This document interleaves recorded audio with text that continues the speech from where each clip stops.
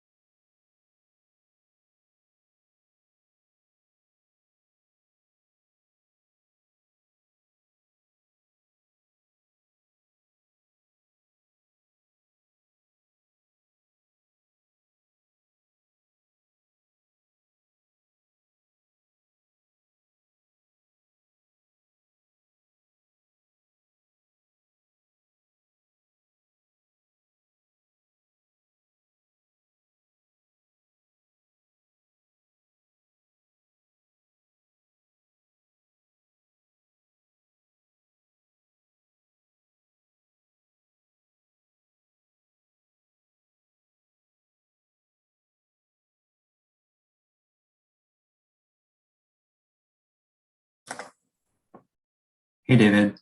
Tushar, how are you? Good. How are you? I'm good. Let me see. Hang on just a second before I can see you. Okay, there you go. Okay, I can hear you, I can see you, and your logo is good, so you are good to go. Thank you. Thank you. See you in a bit. Yeah.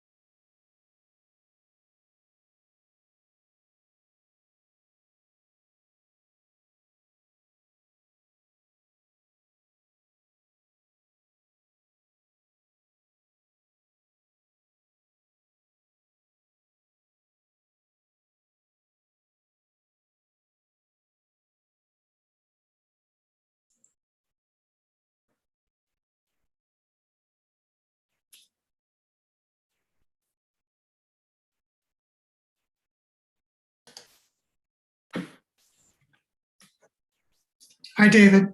John, how are you? I'm all right. Okay, good. I can hear you, I can see you, and your logo is good. Great. See you So we'll see you in soon. a bit.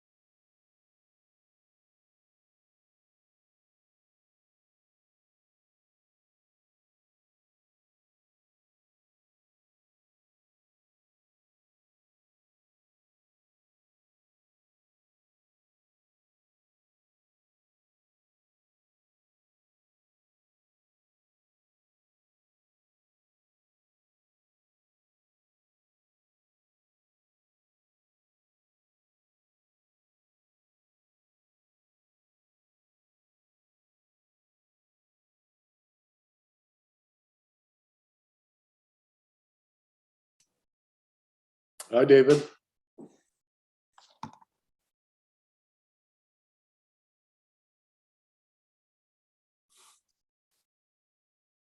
Sorry, there you go. Hi, Rogerio. I think I can hear you. You got your logo in the right place, so you're good to go. great. Thank you. We'll see you shortly. Okay, see you. Yep.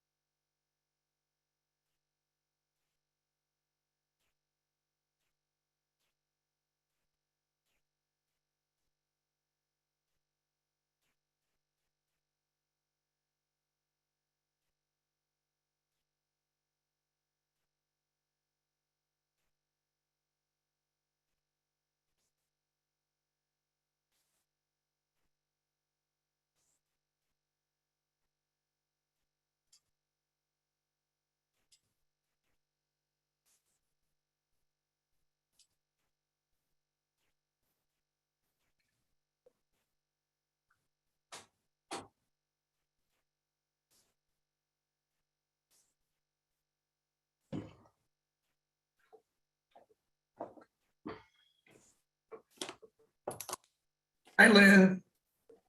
Good evening, David. Left. I'm sorry, There's what? Stacy. No, I was looking for Stacy. Hi, Stacy. Hi there, can you hear and see me?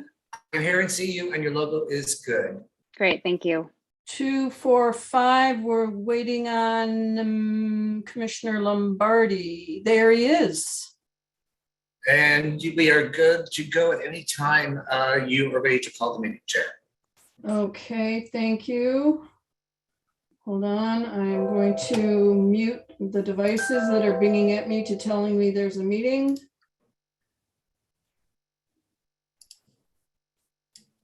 Okay. Very good. It is Thursday, December 2nd at 6:30 p.m. Hereby calling to order this regularly scheduled meeting of the West Hollywood Planning Commission. Commissioner Thomas, may I impose upon you to lead us in the Pledge of Allegiance? Up. Thank you. Okay. I pledge allegiance to the flag of the United States of America and to the republic for which it stands, one nation, under God, indivisible, with liberty and justice for all. Thank you, Commissioner Thomas. David, would you please call the roll? Thank you. Good evening, commissioners. Commissioner Thomas, Here. Commissioner Lombardi, Here. Commissioner Odetta, Here. Commissioner Carvalho, Here. Vice Chair Jones, Here, Chair Hoopengarner, Here. and we have a quorum. Very good. Thank you, David. Item 4 is approval of the agenda, and I am going to make a motion to scramble the agenda in a way to help facilitate the recusal of one of our members and to make this maybe work a little bit faster. I'm going to suggest that we begin with item 11B and C and get the admin out of the way on our calendar items, and then move on to item 11A, which would be the housing element, then to item 10B, and lastly to item 10A. Do I need to explain which those items are? Or does everyone have their agenda in front of them? We're good? Can I get a second? I'll second, and thank you. Okay, thank you, Commissioner Caballero. If there's no discussion, David, would you please call the vote? Thank you. Commissioner Carvalho, Yes. Commissioner Odetta, Yes. Commissioner Lombardi, Yes. Commissioner Thomas, Yes.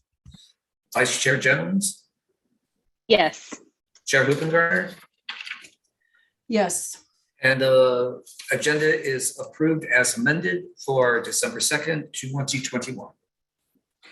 At the same time, I'd like to also note for the public especially that there has been considerable amount of supplemental information submitted since the original agenda was posted.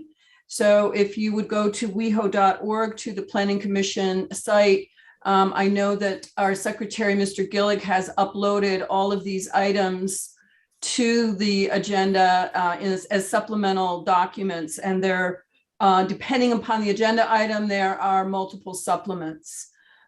So if you want to get some additional reading in while we do other business, now's your opportunity. Okay, then let's move on to item 5, approval of the minutes. First, 5A is November 4th, 2021. Are there any corrections or additions to these minutes? Commissioner Lombardi? Yes, I have one. Just one moment here while I pull it up.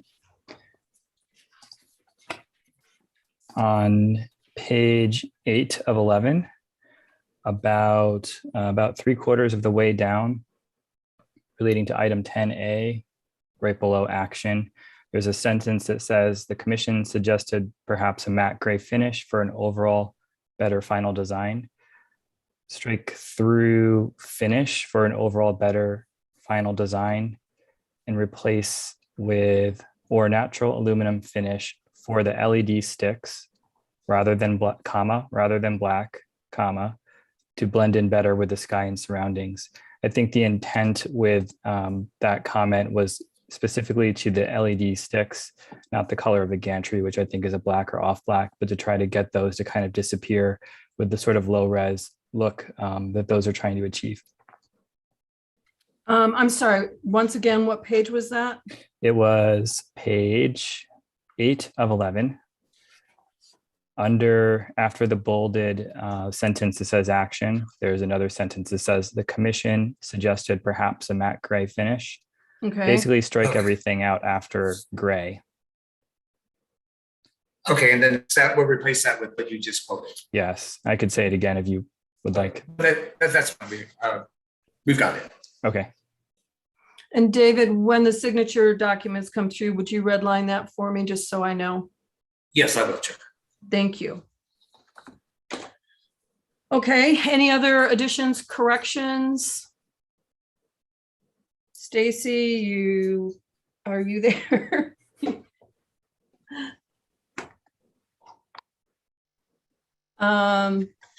Oh, there she is. Sorry, I was using the restroom. No Sorry. problem. No problem. It just looked weird. Then with David, would you please call the vote, noting my abstention? And Michael, Commissioner Lombardi, you're making a motion. Can I have a second, please? Commissioner Commissioner Thomas, thank you. Thomas. Thank you. Commissioner Lombardi, Yes. Commissioner Thomas, Yes. Commissioner Reda? Yeah. Commissioner Carvalero, Yes. Vice Chair Jones, Yes. Chair Hubengarner will be Abstain. abstained, and the motion carries. The minutes for November 4th are approved as amended, noting Chair Hubengarner abstaining. Thank you, David. To item 5B, the minutes for the November 18th meeting. David, I understand you have a correction to this minutes. Yes, staff does. On page 8 of 9, I apologize, I forgot to put in the adjournment motion that was made throughout the meeting. So we'd like to adjourn that meeting in memory of Dr. Roger Allen Hupengarner and Kathleen Stevens, and that will be added to the adjournment section. And that's all the corrections staff has at this time. Thank you, David. Is there a motion to approve? I'll move. Thank you, Vice Chair Jones, and second, Commissioner Dutta. Okay, thank you. Thank you. David, will Commissioner- you call the roll? Thank you. Commissioner Detta, Yes. Commissioner Thomas, Yes. Commissioner Lombardi, Yes. Commissioner Carvalero, Yes. Vice Chair Jones, Yes. Chair Hupengarner. Abstain. Thank you. And the minutes for November 18th, 2021 are approved as amended, noting Chair Hupengarner abstaining. Very good. Thank you, David. Item 6, public comment. Is there any public comment at this time? Chair, I received no public general comment for this item for general comments. If anybody is on the platform, I'm showing a few people. If you would like to make a general comment about an item not on the agenda, please star 9 for me at this time. And you will have 3 minutes to speak. And Chair, it looks like we are all clear for general public comment. Very good. Thank you, David. Item 7, Director's Report. Mr. Kehoe.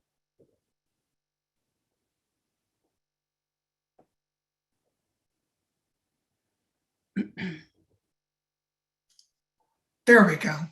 Sorry about that. Thank you, Chair and Vice Chair, John Kehoe, Director of Planning and Development Services. There isn't really anything to report from the last city council meeting because it was a special study session. So again, looking ahead to the city council agenda for December 6th, the 1301 Fairfax appeal is going to be on that item. That was an item that went to the Planning Commission before. And also 9165 to 9169 Sunset, a billboard, is on that council agenda. Also, there will be a short presentation on the public benefits process for the new council members and just for general public updates. So then finally, we're going to be talking about what we want to do in the future when the pandemic is officially declared over with, as far as when we lift our health regulations, and who knows when that's going to be. But the idea is once we do lift those health regulations, how do we want our public realm to look as far as it goes with outdoor dining? So we'll be talking about that. So that's my update for you tonight. And also just wish happy holidays to everybody. Thank you, Mr. Kehoe. Are there any questions of our director? Okay, seeing none. Let's move on to item 8, items from commissioners. Do we have any items? I have a couple. I'd like to first express my thanks to Commissioner Vinson for her service and express my sadness that of her departure, but understand her reasons to need to do so. And wish her best of luck and maybe the opportunity to rejoin us at some future date. I'd also like to thank my colleagues. Sorry, bear with me, for your support. As many of you know, my father passed very suddenly of COVID. He had a breakthrough case. He literally was infected as in retirement village the day the Moderna booster was approved, and was taken to the hospital as I was getting my booster a few days later. That's by way of a PSA to everybody. If you haven't already gotten your booster, please do. He was one of the first people to get the vaccine, and as such, his vaccine was 11 months old.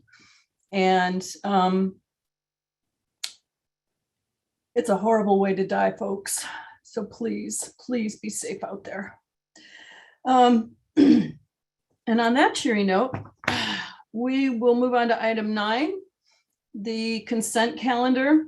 There is none, which brings us to item, and based on our new reshuffled agenda, item 11B, which is to schedule a special meeting of the Design Review Subcommittee for Thursday, December 16th at 2021 at 5:30 p.m.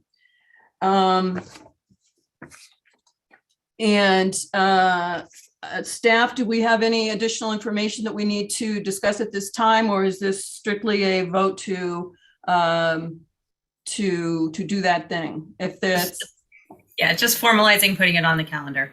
Okay, then I'll move to do so. Can I get a second? I'll second. Thank you, Commissioner Caballero. David, would you call the roll? Thank you. Commissioner Carvalero, Yes. Commissioner Thomas, Yes. Commissioner Lardy, Yes. Commissioner Odetta, Yes. Vice Chair Jones, Yes. Chair Hoopengarner, Yes. and the special meeting for Design Review Subcommittee is officially scheduled for December 16th, 2021 at 5:30 p.m. Very good. Thank you, David. So we will move on to item 11C, which is the Planning Commission and Subcommittee meeting dates for calendar year 2022. At this time, I would like to make a recommendation that this discussion include not only dates, but times. That, for example, Design Review has historically met at 5:30 p.m., but there's been some discussion over the past year or two that perhaps that could be moved to 6 o'clock to make it more accessible to the public. And I would like to hear my colleagues' thoughts on that.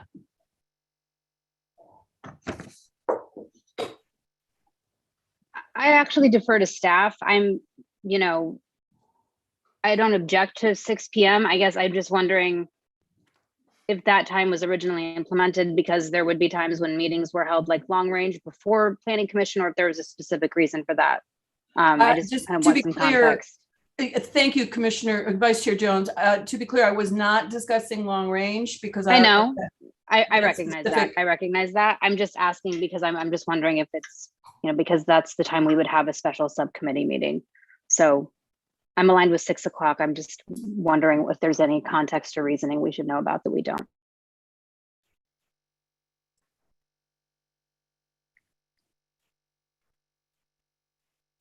Robin, Jennifer, Sorry, I didn't realize you were asking for input. I don't think that there's any particular reason why it was scheduled at 5:30. If there was, it predated me. I don't have strong feelings on the time one way or the other. And I think if 6 o'clock is more accessible to the public, we can work with that. One thing is once we're back in person at someday, I would ask Secretary Gillig if there's scheduling problems getting the room. With a half an hour there, that would absolutely not cause any issues. And then I know sometimes we have them on the same night as I think Rent Stabilization Commission. And that poses sometimes a problem for public who wants to go to both meetings. Even at 5:30, it can conflict if there's a long item. So that's another consideration for the timing. and what time does rent stabilization begin? It begins at 7 p.m. It's 7. 7. Okay, that's what I thought, but I didn't want to misspeak. Okay. I'm open to discussion, but I think it's not been as big a deal thanks to the virtualness. But historically, in person was very, very difficult, I think, for myself, amongst other people, to get to Plummer Park, et cetera, at 5:30. And certainly for many of the public. So, and when I last brought this up, I was told to bring it up when we approved the new calendar, and hence the discussion. So I'd like to move that we move both SASE and design review to a 6 p.m. Time slot. And if there's any other comments or corrections or suggestions to the calendar as submitted by staff. If there's none, I would like to move on my amended suggestion. Is there a second? I'll second. Thank you, Commissioner Cavallaro. David, would you call the roll? Thank you, Chair. Commissioner Carvalero, Yes. Commissioner Detta? Yeah. Commissioner Lombardi, Yes. Commissioner Thomas, Yes. Vice Chair Jones, Yes. Chair Hoopengartner, Yes. and the calendars are approved for Planning Commission, long range planning projects as presented on the Design Review Subcommittee and Sunset Arts and Advertising Subcommittee. Calendars have been changed to starting time at 6 p.m. Very good. Thank you, David. Let's now move on to item 11A, which is the housing element update of the draft environmental impact report. This is an opportunity for us to receive information on the DEIR and provide any comment as part of the public comment period for this draft impact report. Who's the lucky winner on staff side? That would be me, Rachel Diamond. Okay, Rachel, the floor is yours. Thank you so much, Chair, Commissioners. Give me just a moment to share the screen as usual. Thank you so much. My name is Rachel Diamond. I'm a senior planner in the Long Range Planning Division. Can everyone see the presentation? It's a little nod. Thank you. Thanks, Rogerio. So Rachel, before you, I'm sorry, I'm gonna interrupt myself as I just rearranged my pieces of paper and realized I didn't sing the script at the beginning of the meeting. Legal, will we get in trouble? Should I do it now? Should we consider it too late?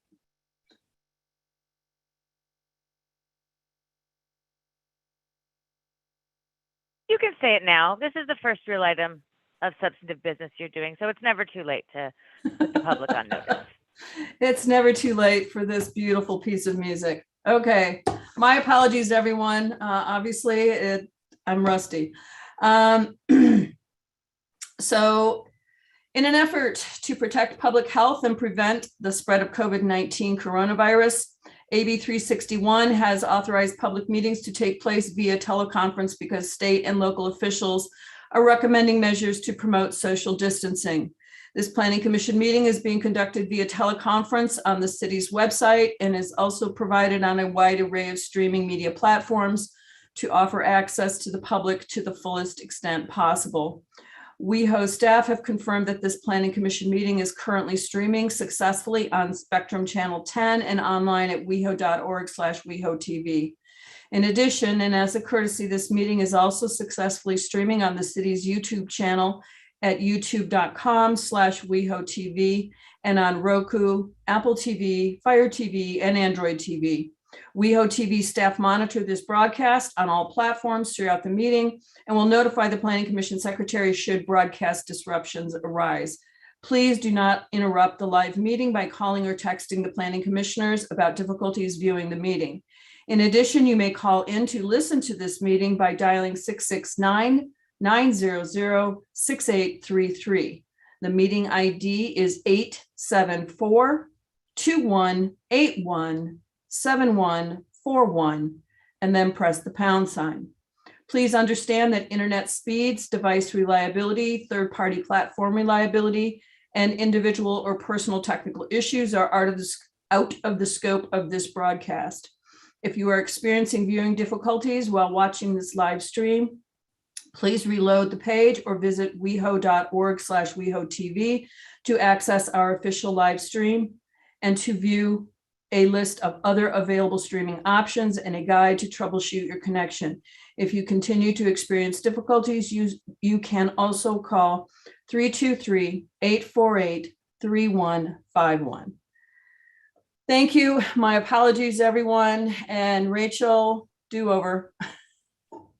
thank you so much. It looks like you're seeing a not what I want to show you, and I apologize for that. Give me just one moment. Here we go. Regular slideshow for everyone. Great, thank you so much. We'll try that one more time. Good evening, Chair, Vice Chair, Commissioners, members of the community at home. My name is Rachel Diamond. I'm a senior planner in the Long Range and Sustainability Division. And tonight before you, we are here to talk about the draft environmental impact report for the housing element update. And really what we're here for tonight is to receive comments from the Planning Commission during our comment period. And so I just wanted to run really quickly through the project objectives of the housing element. These are really kind of the basis for that draft EIR. The project objectives are something that really frame the EIR itself and what we're actually studying. And so those objectives include meeting the city's fair share of our regional housing need. Basically what this is saying is that the housing element's goal is to meet our RHNA allocation plus a 15% buffer. Another objective is to maintain and enhance our existing housing stock in residential neighborhoods, as well as encouraging a diverse housing stock to address the needs of all of our residents. It also includes providing housing sites to create opportunities for more housing, particularly to meet our RHNA allocation, focusing on removing government constraints to maintenance, improvement, and development housing, and promoting non-discrimination and ensuring fair and equal housing opportunities for all persons. So how does that kind of really translate into our draft environmental impact report? really what we're looking at is the introduction of the RENA allocation that the city has, which is 3,933 units, plus a 15% buffer, and looking how the addition of those units, particularly in the locations that are provided in the site's inventory of the housing element, which we've looked at in past meetings, and how that impacts the city as a whole. This is something that's required by state law. We are required to do an environmental assessment of the housing element update itself. We conducted an initial study, and I'll get into the details of that in just a moment, and learned what environmental factors needed to be mitigated, as well as some that are significant and unavoidable. And as described in the housing element update, we're looking at accommodating that RENA allocation in plan or pending projects where there's no rezoning required, some vacant and underutilized sites where new residential units can be added, and then also looking at accessory dwelling units and the trends that we have in that area. We also did look at alternatives as required by CEQA. There were 2 alternatives studied. One is no project, and alternative 2 was the RENA allocation with the buffer removed. That buffer is required by law, but it is an alternative to be studied. Ultimately, alternative 2 was deemed to be the superior option, which is meeting our RENA allocation without that 15% required buffer. I just wanted to dive in really quickly to the impact categories, especially for those of you that haven't seen an EIR come before you. So there's really 4 categories that we look at, and I'll actually start from the bottom because I think it's a little bit easier, kind of small to biggest. And the first is no impact. And that's looking at factors that would have no effect on environmental conditions or would reduce existing environmental problems. And then there's less than significant, which are factors that could have adverse impacts, but doesn't exceed the threshold levels that the state sets and that the city sets, and doesn't require any mitigation measures. And then we have less than significant with mitigation incorporated. And basically what this says is we've looked at this environmental factor. There may be some significant impact, but once you use mitigation measures to try to lessen that, it becomes less than significant and gets reduced below that boundary. And then the 4th category, which is at the top here, is significant and unavoidable, which basically is that an environmental factor would have impacts that cannot be reduced to below the threshold level, given any reasonable, available and feasible mitigation measures. And so what happens in that case is that we require a statement of overriding considerations to say we know that there are some impacts that are significant and unavoidable. However, there is, the program itself meets the goals of the city, and as such, we will have to deal with these significant and unavoidable impacts. I will say that because this is a programmatic EIR where we're looking at a policy document rather than a specific project, I do want to be really clear that every single project that will come through the city after this housing element is adopted will still have its own environmental review. So we'll still look at each project the same way that we do today. This doesn't necessarily take any of those projects and make them and take the environmental review out of them. We'll still review and make sure that they're not exceeding any of our local thresholds for review. And so if there were additional impacts, we would be studying those for those individual projects. So I do want to say, in addition, that there are sometimes significant and unavoidable impacts on a programmatic EIR because there's a lot of unknowns. So there may not be an understanding quite yet of how something could be mitigated. Again, as we look at each individual development project, we can craft mitigation measures that could potentially reduce some of those impacts to less than significant. So first we conducted an initial study, and what this does is really goes through each of the categories and determines what needs to actually be studied in the full EIR itself, or whether you actually need to conduct an EIR. So there were a number of categories of environmental factors that were determined to have no impact and were not studied in the EIR. These can include aesthetics, agricultural resources, biological resources, geology and soils, hydrology, land use and planning, mineral resources, population housing, public services, recreation, and wildfire. So you'll notice that in the actual draft EIR, those are very briefly mentioned, but there's no deep dive into those categories. They were reviewed as part of that initial study. And then there's less than significant. And in these categories, we have greenhouse gas emissions, transportation and traffic, as well as utilities and service systems. And then we get to the less than significant with mitigation measures, and you'll see some crossover between the next two slides. And that's because there's multiple aspects of each of the environmental factors that we look into. So some may be able to be mitigated to less than significant, and then some may be on the next slide, which is the significant and unavoidable.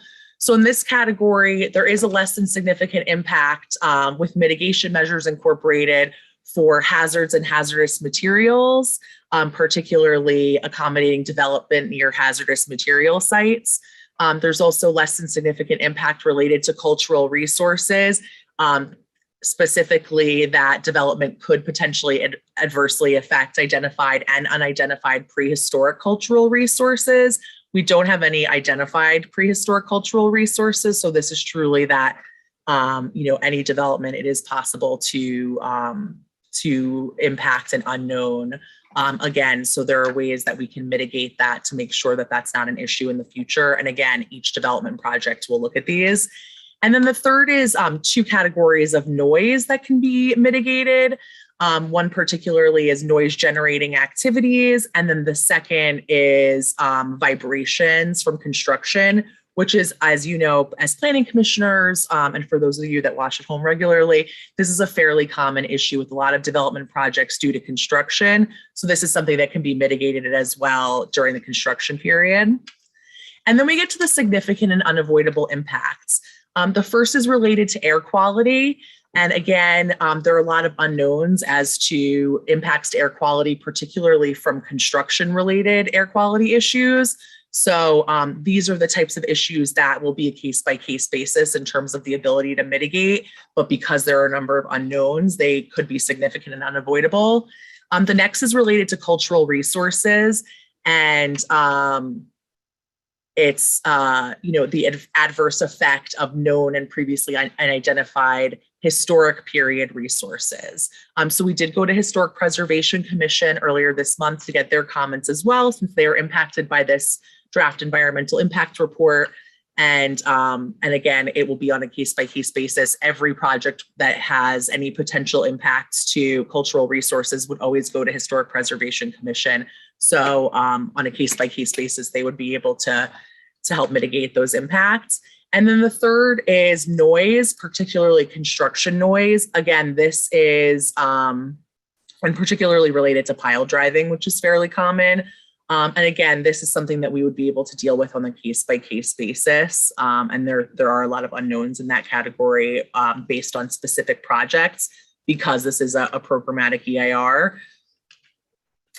So that's really it. That's the gist of the draft EIR. I know that's a very simplified version of it, but I really just wanted to be really clear about each of the environmental factors and what category that they landed in.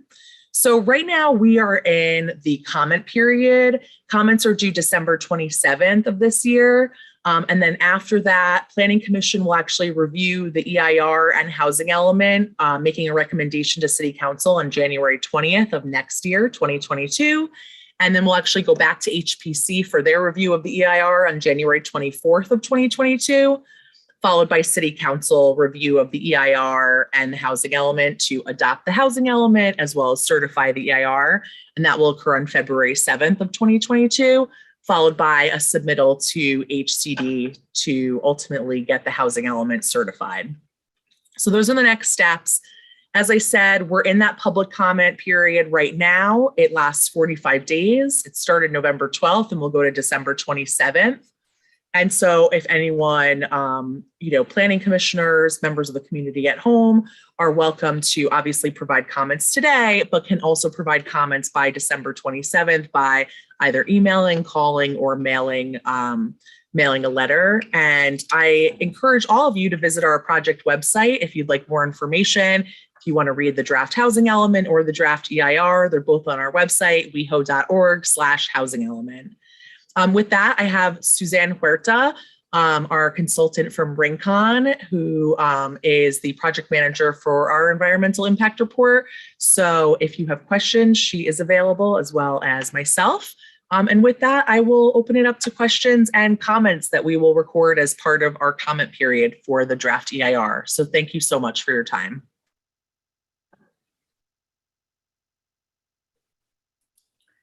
Thank you, Rachel. Are there questions of staff at this time?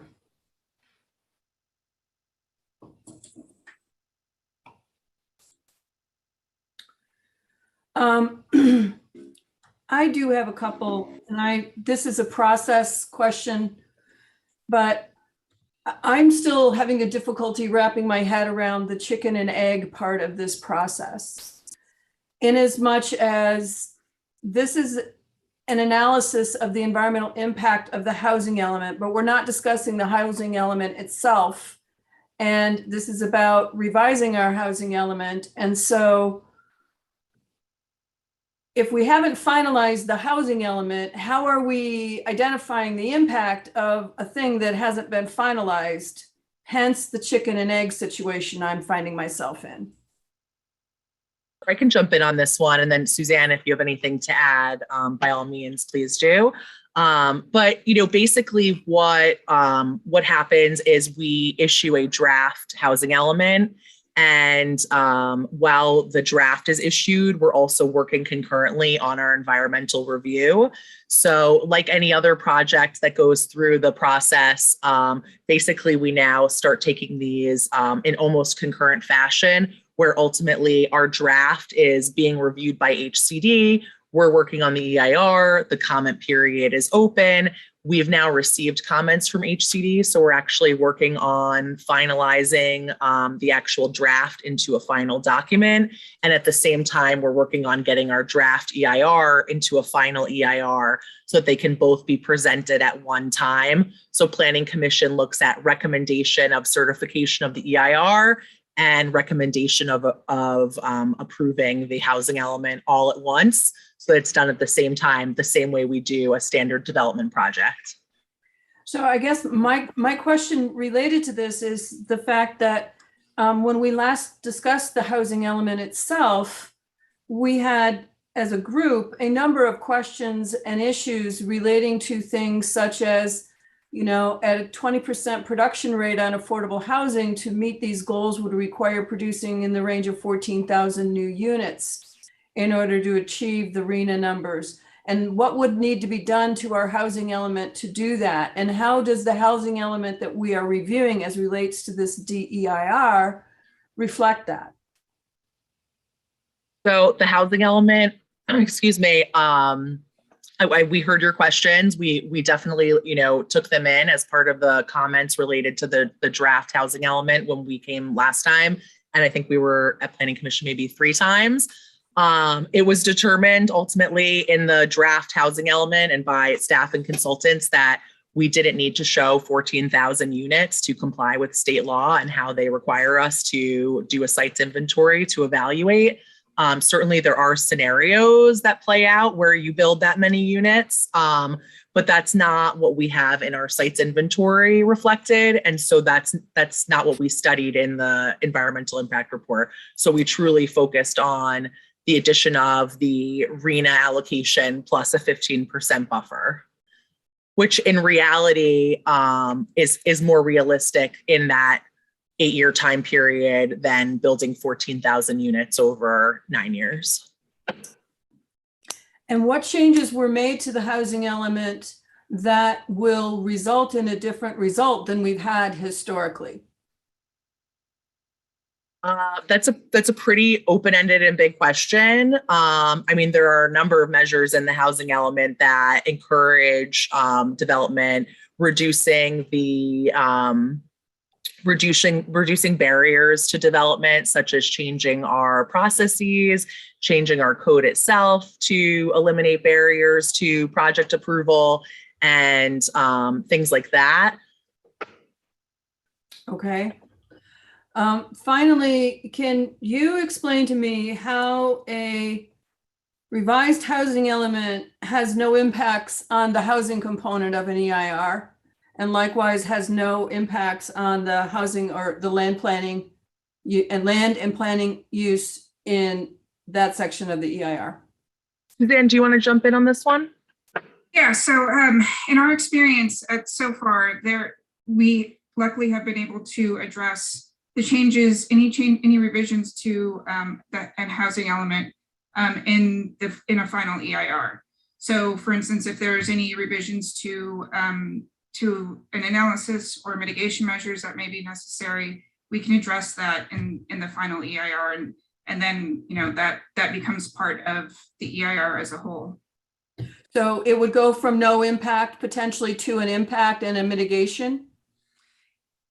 In those cases, we would need to recirculate the EIR, the draft EIR. So fortunately, like I said, we haven't come across that yet with other housing elements for other agencies, but that is a possibility.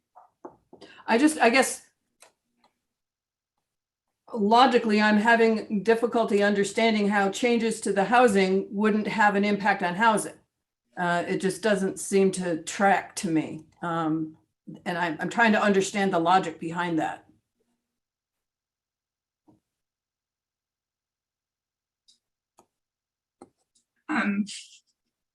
Any guesses? This is a programmatic document. Like Rachel has said, it is a programmatic document. So we're looking at it at a policy level. Okay. When it comes down to actually development happening, there will be additional CEQA documents that are dealt with on a case-by-case basis. I think one thing to note too is that there are thresholds that need to be met. And so in analyzing this programmatic EIR, those thresholds were met in those categories. And I think that's really important to note. And those are state mandated as well as locally mandated. Okay. Before we go any further, I do want to remind the public that there are additional supplemental documents that were submitted during the week, and those are available at the Planning Commission website. And are there any other questions of staff at this time? Then let's go to public comment. David, do we have public?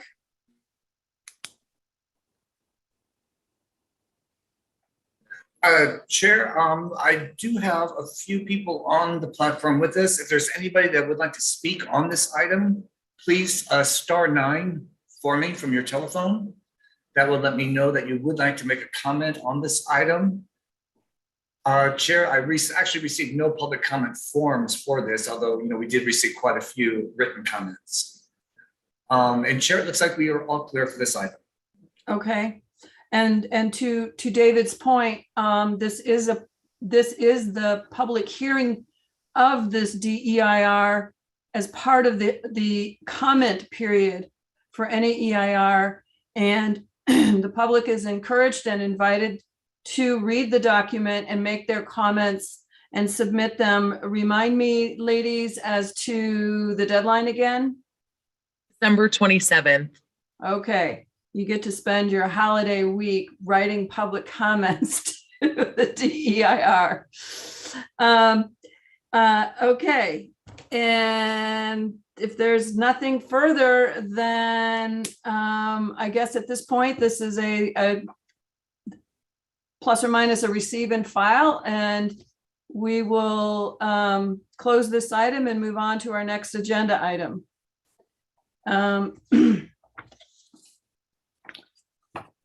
Thank Chair, you. did you want to provide an opportunity for each member to provide any comments that are not questions? I did, but I didn't hear anything unless, let's try again. Oh, Commissioner Dutta. Yeah, sorry, I was not distinguishing between the questions to staff versus just our general comments. So Okay, my bad. Okay. no worries at all. I had one comment, and that just had to do with the two alternatives that were outlined. And it seems that the one alternative that needs to be presented is the no change alternative, which is mandated in anything else would be in lieu of what's I suppose, on the draft DIRs that we've reviewed. And it seemed like both of the alternatives are technically not allowed or not feasible. And I guess I was kind of looking to see if there was any alternative that might be allowed, even if it included something that might not be particularly popular, or some sort of a change to the existing zoning code, but at least would be allowed. I'm thinking back to draft DRs that we've reviewed for actual construction projects, and there might be 4 or 5 alternatives outlined, and a few of them might not be feasible based on them violating some sort of code or some aspect of the code, but at least one of them typically is something that could be constructed and might not be the better option by any means, but it's at least an alternative that works. So that was my only comment here, is that it seemed like there could have been room for just presenting an alternative that might be not great, but is still an alternative to what is being presented in the draft DIR. So that's my only comment. Okay, thank you. Are there any other comments from any other commissioners at this time? Very good. Thank you. Ladies, I thank you for your time. And we will then move on to item, I've got to go look at my reshuffled list, 10B, which is 1282 North Fairfax Avenue, which is a request to rehabilitate and create an adaptive reuse to the former church, the Crescent Heights Methodist Church, into a creative office space, and demo a 2-story vacant building next door and construct a 6-story 29-unit multifamily residential building.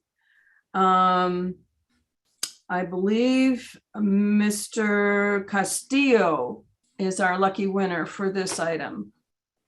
Thank you, Chair. I'll be sharing my screen. One moment. Oh, and I will also add that there are additional materials available online for this item as well. Correct. All right. Good evening, Chair Hoopengardner, Vice Chair Jones, and members of the Commission. Antonio Castillo, Senior Planner with the Current and Historic Preservation Planning Division. The item before you this evening is a request to enter into a Mills Act contract for the rehabilitation of the former church building, designated as a local cultural resource, and adaptively reuse the building as a creative office space. The project also includes the demolition of the non-historic former parsonage building and construction of an approximately 23,000 square foot 6-story 29-unit multifamily residential building, using a state density bonus and reserving 5 of the units for affordable housing. Excluding the Mills Act contract, the Planning Commission has the authority under the West Hollywood Municipal Code to approve or deny the proposed project with consideration of the recommendation by the Historic Preservation Commission. The Commission is also tasked with making a recommendation on the Mills Act contract to the City Council. The approximately 17,500 square foot project site consists of a single parcel on the southeasterly corner of Fairfax and Fountain Avenues. The north half of the parcel is improved with the historic church building, and the southern half is currently improved with a vacant 2-story building fronting Fairfax and an unimproved dirt rear yard area. The proposed project is located in the R4B zone, allowing high density residential. The Crescent Heights Methodist Church is a Spanish colonial revival style building constructed in 1924. The church building served as a longtime home of the local Methodist congregation until the congregation was dissolved in 2011 and vacated the building. In 2018, the building was leased to a Jewish congregation for a temporary use as a synagogue. In November of 1993, the City Council designated the church building as a local cultural resource and excluded the parsonage building in the designation.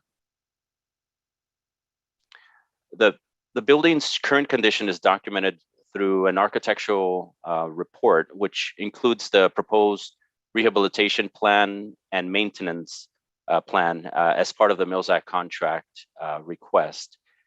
The architectural report was prepared for the owner by Architectural Resources Group, who is joining the applicant team this evening.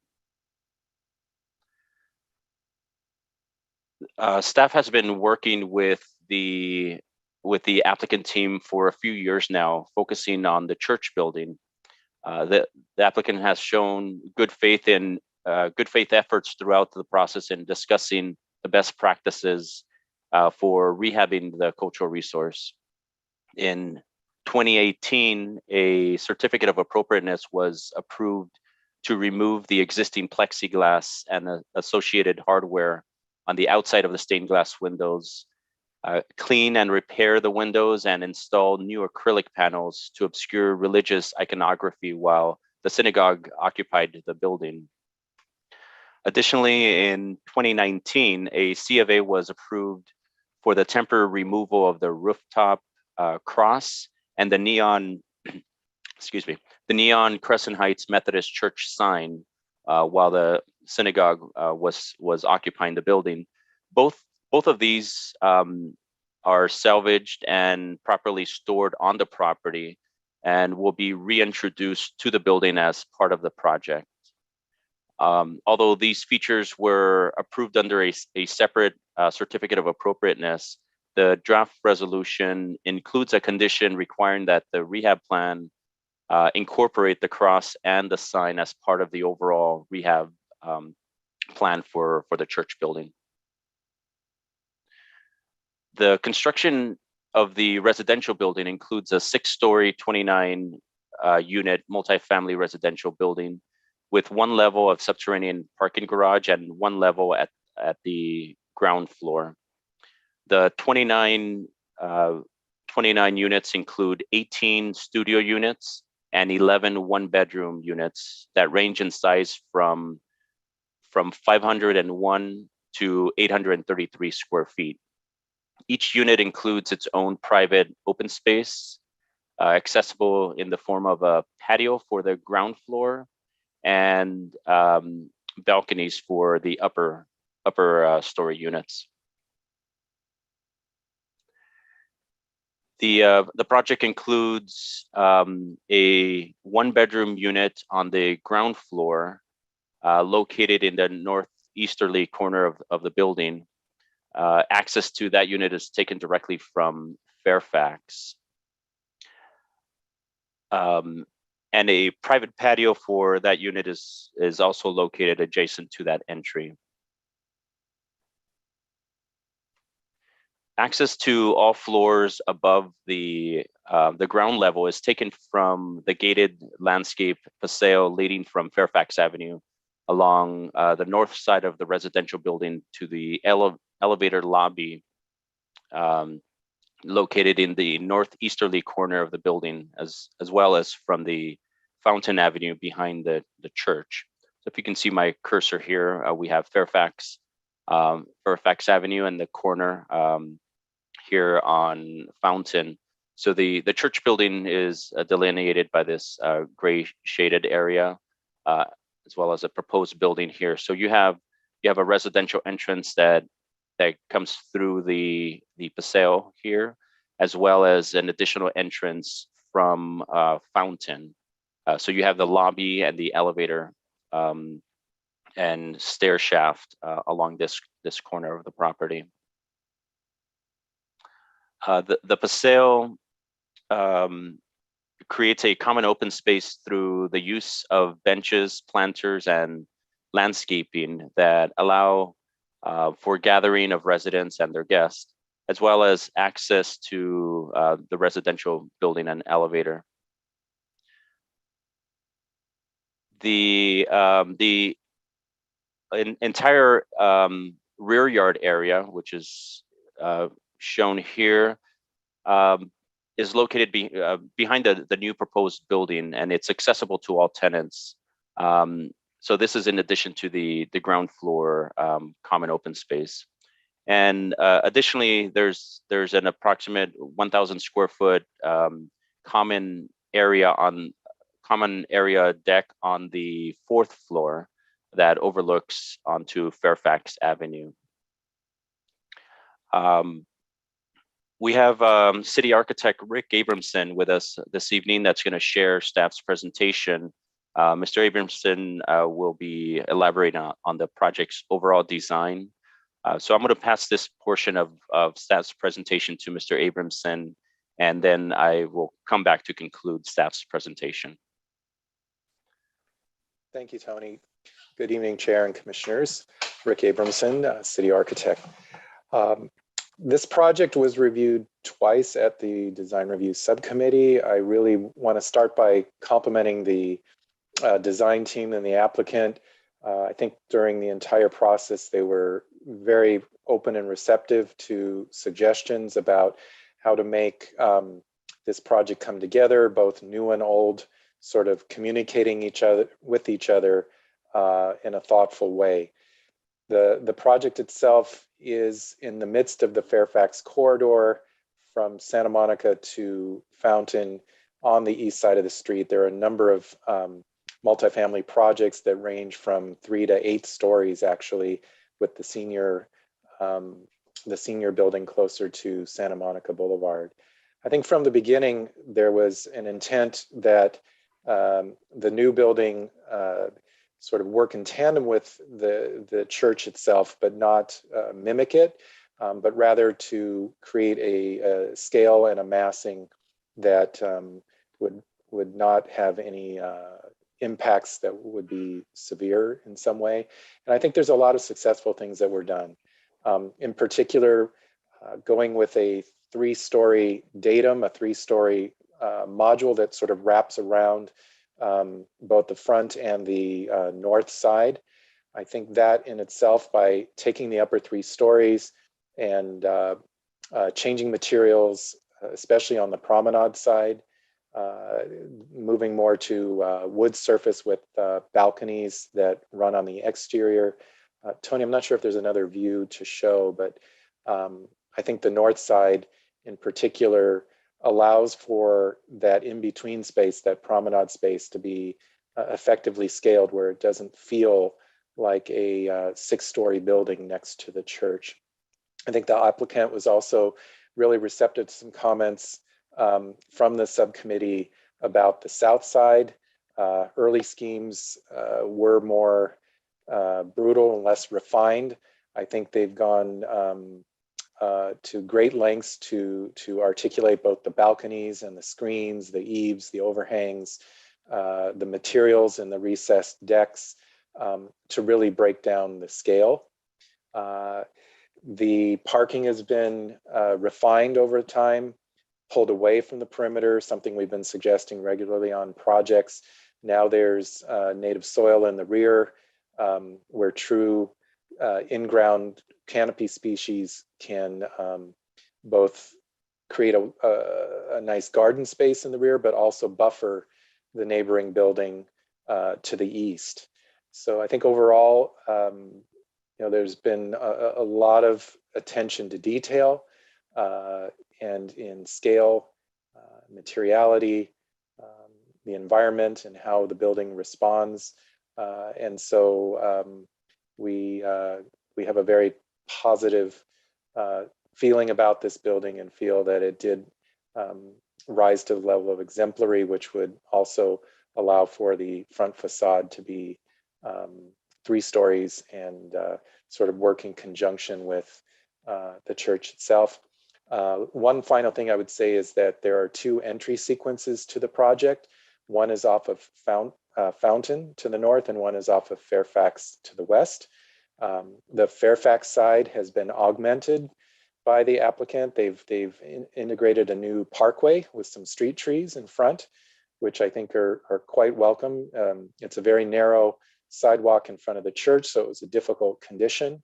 But they've worked really carefully to sort of grab back some of that green space, which will really enhance the pedestrian way. And on the north side, there's an entrance at the easterly corner, maybe thought of as a secondary entry, but actually works pretty well as a nice drop zone, considering that there isn't going to be much parking for the commercial, the creative office component. We have to expect that people are still going to be arriving by car, at least some. And so long-term, Fountain Avenue is a very difficult street, and street parking itself is not really possible. So by having at least a drop zone that can be pinned and located, we felt that was also an improvement that would increase the success of the project from a mobility standpoint.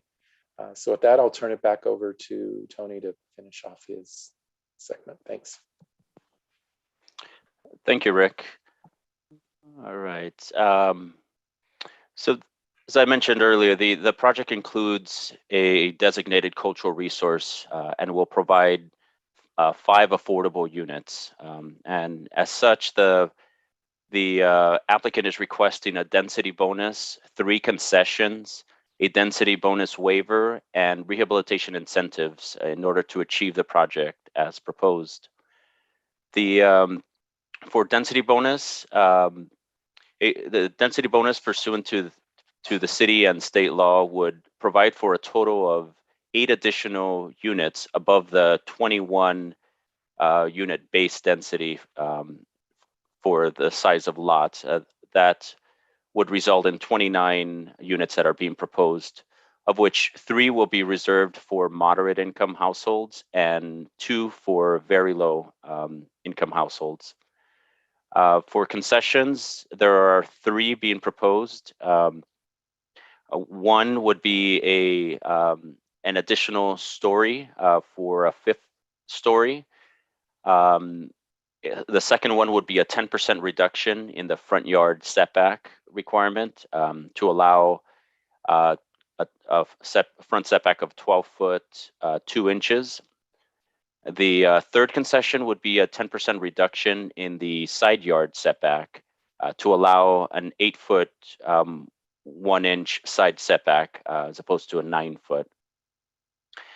For the density bonus waiver, the 6th floor is providing 4 units and proposed as a density bonus waiver pursuant to state law. The applicant is allowed to request a waiver which is intended to deviate from development standards when the applicable standards physically prevent the project from being built at the permitted density. Additionally, the project includes rehabilitation incentives, which are allowed only for designated cultural resources. One is the Mills Act contract.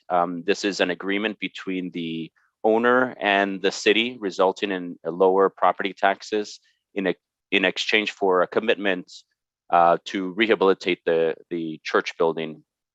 The second is adaptive reuse. That would be of the church building to change the use into a creative office space, which would otherwise not be allowed in the residential zone. The third one would be a reduction in the minimum common open space dimension. Common open space is required to have a minimum of 15 foot in width, minimum width. In this case, the request is to have 13 and a half feet. And so it's a 18-inch reduction on the ground floor. And because part of the upper floors cantilevers a bit, it would have a 12 foot on the floors above. The fourth rehab incentive is an encroachment of the parking garage, which I mentioned earlier. Due to the slope of the project site, the southernmost portion of the subterranean garage is not fully underground and projects up to 30 inches in height above the existing grade. So this would reduce. This would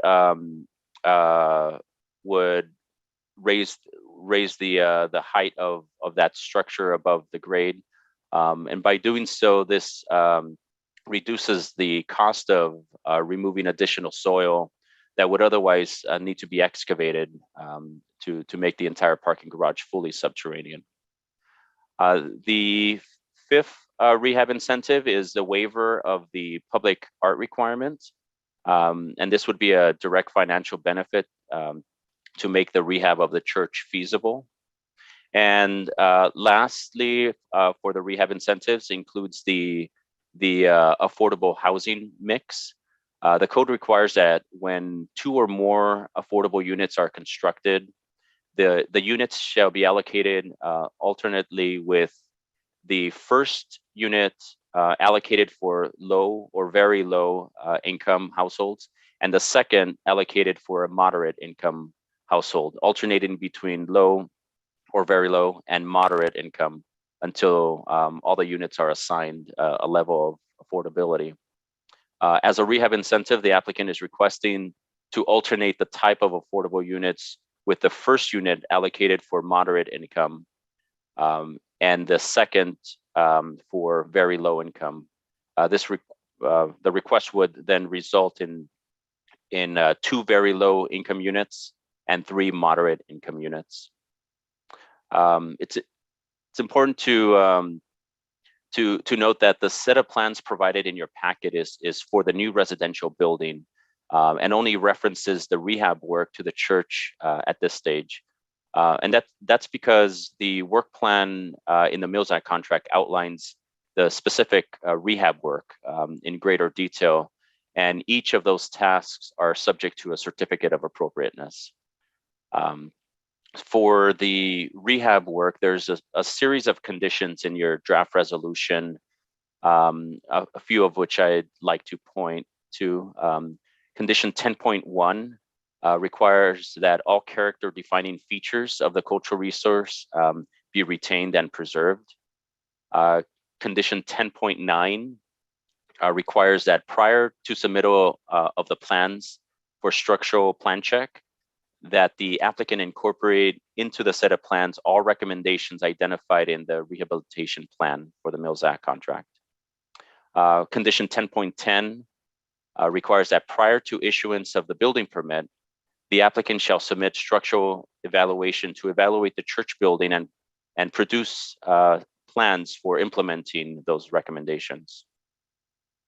Condition 10.11 requires that prior to issuance of the building permits for the church building, the applicant shall submit for all system upgrades, including the electrical, mechanical, and HVAC.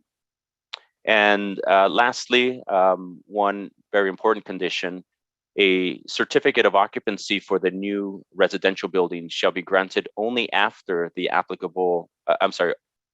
only after the rehabilitation and system upgrades of the church building are complete for the adaptive reuse of the building. So in conclusion, the Crescent Heights Methodist Church building is in need of rehabilitation and ongoing maintenance. Such work is costly, and the current use of the site as a church is unlikely to compensate the property owner sufficiently to enable the extensive work that needs to take place on the building. The requested rehab incentives as part of the adaptive reuse of the church building and construction of the new residential development will allow continued life for the historic building. It will help equalize cost for the owner to carry out the rehab work and provide a net increase in the city's rental housing stock, including the 5 inclusionary units. So staff supports the project, given that the proposed work will help preserve the cultural resource and provide a net increase in the residential units for the city. Additionally, the Historic Preservation Commission supported the project as it relates to the cultural resource. With the rehab incentives, the property, or I should say without the rehab incentives, the property may continue to deteriorate as upkeep and maintenance may not be financially feasible. So the construction of the new residential development would not adversely impact the property's historic character, and the proposed work is in conformance with the Secretary of the Interior standards.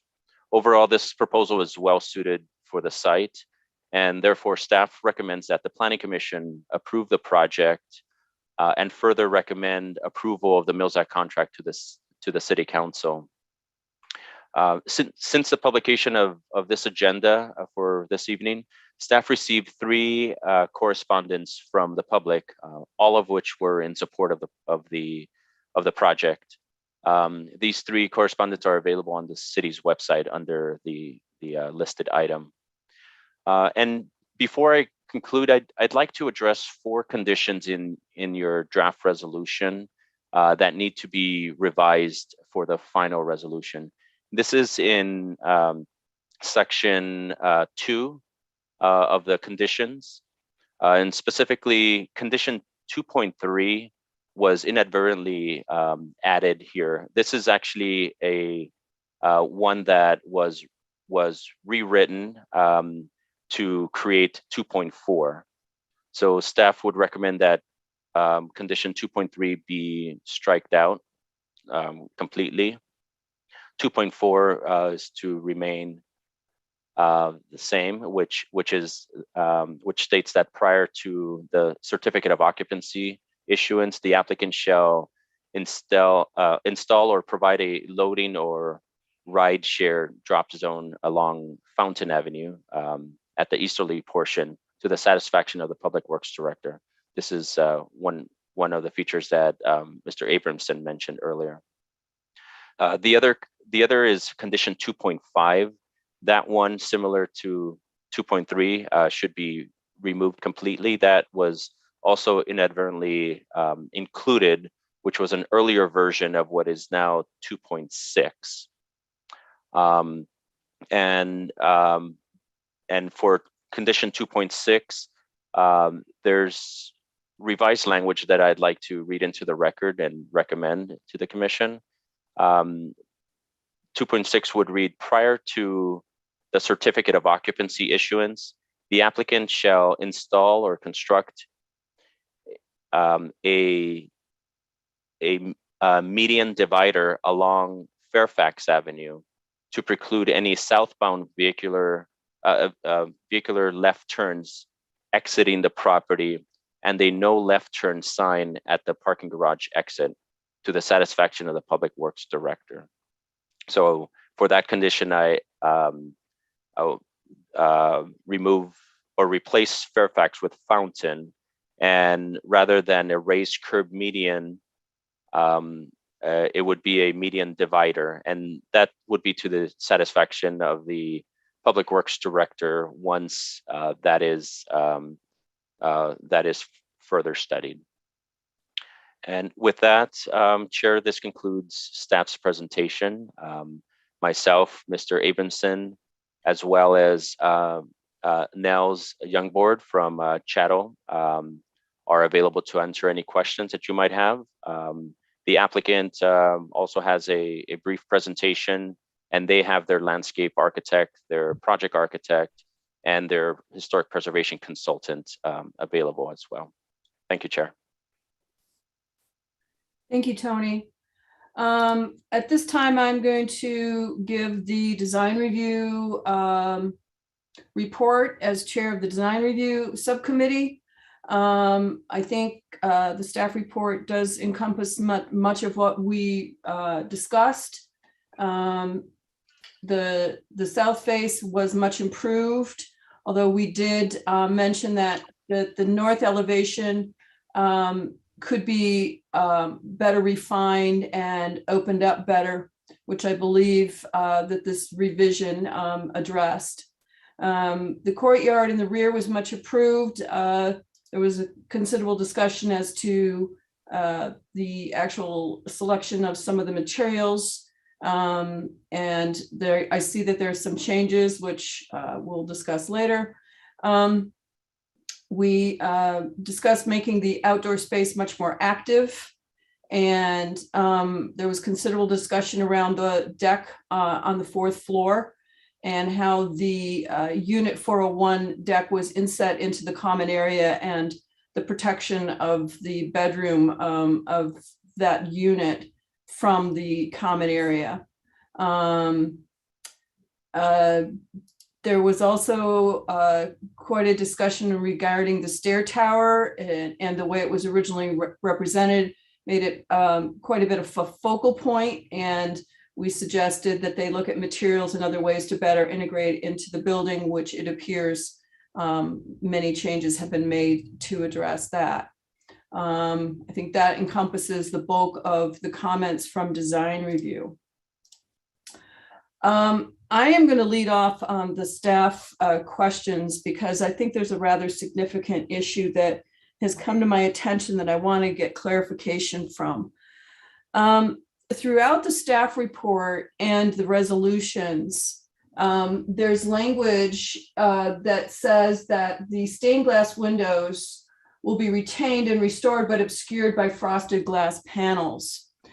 And yet in the staff report in the HPC section, on page 7, item 2, it says the stained glass on the church building not be obscured by any film. But yet throughout the resolutions, etc., it's talking about being obscured by frosted glass, etc.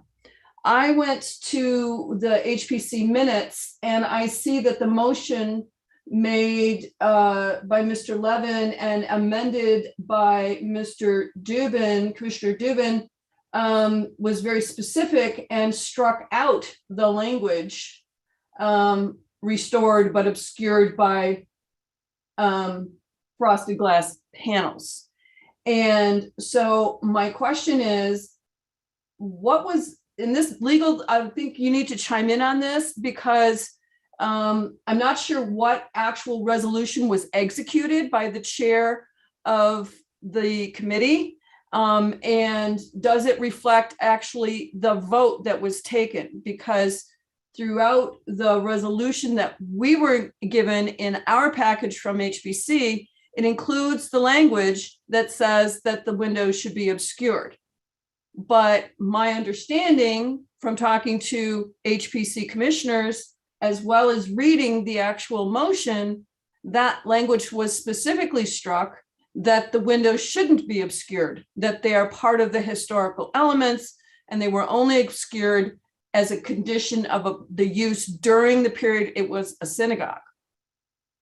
So staff, can you clarify what was the actual resulting vote from HPC and what should we be looking at?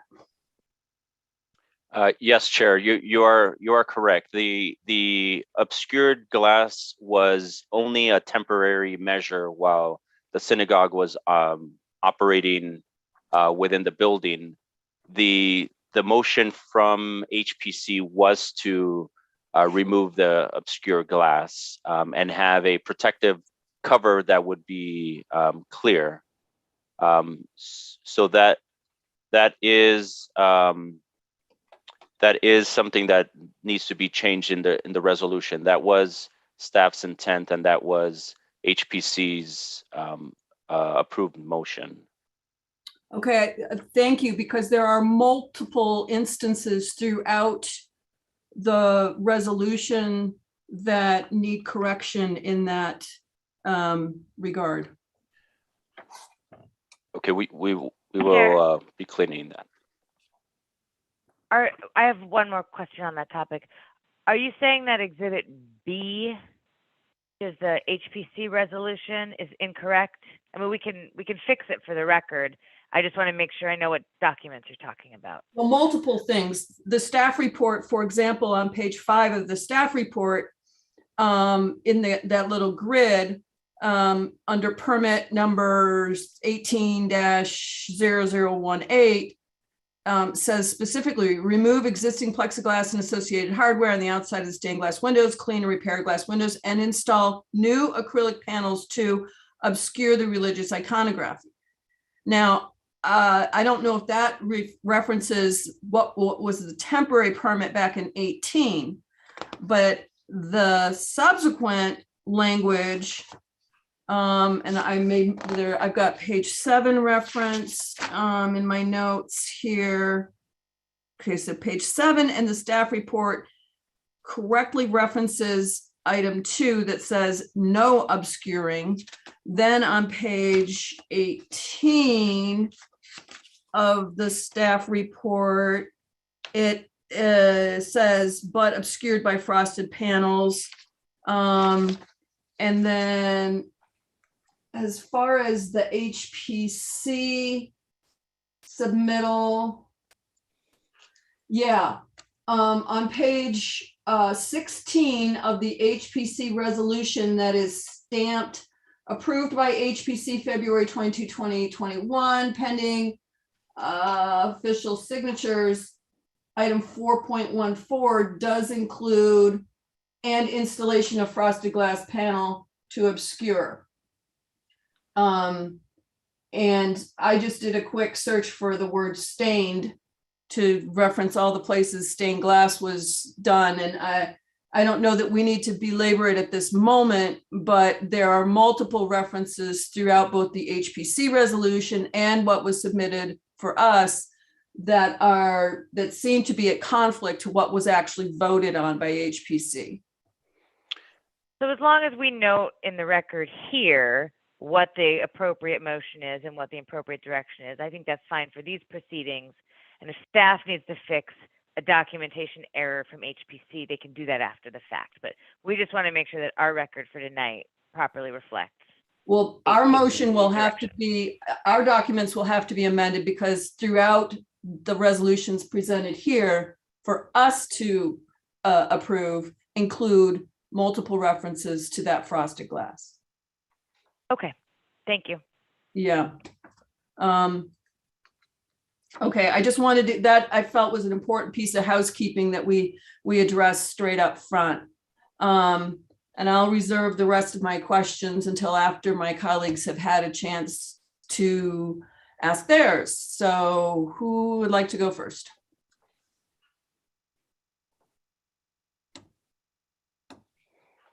No questions of staff? Commissioner Thomas. Thank you, Chair. I just had one quick question. I believe it may have been answered. I had a question about the street trees in front of the proposed residential project. They were in front of the proposed residential project, but not the cultural resource. And originally my question was going to be whether or not that was done to preserve the historic development pattern of the street, but it was because of the narrowness of the sidewalk. Is that what I heard in the presentation? That is correct, Commissioner. Okay. That was the only question I had. Any other questions? I do have a couple, Tony, on page 9 of the staff report. In your development standards grid, under maximum average unit size, you have specifically excluded the 5 inclusionary units in the calculations for the proposed unit size. And my question is, why would they be excluded? I don't recall ever seeing the inclusionary units being excluded from this calculation in the past. And at the same time, if the units have not been identified yet as to which ones will be inclusionary, how would you know which ones to exclude for this calculation? Yes, you are correct in this, in the sense that the 5 have not been identified yet. So what we did is we took the average of the 29 units to determine that average.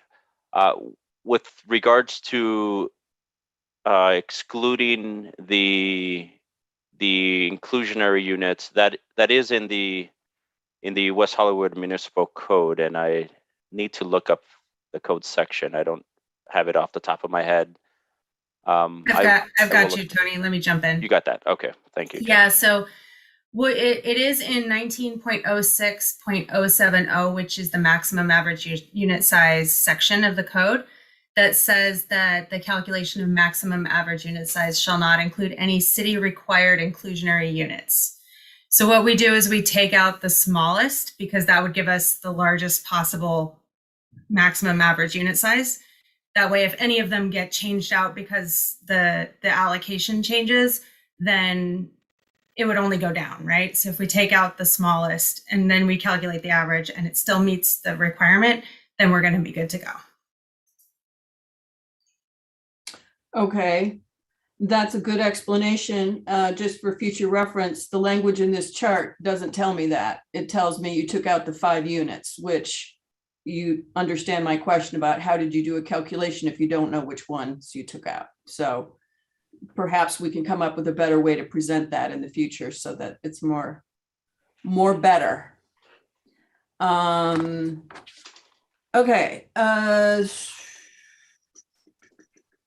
Parking. Are we talking about now segregating the parking spaces again, because there's only going to be 22 residential spaces for 29 units? And how will it be determined as to who gets which units? And importantly, and now I'm going to try and find where it says it. I believe, yes, in the resolutions on page 19, item 3.8, affordable units shall be provided with the same number of parking spaces provided to market rate units of the same unit type based upon bedroom count. But if there's not sufficient parking spaces for the residential units, how is that determined?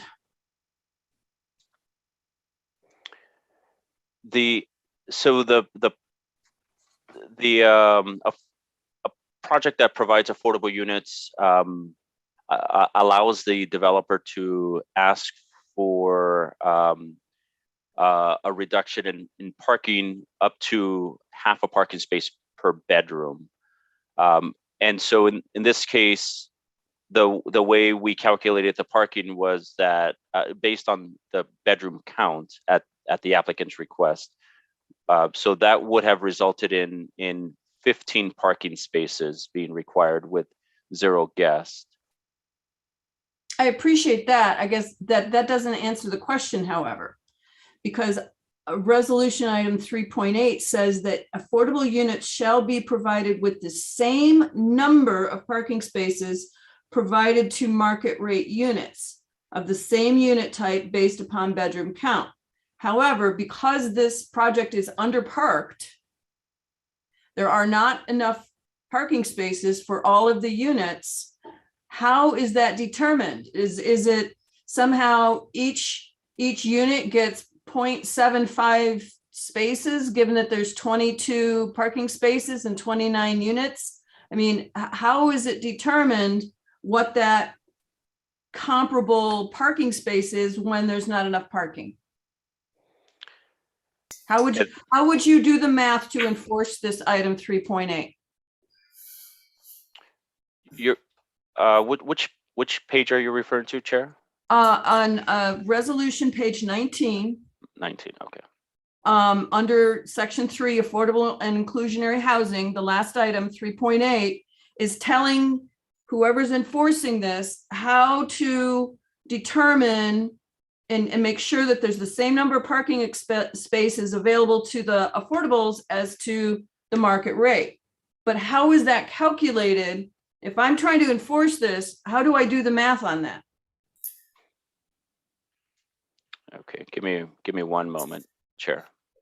And I'm gonna just jump in real quick, Tony. So this is something I think that's a little bit lagging behind how we calculate the parking, which I think is what you're pointing out. In this case, we would defer to the housing to figure out the allocation in a final sense. But I think rather than having it be so many spaces per bedroom for all of the different units, it would maybe, we would approach it more as a proportionally. So certain number of spaces proportionally for the market rate units as for the affordable units.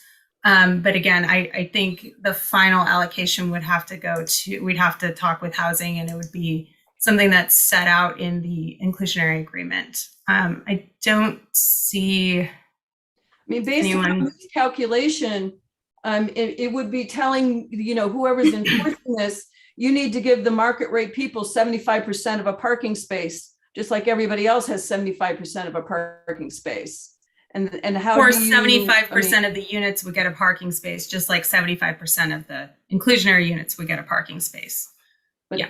Perhaps that should be. Not everyone in the building is going to have an allocated parking space, whether they're in the market rate units or the inclusionary units. Right. And so, as you stated, 75% of the units get parking. And so that if that's the case, then 75% of the market or the affordables get parking. But that's not what this says. And that's, to me, that's very problematical when it comes to, putting into code something that's not enforceable as written. Yeah. Okay, well, let us take a step back and see if we can find out from housing what the intent is on that. And maybe after the applicant's presentation, we can come back with some language on that. Okay. And last but not least, it's my reading of the staff report that there is a request for a waiver on the 6-foot setback required above the second story. But I don't see that in the resolutions in the list of waived and concessioned and incentivized and et cetera. Is there a reason that that has been excluded from the list page 17? That is a different type of waiver. When the project was identified as exemplary, that allows for that additional 6-foot setback above the first floor to be eliminated. But normally we would include that in the language of the findings. Yes, that can be included in there. It was left out. It wasn't listed in the same category as a concession or a density bonus. But we can certainly add that language in the development permit findings for the resolution to make that to memorialize that and make that clear. I think we should be consistent because we do that throughout all of our other resolutions. Okay. I think those are my questions for now. If there's anything else from any of my colleagues, Commissioner Dutta.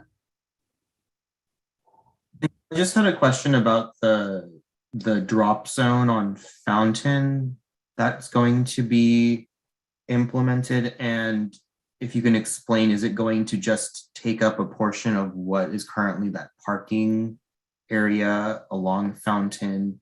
Because I know that lane also is taken away during the afternoon commute hours. It's a through lane, so I was just wondering how that would work.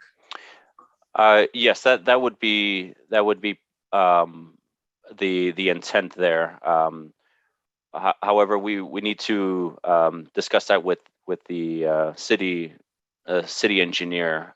So the condition was written to allow that flexibility at the discretion of the the city engineer once this is looked at in greater detail. But the intent is to use that space on a permanent basis along Fountain Avenue. Okay. Any other questions? All right, if there are none, let's move on to disclosures.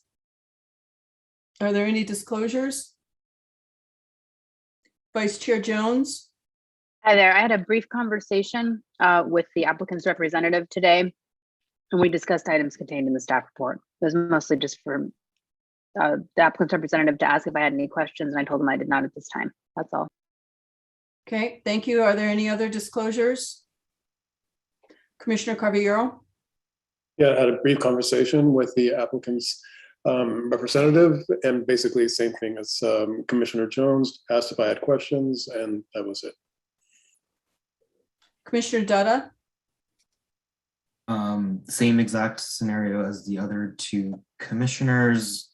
Applicant's representative reached out, but we did not discuss anything as I did not have any questions. Thank you. Any others? No? Okay. Then let's move on to the applicant's presentation. You will have 10 minutes. Would you make sure that each of your speakers gives your name and city of residence? And Mr. Gillig is in charge of the clock.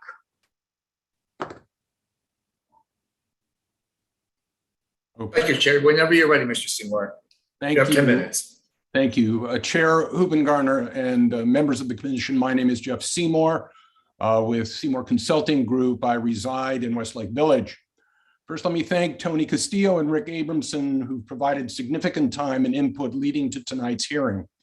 Our request to consider rehabilitation incentives and your recommendation to council approving a Mills Act contract ensures restoration and adaptive reuse of the former Crescent Heights Methodist Church while providing 29 residential units as part of an overall development package.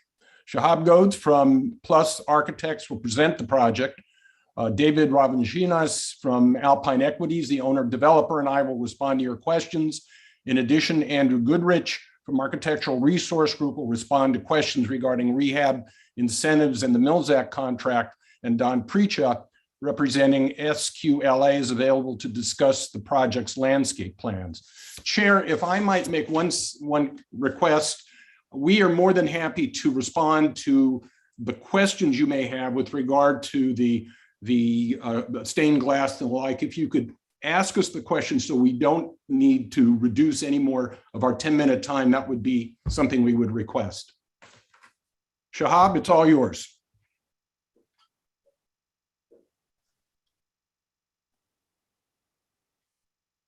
Shahab?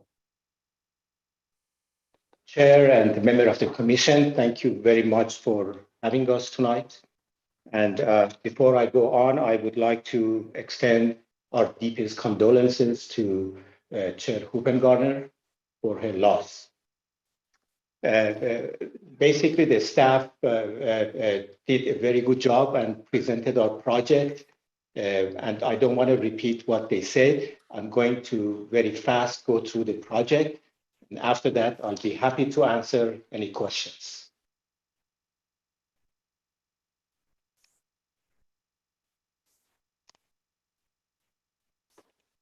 I go through the slides quickly.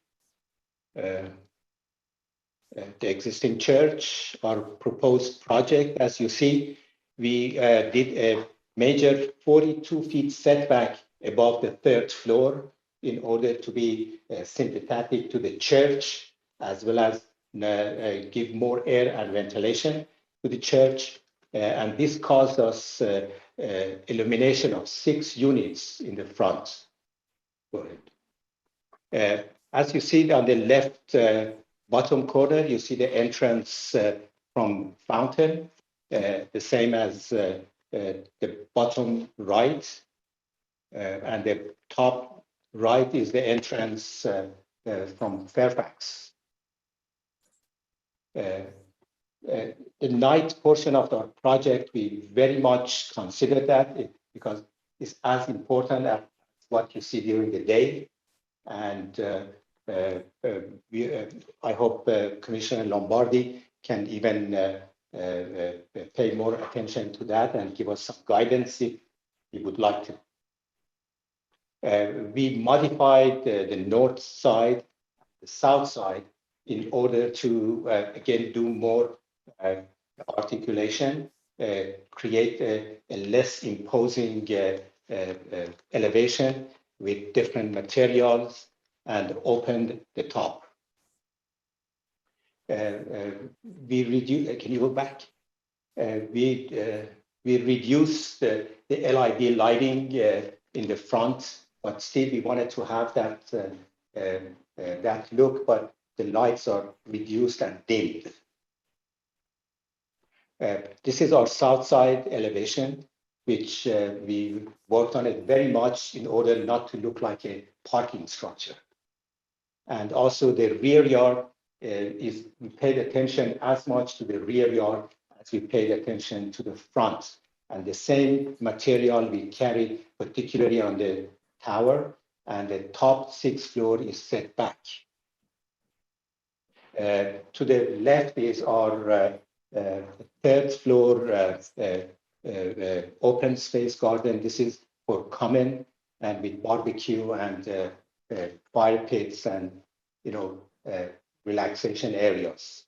To the right is our paseo that goes between the church and the proposed apartment.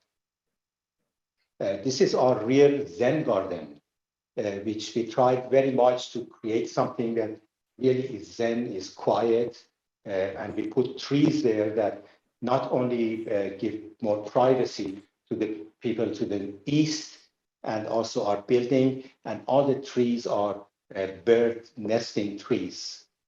And to the right is an area that we are hoping is a culinary trees and plants. To the left is your entrance from Fairfax, again with very lush and trees and landscape, and to the right is the paseo. This is what staff already gone through this. We have our setbacks 15 feet rear, and you see all the setbacks from the front is 12'2" and 8 foot from the south. This is our lower garage, which the 15 feet setback, even a little bit more, is unexcavated, which provides a great area for trees and vegetation. And as you see, we have used puzzle parkings, which allows us a double park. And we have 4 sets of these puzzle parkings. And the total parking that we have is 29. It's not 22. This is our 2nd floor. To the right is the type of the unit, and with the help of city's architect, and particularly after you pass the zero emission ordinance in January, we tried very hard to have a unit, particularly after COVID-19, that many people work at home. So we created, if you see our cursor, we created an office areas inside almost most of the units right there. Okay. Yeah, we go. So this is our 4th floor to 6th floor. As you see, we have 41 or to 42 feet setback from the street, 15 foot to 20 feet setback from the rear, and 6.5 to 14 feet setback from the south elevation. These are again our conceptual design details. The landscape details, we have the landscape architect here if you have any questions. Next. As you see again in our detail of the units, we show the cross ventilation. Every unit has a cross ventilation. So this will reduce tremendously the amount of usage of air conditioning or ventilation. Our roof, we try to put the solar panels on top of the equipment. So this way, the equipment the equipment uses at least 20 to 25% less energy because it is out of the direct sun. And also our LID planters are thermovoid system, which allows to collect the water. Then after the rain, little by little, it evaporates and comes up and do the irrigation. So this way we save lots of water. There's 1 minute remaining. Go ahead. Can you come back? The reason for the 6th floor, again, as you see, we lost tons of floor area and almost 6 units because of making this building step back above the 3rd floor. That's why we had to make it up on the 6th floor. And we tried to set back the 6th floor all the way around in order to mitigate any impact. To the south, you see the new project, the 5-story project, and our building covered by the church.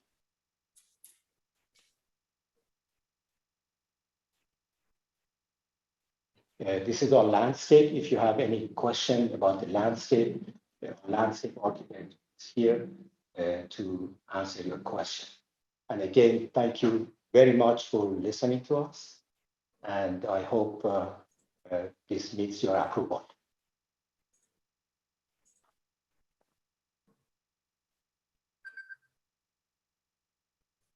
Very good. Thank you. Do any commissioners have questions of the applicant at this time? Commissioner Dutta. Thank you for the presentation. I was just wondering if you could explain the relationship between the church building and the future creative office use and the people who will be coming in and out of that building and the residential uses. How is it envisioned that those two buildings will be existing together, especially when it comes to some of the common spaces that exist between them? You can explain that a little bit more. And then also as it pertains to the parking, if there is going to be some usage of the existing parking for the creative office uses.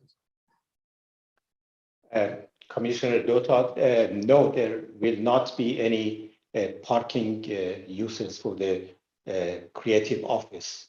Parkings are exclusively for the residential. As you see the area that we call it open courtyard, we have 2 sets of security. One is the security at the gate, which is close to Fairfax. And then the second security is where the lobby is. So the paseo through a staircase is open to the creative office. So they can also come and enjoy the paseo and also the Zen garden. That's the only connection between these two. And the parking is, as I mentioned, is 29 parkings we have, and this is only for the residential. I guess we're going to need some clarification on that. I'm going to interrupt here because I'm looking at the grid on page 11 of the staff report. That's the parking section. And it says specifically that subterranean parking level provides 22 spaces for residents, and the ground level provides 7 additional spaces for residents and office use. Hence my earlier question about the 22 residential spaces. So which is correct? Is there no parking at all allowed for the commercial use in this building? You are correct. No parking allowed for commercial use. Okay, staff, can you please look at the resolutions and see that that's in alignment? Because that's not what I read throughout the package when I read it.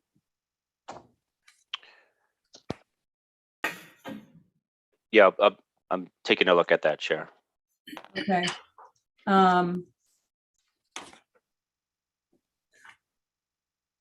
Yeah, all right. Sorry, I didn't mean to interrupt, but it's a really good point, Commissioner Dutta, and I'm glad you brought that to our attention. Did you have other questions? No, that was it. Thank you. Okay, any other questions for the applicant at this time?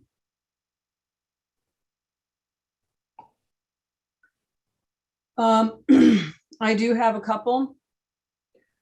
And this is my requisite green questions, so bear with me.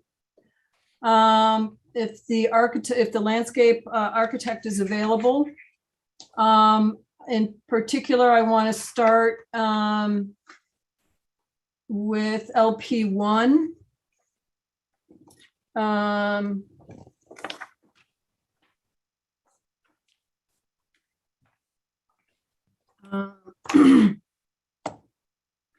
I appreciate that you replaced the Chinese elms in the back yard planters.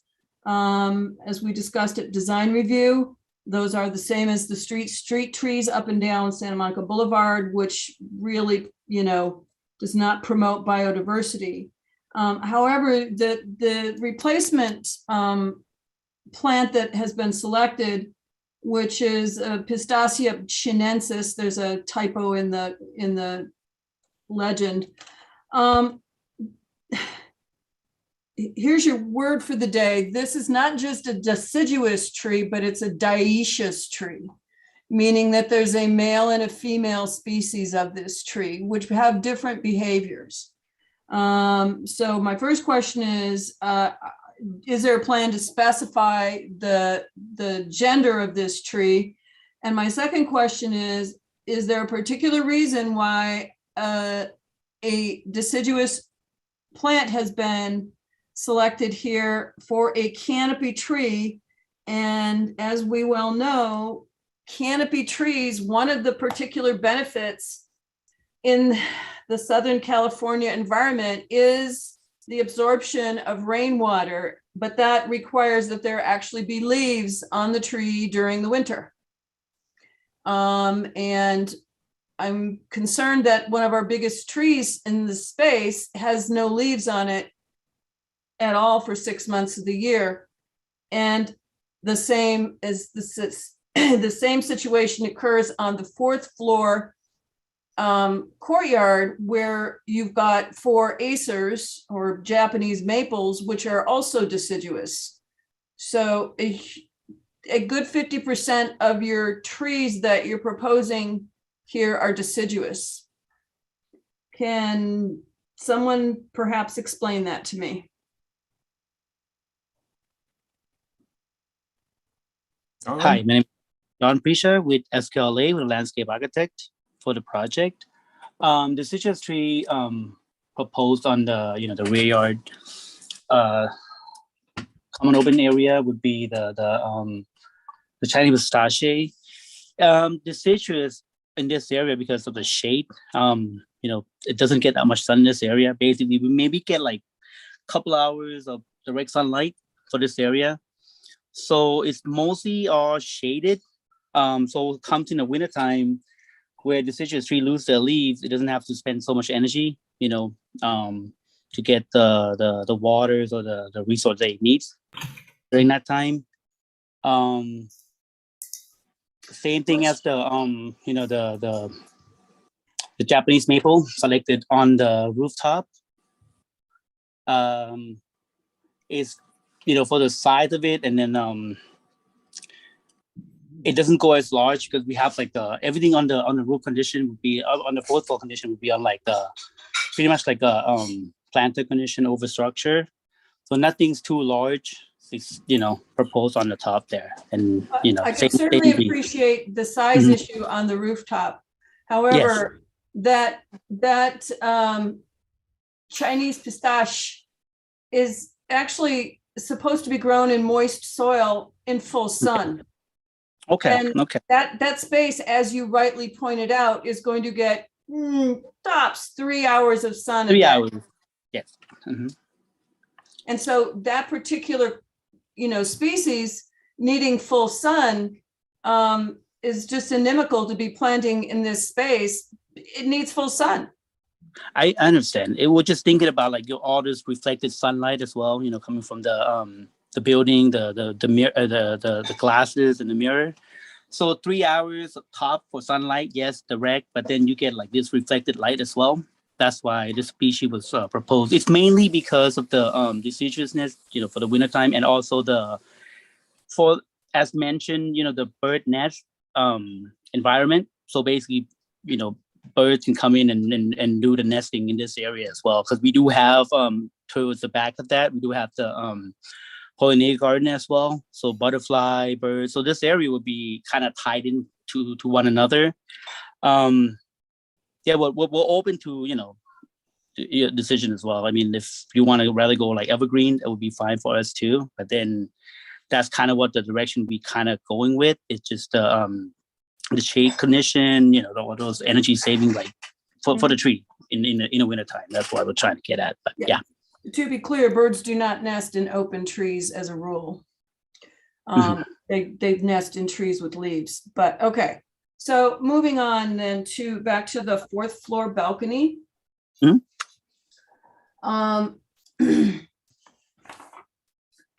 On page LP2,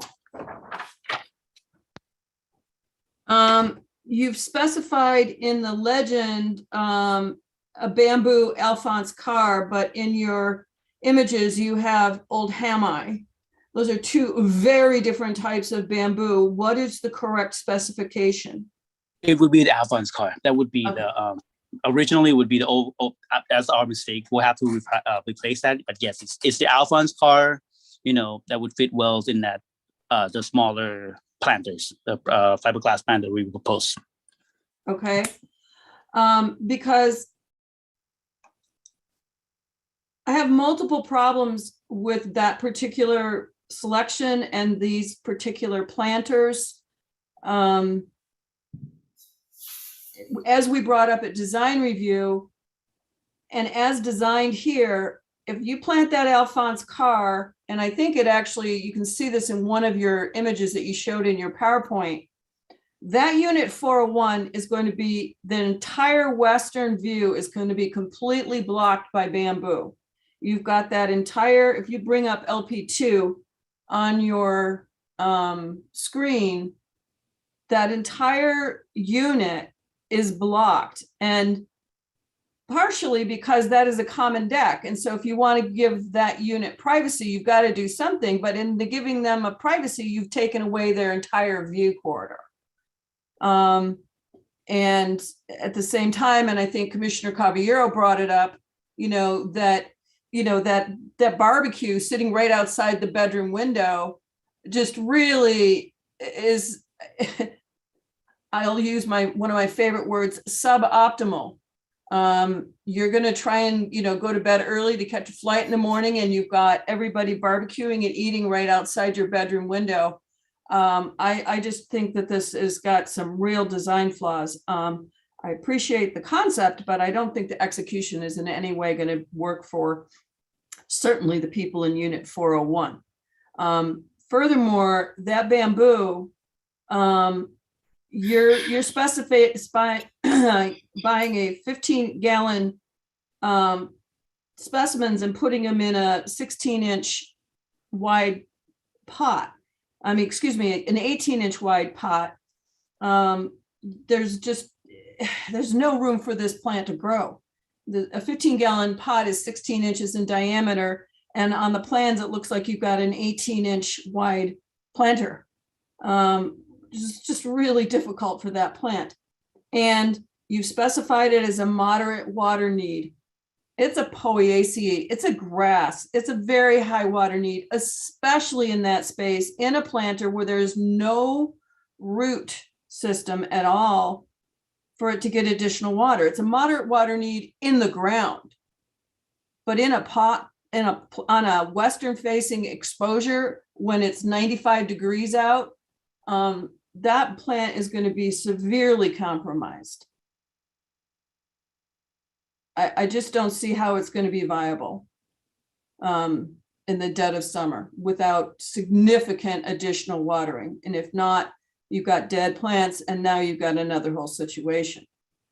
Not going to make it a deal breaker, but I just really think this is a very problematic area in terms of the design.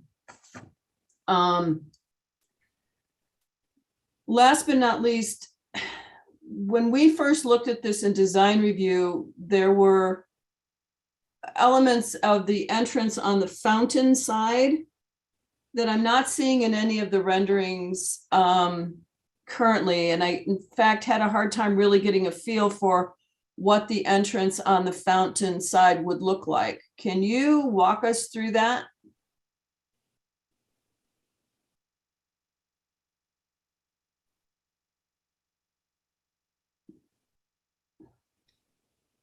Shahab, do you have those slides?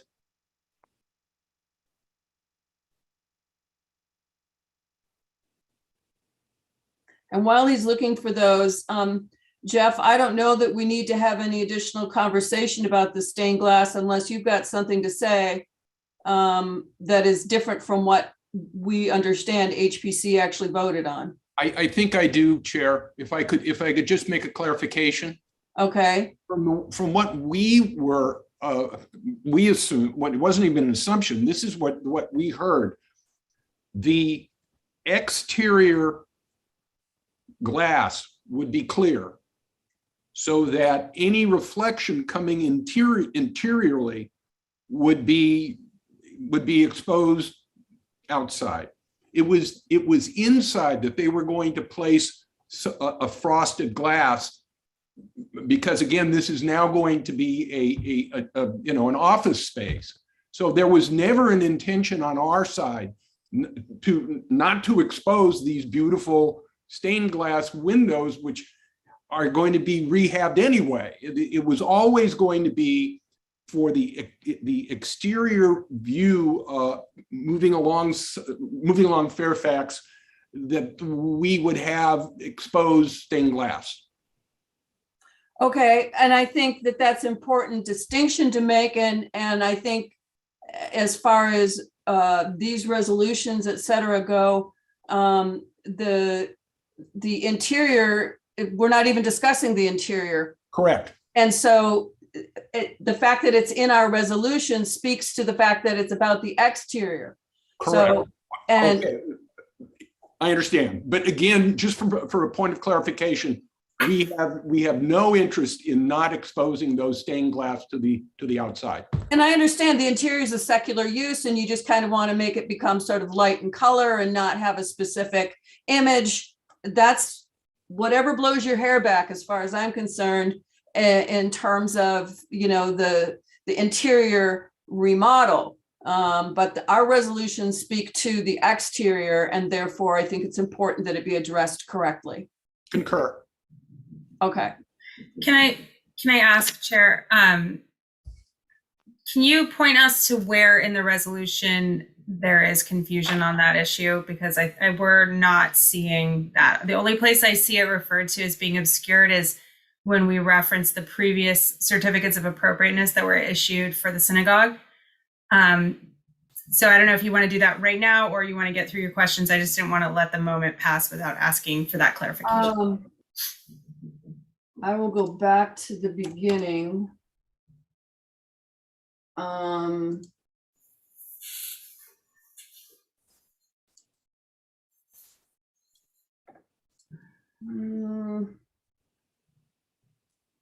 Page 18, under adaptive reuse.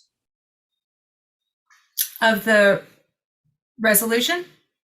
Yep, as it says in the last sentence to the second to the last sentence, as it would no longer be used as a church, the building's distinctive stained glass windows, which includes some religious iconography, will be retained but obscured by frosted glass panels. Now, to Mr. Seymour's point, if that's meant to address the interior as part of the adaptive reuse of the interior, that needs to be specified here.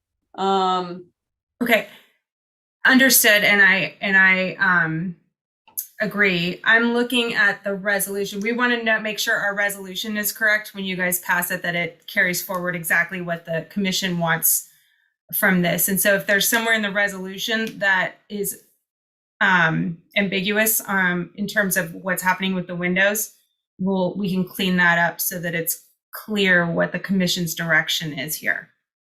But everywhere that, but I don't know. Page 9. Okay. At the top of the page. I just searched for the word stain and went from there. So right at the very, very tippy top, it says, once again, it's a continuation from page 8, which says, as it would no longer be used as a church, the building's distinctive stained glass windows, yada, yada, same thing is right there. Right, but it just ends with retained and restored. Okay. So that has been removed there.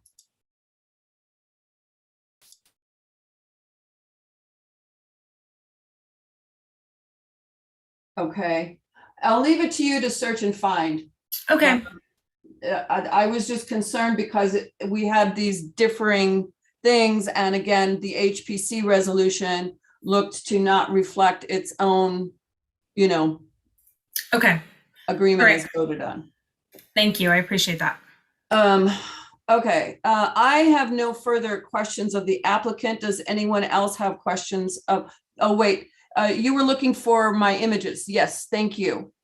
So I guess, can you zoom in on that image in the bottom right? Right, bottom left and bottom right. Mm-hmm. It's two different images, Mm-hmm. different views of the entrance and the Uber bench and the lift, which we are hiding it with landscape. This is the ADA lift and the fountain entrance to the units. Okay, and that overhead, that is just, it looks like it's what, like 6 feet long or something, and it doesn't continue? Correct. Okay. I recall from the first design review, there was a much more sort of, I'll just use the word elaborate design, and I wasn't clear as to what was continuing. But actually, in our first probably design, we didn't have that entrance the way it is right now. And we heard you very much clear, and we added that there. And also, if I may, Chair, regarding the landscape, we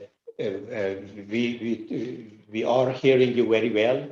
And this landscape to us is not 100% final, because after this hearing, the planning department is going to check our landscape for things, and whatever we discussed tonight, as far as the trees and other things, could be a condition so that planners can check those conditions. They comply to everything. I agree and appreciate that.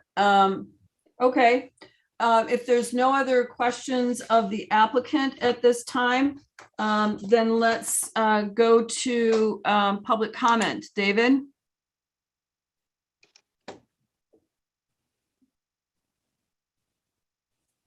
Thank you, Chair. I did receive a public comment form for this item. If there is anybody on the platform that would like to speak, please *9 for me from your telephone.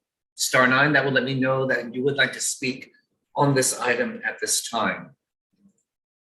Our first public speaker will be Robert Oliver. Robert, go ahead and unmute yourself. You have 3 minutes to speak. State your name and city of residence, please.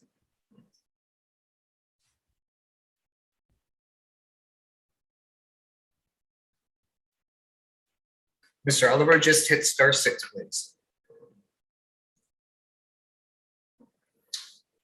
And it doesn't look like he's on the platform, but he's not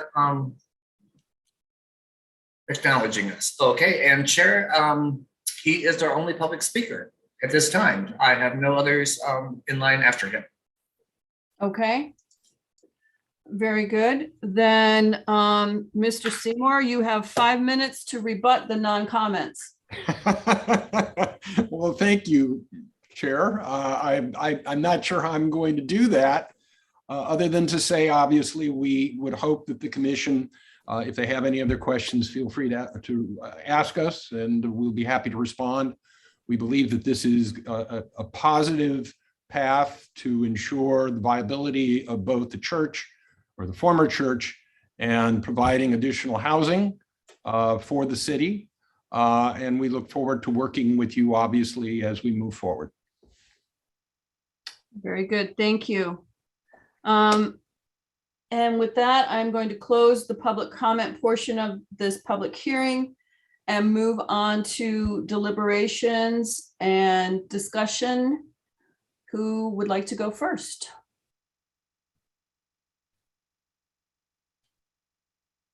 No arm wrestling on the Zoom. I can go. I can go.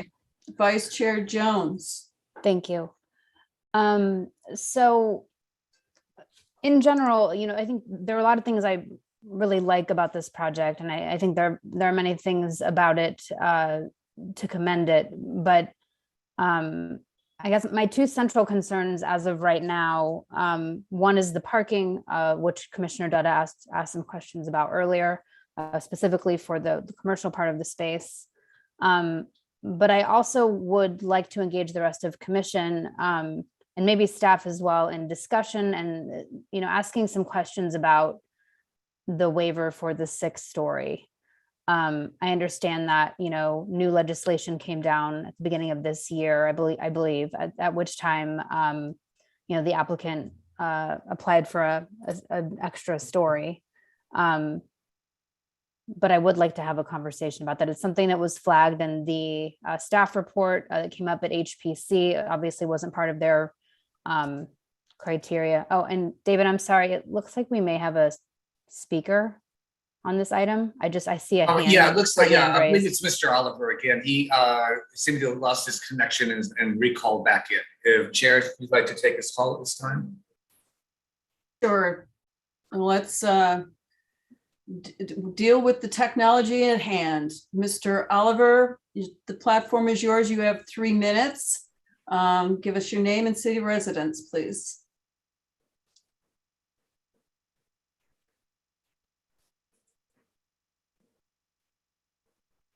All right, thank you. Thank you for allowing me to speak. I do apologize. You think 2 years into this, I would have figured it out.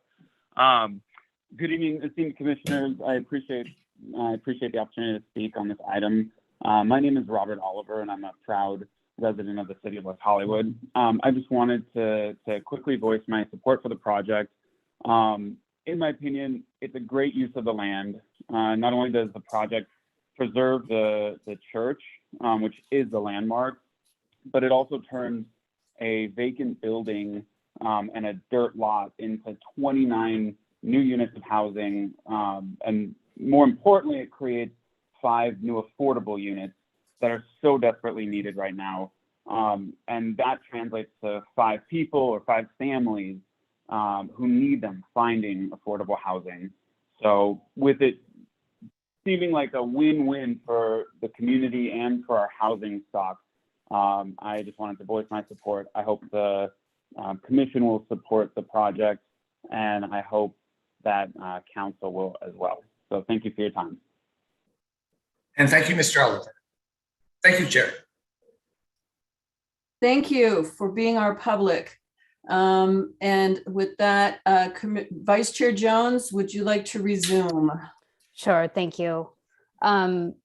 So I think those are my two questions. And again, I kind of wanted to go first to kick things off here, because I imagine, I think many of us often, there are threads through deliberation, I think that that are common. And those are the two things that I am interested to hear other commissioners' opinions on, and that I think merit some further examination.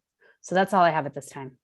Just to clarify my enfeebled mind at this point, your item 1 is the six-story waiver. The first is the item 2 parking, and the second is the waiver for the 6th story, not the exemplary whatever waiver for the setback.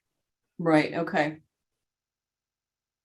So I guess that I would kick it off then with asking Tony what the skinny is on that parking, office use or not office use, et cetera. Based upon our earlier conversation, what were you able to find is in the resolutions? Yes, the resolution identifies the 29 parking spaces. It's the staff report that mentions the 22 spaces within one level and the other 7 that were for residential or commercial. The applicant has clarified that the intent is for the 29 units to use the 29 parking spaces, so 1 parking space per unit. 0 commercial spaces are required for the project, and that's because the church use was a more high intense use that had 0 parking spaces to begin with. The office use is a less intensive use, and therefore 0 parking spaces are required. So if anything, the confusion may have been with me stating in the staff report that the level that has 7 parking spaces would be used for commercial or residential, but it has been clarified by the applicant that it's only for residential. And the commercial, I'm sorry. Sorry, where is that in the resolution? Oh, no, the resolution identifies only the 29 spaces, doesn't mention the use of the commercial.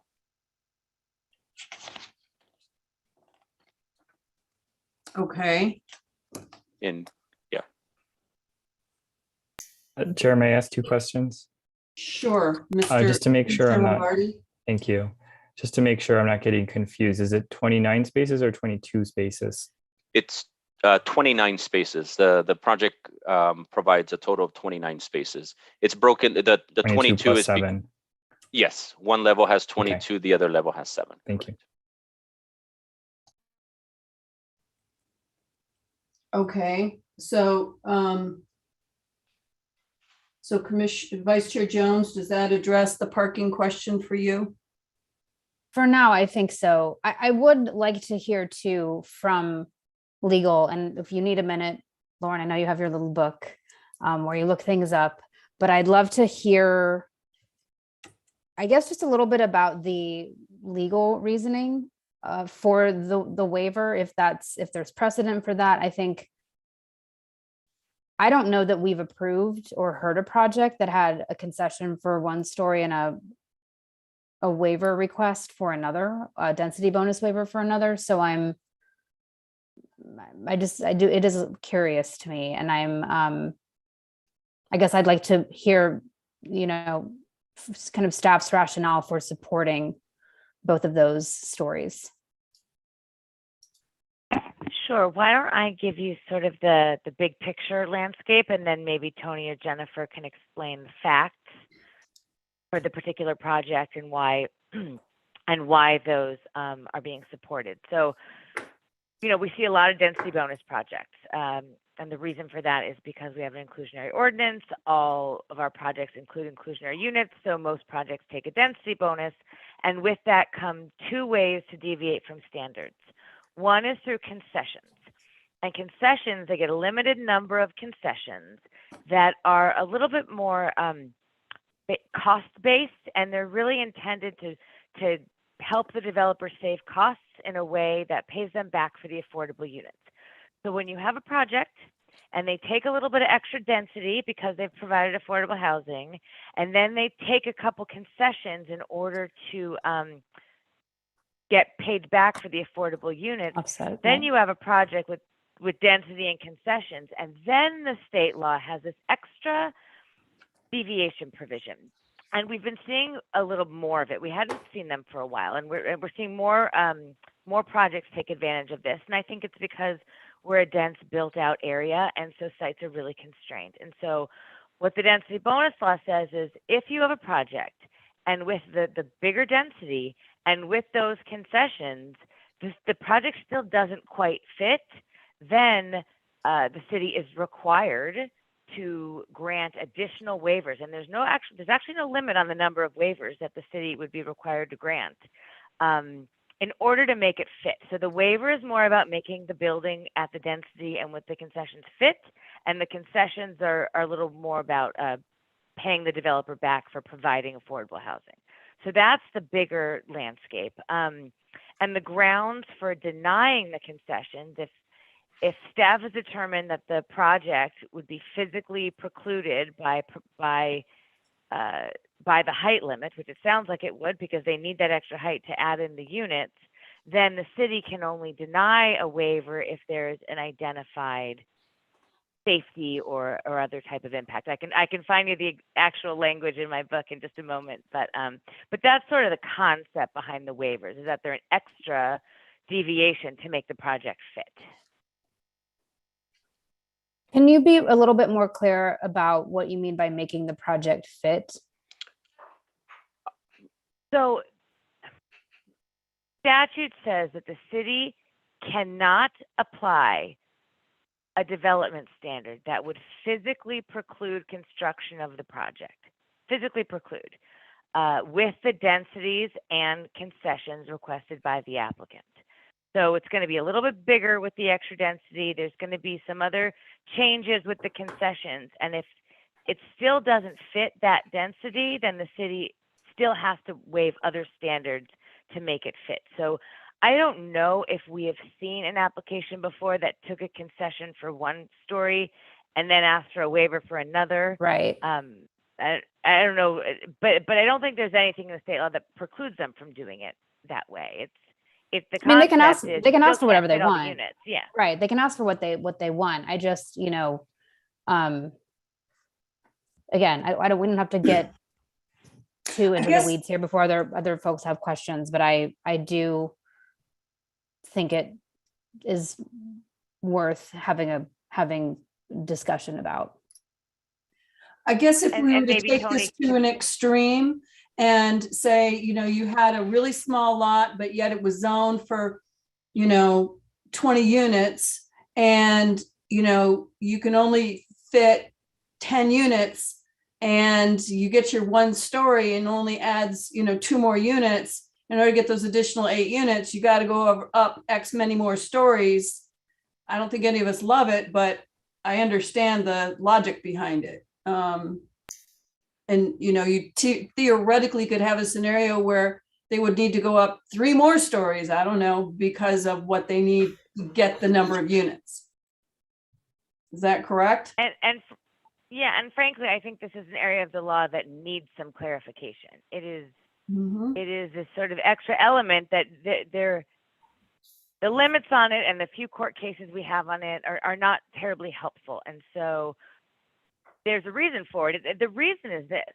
The reason is that if you have a product that's entitled to extra density and entitled to concessions, the legislature doesn't want the city saying, oh, but you don't meet this other standard, so we're going to deny your housing project. So they're saying you can't use other standards to try and deny a housing project when they're really entitled to something that has this many units and gets these concessions. So that's the one size fits all approach that the legislature's come up with. And it's Right. awkward and it's different than what we normally do. So that's Right. that's And fair to question it. I understand that, you know, sometimes the law is silent on these things, but how do we know that it wouldn't physically fit without the waiver? We But don't. that's something that maybe, I mean, look, the sites are constrained. This isn't, acres and acres where you've got room for different buildings. We're not in a suburban area, so there's always going to be site constraints when we're building on especially in these high density lots. And maybe Jennifer and Tony can speak to a little more of the specifics of this density and this project, because I'm sure they looked at the waiver requirement the waiver request when the application came in. Right. I don't think that you have to do calculations, but I think it would have been helpful to see those, just because otherwise there's no way for us to know. Well, there's a couple of things, and we've talked about this a little bit before. And Lauren, if I'm speaking out of turn or if I'm wrong, just please step in. But I think in general, the principle that we use when we get a project is we're reviewing the project that is being submitted. And we're not trying to redesign this project. We want to look at it with open eyes. We want to make sure that we're using common sense. Clearly, if they're building a 27-story building and there's one unit on each floor, that's different. But, for the most part, we're trying to take the project as it's presented to us. That said, there's a lot of constraints on a built-out city, but, as the chair was saying, you may have a small lot that's zoned for a lot of units, or you may have a regular sized property that half of it's being a historic building and it's, they're rehabilitating it. So, there are constraints on this property that go above and beyond what we normally see. And I think that's one of the factors that to take into consideration when we're looking at this. This is a little bit different than what we've seen before in terms of the way they're using the waiver, but this site is different than what we've seen before in terms of the constraints that are on this. And, prior to a waiver being an option for a developer, a situation like this might be a candidate for a variance even. If there's something about the property that constrains where you're able to build, then, there are ways to get relief from the code on those standards. And so rather than making an applicant go that route, this is available to them through the state code with the waivers. So I think that was sort of our big picture reasoning when we're looking at this project. And I don't know if Tony wants to chime in or has any more fine grained detail. Yes, to add to that, thank you, Jennifer. A few other things that staff was looking at is as Jennifer mentioned, the fact that half of the site is occupied by the cultural resource, but it was also important for the integrity of the church building to maintain a certain distance away from the building, and so we have that 10-foot setback there. And in addition to that, the rear yard area, the neighboring property to the east does not have your standard 15-foot rear setback. It's much closer. I believe it's about 5 feet. So rather than have two residential buildings fairly close to each other, the project was designed to have a standard 15-foot rear setback to provide an appropriate distance between neighbors and neighbors. And that was part of the reason why the 29 units, the majority of the 29 units are fairly small units. They were limited in space. So the majority are within 550 square foot units. So there was quite a few reasons why and hopefully that helps clarify, Commissioner.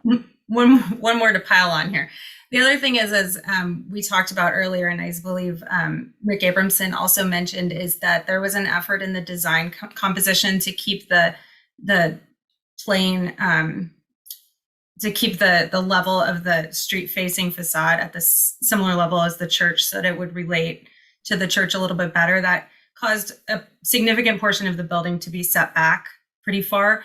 And so, allowing that additional height in an additional story allows them to put those units that may have been in that front area of the upper stories to put them somewhere else so that it can relate better to the church.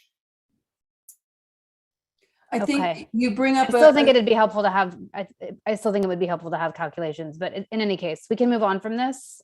Those are my questions. Thank you to Tony and Jennifer. And I guess I would just add, and you, Tony, I think you brought up the point, and Jennifer, these are significantly smaller average size units than are allowed in the code. The code allows for 1,200 square foot units. So if they wanted to do 29 1,200 square foot units, theoretically, would we, I don't know. I mean, now we got a significantly bigger building.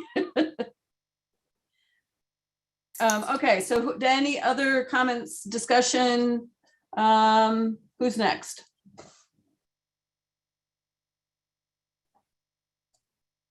Commissioner Carviero.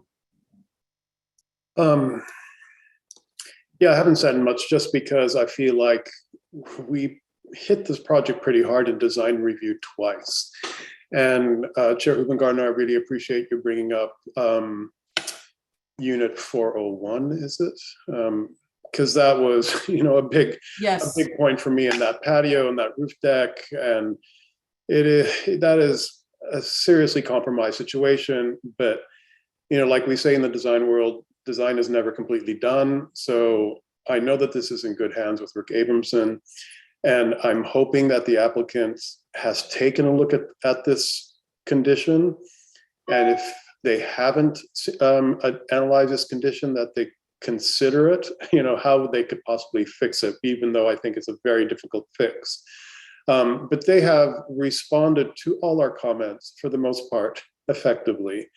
And in my brief conversation with Jeff Seymour today, he complimented staff and how responsive they've been, how well they've worked together. It just feels like we've pushed this project, quite far. That doesn't mean that the points that you brought up, Chair Hupen-Gardner, and the points that I brought up in past design review meeting, I would love to see those resolved because I think it will make for a better project.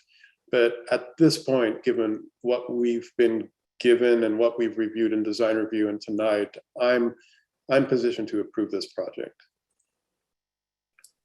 Thank you, Commissioner. Commissioner Lombardi.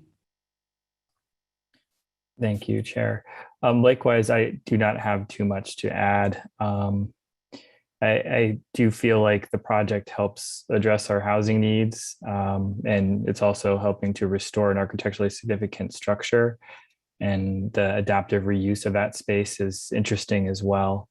I know we've had some discussion about the additional floors and the waivers, and I do voice those concerns as well. However, in the context of this building, I think that it's resolved quite well, in that the front portion sits quite low. So I understand why they're being asked, and they seem reasonable, given the size of the units and the number of units that are in the structure as well.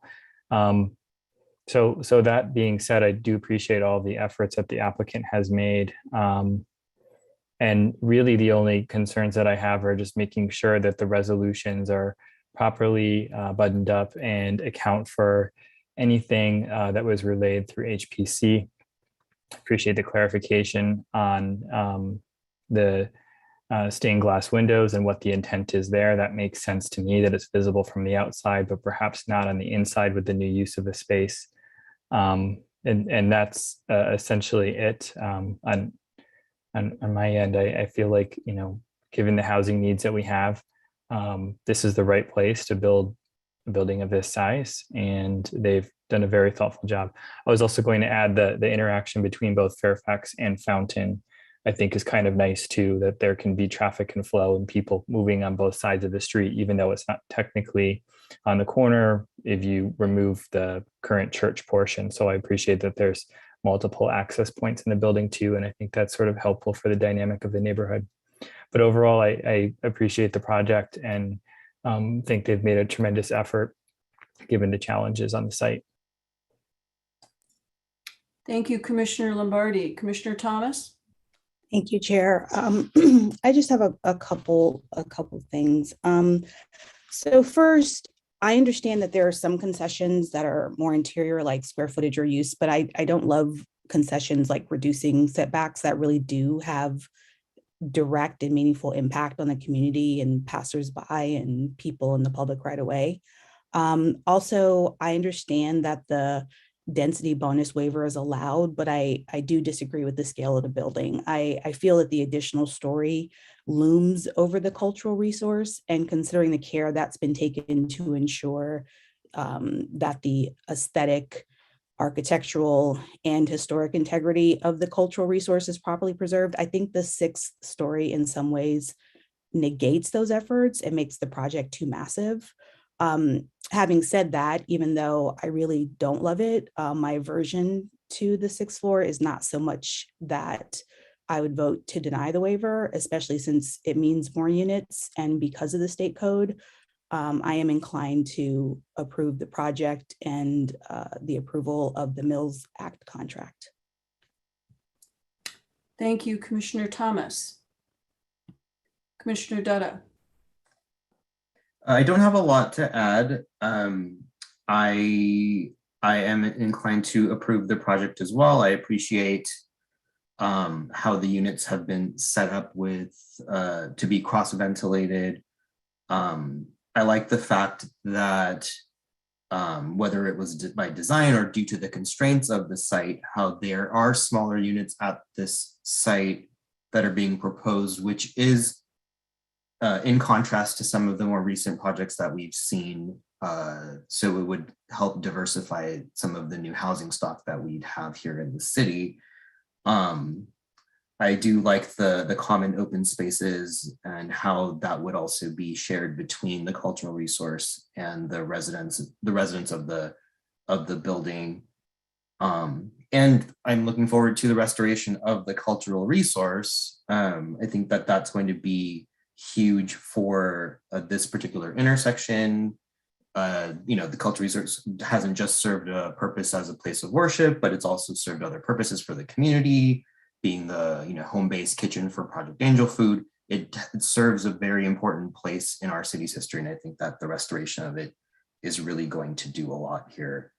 I did have the same reservations about the sixth story, just given similarly to what Commissioner Thomas just mentioned, how it looms over not just the cultural resource, but some of the neighboring buildings as well. But Jennifer Alkire, explained it well. This site is unique in that we are restoring the cultural resource here, and so I understand the need for it, and the fact that we are adding 5 inclusionary units, I think, make up for the impact of that sixth story, in my opinion. So I am inclined to approve this project as well. Thank you, Commissioner Dutta. Well, I would be so bold as to go ahead and make a motion because I agree that first of all, I want to really commend staff and the applicant for working so well together. And the process, as I think many of us have envisioned it, is this iterative process to make the project as good as possible, given the constraints from the state, from this and that and the other thing. And as Commissioner Carvajero pointed out, we had 2 very robust design review discussions about this project, and the applicant was very engaged in the conversation and took our comments to heart and incorporated them and worked with staff to make them even better than what we made in design review. So I would like to call this out as an example to our other developers of how you can really work together with staff and Planning Commission to really make a project successful. Anybody who knows me knows I don't love bigger. I don't love taller. But there's the fact of life in state law, and there's certain things that we can and can't do. And that being said, I think that the applicant and staff worked brilliantly to push this back away from the street, keep the front of the building in proportion to the church, and make this fit well into the project, and into the neighborhood. The modification in materials and the openings, so much has been done to really improve this project. I love the cross ventilation, the paseo. I think that the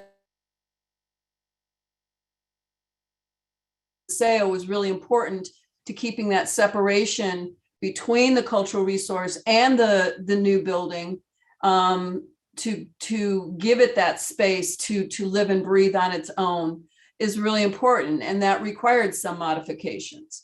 So that being said, I would like to move to approve staff's recommendation with a couple of corrections. Yes. Ms. Elkire, you had something to say? I think I was just going to make sure that we read the clarifications into the record. That's all. Yep. Yep. So I think my comment on 3.8 goes away because we now say there's 29 spaces. So we don't have this 22 spaces versus 29. So I think that correction, anything we needed done to 3.8 is moot, I think, at this point. 2.2, do we have language to add the 6-foot waiver on the setbacks? Yes, Chair. In fact, we were recommending condition 2.8, adding that as a condition that would read, this project is deemed to be of exemplary design and is approved with a waiver of the 6-foot additional front yard setback pursuant to table 2-3 of section 19.06.040. Okay, and is there a reason we're making it a separate thing instead of item L on the 2.2?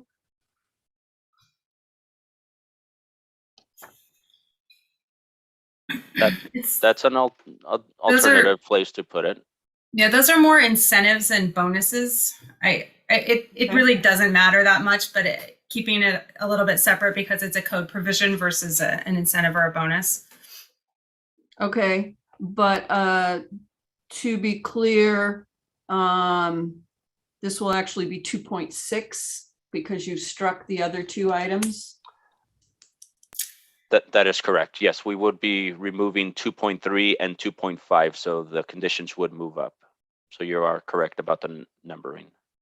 Okay, so correction number 1 is actually the ones Tony read into the record as part of the staff report, removing 2.3 and 2.5, adding a new, renumbering the remainders, adding 2.6, referencing the setback waiver.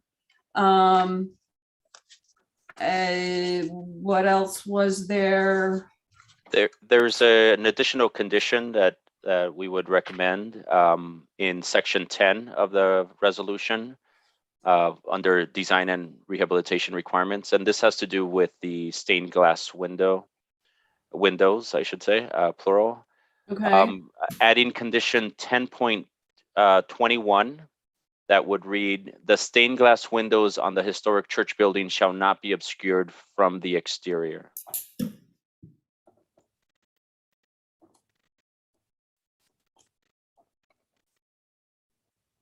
Okay.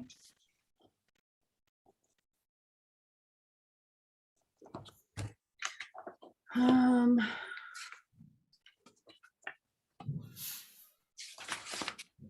we need any modifications to the language regarding the landscape, or is the sufficient the existing landscape to be reviewed language meet our needs?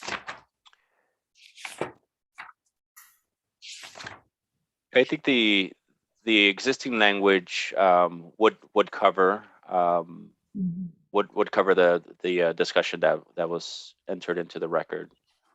When the final landscape plan gets submitted as part of the plan check, we would be looking for those items as well.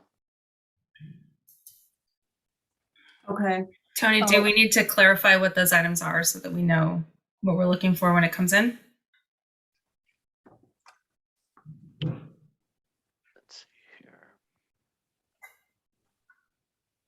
Maybe we should reiterate that here. In particular, if that species of tree is to be used in the rear setback, and I think we should be very clear on the gender of the tree. I still personally don't love the tree choice. I think it's not destined to thrive in that space, but I'm not willing to just make say what should or shouldn't be at this point in time. But the fact that it is a dioecious species, and this is just a note for staff, when you do your Googling about a plant species and it speaks to dioeciousness, that means there's a boy and a girl, and the boys behave differently than the girls, just like with the pipples, and so it means that it will have, in this particular case, the female has fruiting bodies, okay, which makes a difference, etc. So there can be some significant differences in a tree, in particular, based upon whether it's male or female. So most of the time doesn't matter. They're asexual, if you will, but if you see the word dioecious, that's what that means. And in this case, it's deciduously dioecious, so it's a DD.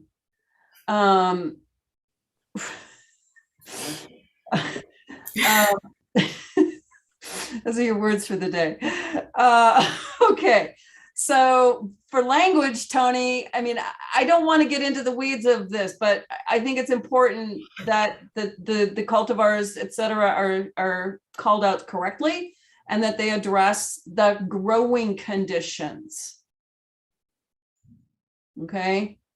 And the fact that that particular cultivar calls for full sun, and that ain't never going to happen in that space, is important. Got that. Thank you, Chair. Okay. I don't know that we need to codify that into the resolutions, but it's on the record now in Zoom land forever and ever.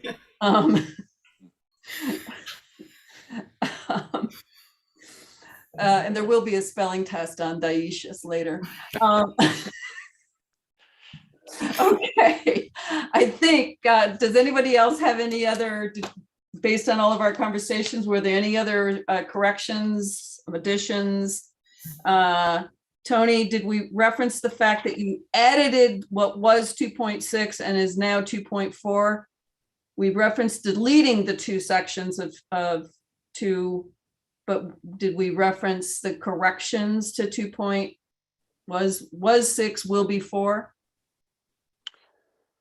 Your divider, your median divider language on yes, that would be so 2.4 would move up to 2.3.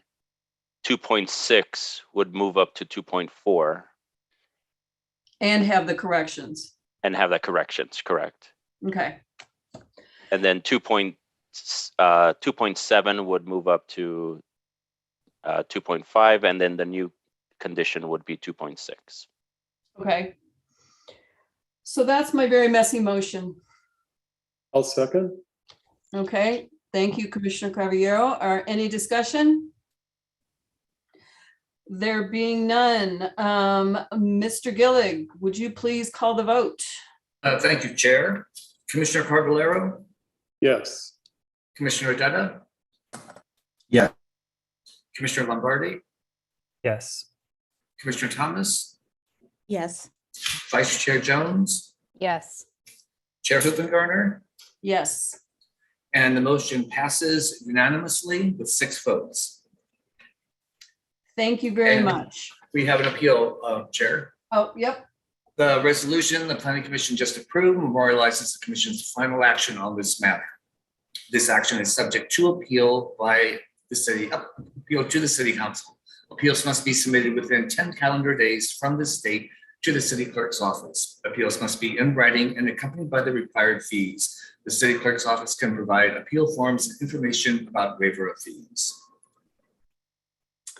Thank you, David. All right, our next item is item 10A, 8730 Sunset Boulevard. However, we do have a note from Commissioner Carviero. Let her rip. I need to recuse myself because I have projects in the Sunset Billboard program. So some of you I will see at Design Review on December 16th. And for everybody else, have a beautiful holiday. Stay safe and thank you. Have a good night. Okay, good night. Thank you. But before we begin, we've been going at this for 2.5 hours. I say we need a break. It is 9:19. Let's reconvene at 9:30. Same bat Chair? time, same bat channel. Chair, Yes. this is Shahab from Plus Architect.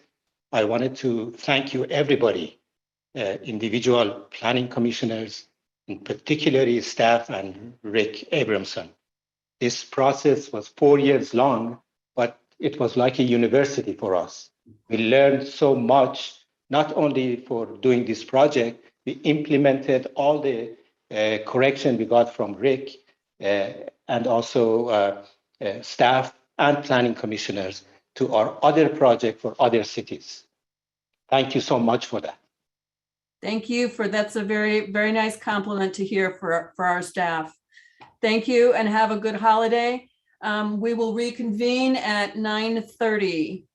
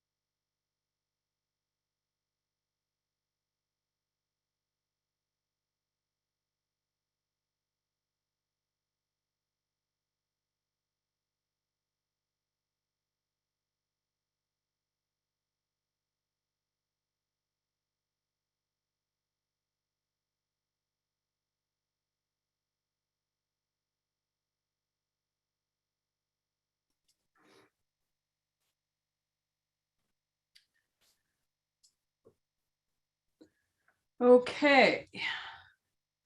And we have 1, 2, 3, 4, 5, and that's all we're supposed to have. Welcome, everyone, and welcome back to part 2 of this evening's Planning Commission meeting.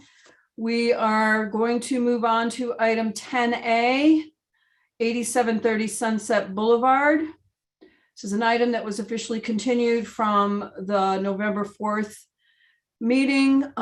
It is a hearing to consider a request to permit a new billboard and a facade remodel for the property located at 8730 Sunset. And I believe, Ms. Davis, you have the privilege and honor of telling us all about this project. I do. Good evening, Chair and Commissioners. Let me share my screen. Jennifer Davis, Contract Planner for the City of West Hollywood. So this item before you tonight is the review of a sign permit for a billboard, new billboard, an administrative permit to allow facade improvements, a zoning map amendment to place this property in a development agreement overlay zone, a development agreement, which details the approvals and vested rights of the project, and also an initial study and neg deck were prepared for this project. The PC is, the Planning Commission is to make a recommendation to the City Council on all of these items. The media company, Porter 24, is proposing this billboard at 8730 Sunset Boulevard. The building is adjacent to Sunset Plaza on the east and extends to Holloway Drive to the south. The subject property is developed with an 8-story office building known as the Sunset Towers. It's just over 82 feet high, and it contains 80,120 square feet of office space. The building was built in the early 60s. The building does also contain a tall wall on the west face. This is a 2-sided sign on the north side of the existing building. It's an innovative billboard, unlike any other proposal we've really seen thus far. The inspiration for it is the whorl, which in nature is the concept of parts of a plant that radiate from a single point and wrap around a stem or a stalk. This billboard, unlike many traditional billboards that are horizontally oriented over rooftops, is a near vertical and asymmetrical sign, creating a unique expression of the billboard form. The common billboard pole structure is hidden from view by a green or garden wall. This green wall structure connects the street level facade and the vertical sign, while also housing and obstructing from view the necessary hardware components for the digital component of the sign. Because the sign aligns with the elevator shaft and the internal stairwell, views from inside the offices will not be blocked. This project qualifies for new billboard by including a major facade remodel. The facade improvements for this project include aluminum horizontal cladding, and that's represented by these green bands, and that is a matte finish aluminum cladding. New planters at grade and along the canopy above the sign here. There's a new vertical garden wall, and the existing Sunset Tower sign will be restored with backlighting. This is the night view of it. The facade improvements also include some lighting. So framing the building, the project has lighting along the top of the building and along the canopy along the first floor. The east face of the building of the sign will be internally lit with LED fixtures, and the west face will be lit with LED floodlighting from its base. This sign does encroach into the public right-of-way. Here you'll see at 18 feet and at 20 feet above the sidewalk grade, it encroaches a maximum of 6 feet 10 inches into the right-of-way. So this is the property line and this is the sidewalk area. It also projects from the building facade just over 16 feet on the east side and just over 13 feet on the west side. It's a two-sided billboard. The east-facing sign, and that's this, will be entirely digital. The west-facing sign will be entirely static. Sign area is the entire face of the billboard. So this entire face is what we're going to be calling sign area. As on the west side, this entire face is the sign area. The commercial content is only the area used for the advertising message. You see it here and you see it here. So that is commercial content. Let's see. The billboard does go up from the 18 and 20 feet from grade to the top of the building at 82 feet high. This is the east face. One of the principal areas of review on these two sign areas was how the commercial content would be measured so that it did not exceed 1,500 square feet for the east face and 500 square feet on the west face. For this east-facing sign, the billboard must have a border, which can be a color or gradient that is not to be mistaken for the commercial content inside of it. And this kind of prescribes the commercial content area. The border is conditioned to be a minimum of 253 square feet and have a dimension of not less than 1 foot 6 inches. This means that the total sign area, again, the whole face of this, is reduced by the border area, and what remains is a maximum of 1,500 square feet for the purposes of the advertising content. For the west face, the maximum commercial content is 500 square feet, and this face is static and it's constructed of vinyl. This means that almost half of the sign area may not be used for commercial content.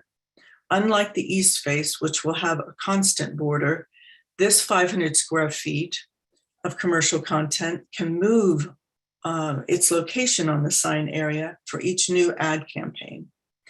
However, 463 square feet may not include any commercial content. It can be solid colors, color gradients, and any other dynamic or static graphics, as long as they're not related to or construed to be part of the commercial content of the 500 square feet. Nor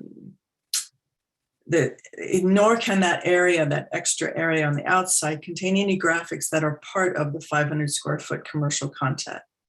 To ensure that it does not exceed that 500 square feet maximum, each new ad campaign would be required to obtain a zone clearance prior to its fabrication.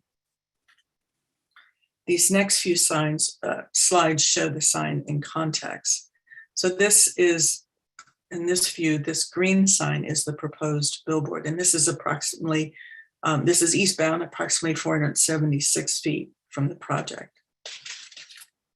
This is also eastbound, but nearly at the project. You see the building here and the billboard there in green. This is the westbound view, and this is approximately 1,000 feet from the proposed billboard, which is back here at the horizon line. This project was required to obtain an IS initial study and negative deck. The public review period for this document ran from October 14th to November 3rd. Under AB Assembly Bill 52, this project also required tribal consultation.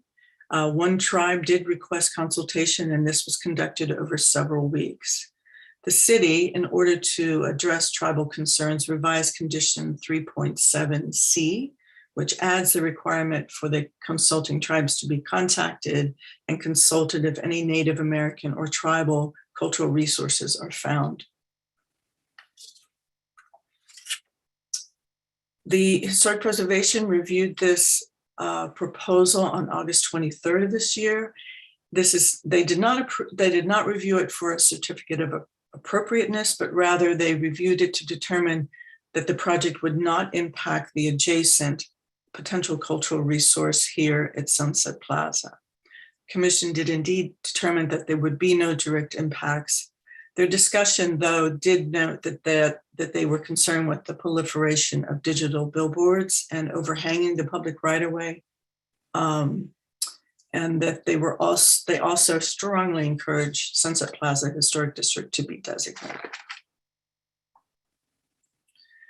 So staff's recommendation is to adopt the modified resolution, which you did receive a little bit later, 21-1399, and resolutions 1397 and 1398, recommending that the City Council approve all of the permits and adopt the negative declaration, allowing a new billboard at 8730 Sunset Boulevard. If the Commission could also acknowledge that the revised page 12 of the plans replaces the previous page 12, I think that would be good too. The applicant team is available to give a brief presentation, and that team does include the designer and the landscape architect. And there are representatives here tonight from the environmental firm on hand to answer any questions about the environmental review or negative declaration. And I am, of course, available for any questions. Thank you. Thank you, Jennifer. Before we get into questions from commissioners, I do want to reiterate that there was supplemental information provided throughout the week on this item, and it is available on the city website in the Planning Commission pages. Okay, do we have questions for Ms. Davis? Commissioner Lombardi. I do have questions, although I'm happy to wait for other commissioners, or if we wanted to have public comments first. Nope, let's let her rip. Okay. Does Commissioner Dutta want to go first, or? Okay. So I guess first question I have, just to confirm, the west side, the static billboard, is that a backlighted graphic or a digital screen? The west side is the static, and it is a vinyl static board, and it is uplit from the base of the sign. Oh, okay. It is uplit from the base of the sign, very different than what's conveyed in the renderings, which portray it as a flat, even glow. And I wasn't sure if that was digital or if it was a print on the screen that then was backlighted. Okay. It's static, that's important to know. Okay. This project was flagged because it's not in conformance with the Sunset Boulevard offsite signage policy. Yes? I'm not sure it was flagged, but it is allowed to be approved as an alternative project, as many of the billboard projects have been. Okay, but hence requiring the initial study negative declaration. No, as part the of initial study and negative declaration were required because there were facade remodel improvements, which were not analyzed in the original negative deck for the Sunset billboard policy. Okay, then I'm going to jump right to some of my next questions then. So the initial study negative declaration was prepared because of the facade remodel? Yes, because this project was slightly outside of the scope of the original negative deck, so it had to have supplemental review. Okay, so I have some questions and concerns as I went through that document, the negative declaration, and the main concern I have is the sort of lack of acknowledgement of glare, and especially the fact that the report goes into detail about understanding glare and light trespass and spill from the signage, but doesn't ever address the facade. And I'm hearing now that this declaration is actually being triggered because of the facade, yet none of that was accounted for in the calculations. So I think there's an important component that's missing here. And I just see things that are questionable in this document. There's a statement on page 9, physical page 9, it's actually digital, page 29. Finish would be matte, which would reduce glare, but there's no facts or findings behind that. Then when you go into, there's a table. One moment here. There's a table that discusses the impacts and less than significant impact versus no impact versus impact with mitigation incorporated. And I'm just trying to get to that right now. And again, I was concerned because when it references, it's on page 17 on the bottom of the page, but actually page 37 on the electronic form. The last item in the table, create a new source of substantial light or glare which would adversely affect day or nighttime views in the area. It's flagged as less than significant impact, but how could it not be significant impact with mitigation incorporated, given that this whole policy requires mitigation of light trespass and light spill? So I just feel like there's an extreme amount of missing information in this report, that it's not accounting for the fact that this facade is being replaced with a metal facade and it's going to reflect the signage, and it's also located in a district that's going to have other signage around it, but also has residential neighborhoods.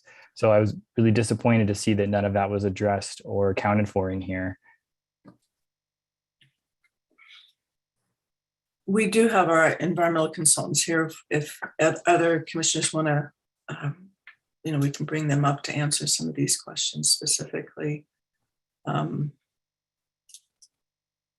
at this point, this is a period for questions. So it sounds like Commissioner Lombardi has a question, and if the consultant who prepared the neg deck is available to answer that question, now would be a lovely time to do that. Yes, that would be Michelle Webb. Hi, yeah, good evening, Chair, Commissioners, and members of the public. My name is Michelle Webb. I am with DUDEC, the city's environmental consultant for this project. So a number of questions were brought up. First, I do want to clarify the Sunset Boulevard offsite signage policy, which the project would be required to comply with, was designed to be kind of self-mitigating. So assuming that a project complies with the light and glare requirements outlined in the policy, that would effectuate a less than significant impact. And there is detailed justification for those provisions that are outlined in the CEQA document for the policy that has supporting technical studies. There was a lighting expert that was brought in by the city to formulate those light and glare policy requirements. And this project would be held to that. And that is why there are no mitigation measures. So essentially, assuming the project complies with the policy, it effectuates less than significant environmental impacts. Thank you, Michelle. Sorry to interject. I appreciate that sentiment, but I can't help but think that we're talking about a sign that's larger than any signs that were anticipated in the original plan. So that changes things. Yes, so this sign is larger than the policy allows. And we do discuss that in the light and glare section of the initial study negative declaration. And because the sign, it is larger, but regardless of the size, it's still held to the certain luminance and illuminance restrictions. It would still have to meet, for example, the measurement of 1.4 foot candles at residential properties. So because of that, impacts were less than significant. However, there is the consideration of this is an alternate project. But in terms of the environmental impacts, it meets the policy and therefore it is below the thresholds. Okay, in considering glare, why was the new facade not taken into account as well, since that's part of the scope of work and what triggered this review? Yeah, so one kind of an aside on that, I do want to clarify that the kind of purpose and focus of the document is not just the facade remodel. Essentially, the original programmatic CEQA document for the policy had some carve outs for types of billboard projects that would require further project specific CEQA review. And one of those types were new billboards in conjunction with facade remodel projects, both because they're new billboards and because they had this kind of unknown component of a facade remodel that could be, very extensive to something more limited. So that was something that, we just couldn't look at in that programmatic CEQA document. It was speculative. So in consideration of that, in terms of light and glare, the sign is still the primary focus, I would say. And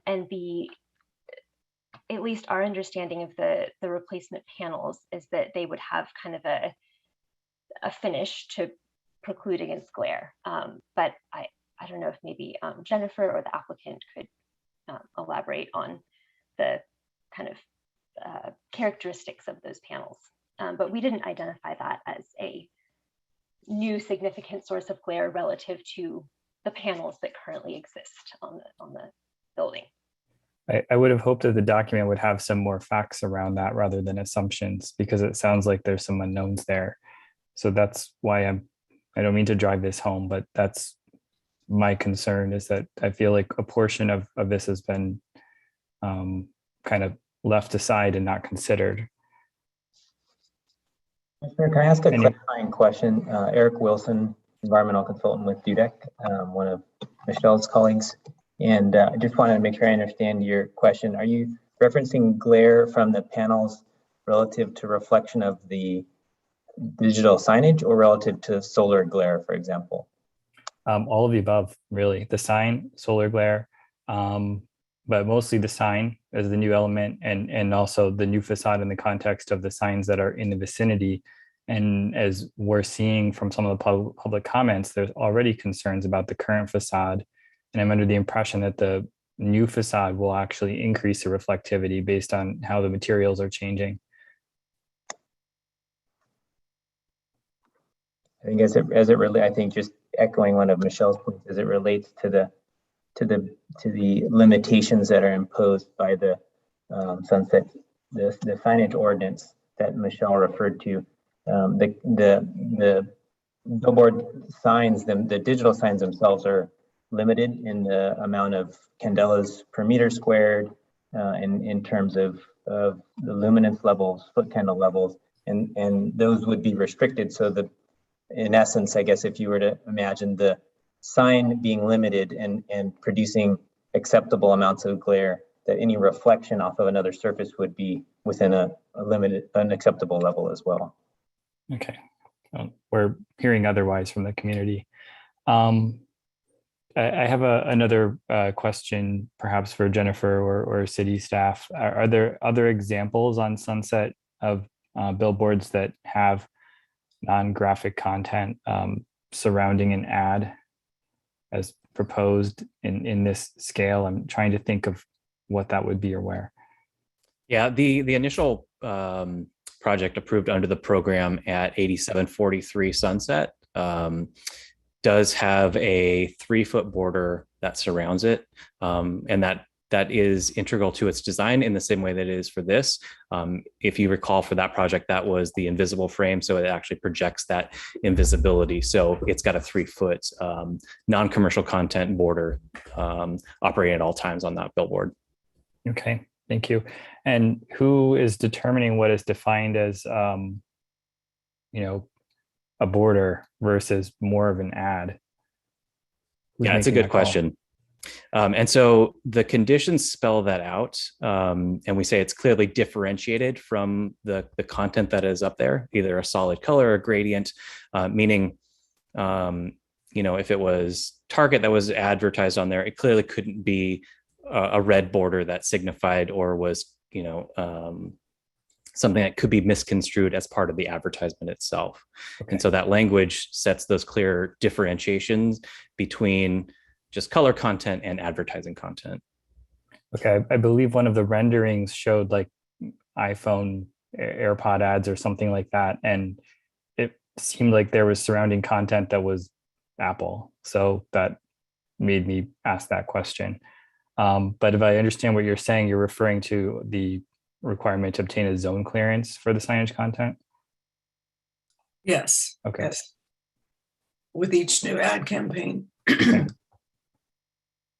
Okay, that's my last question. Thank you.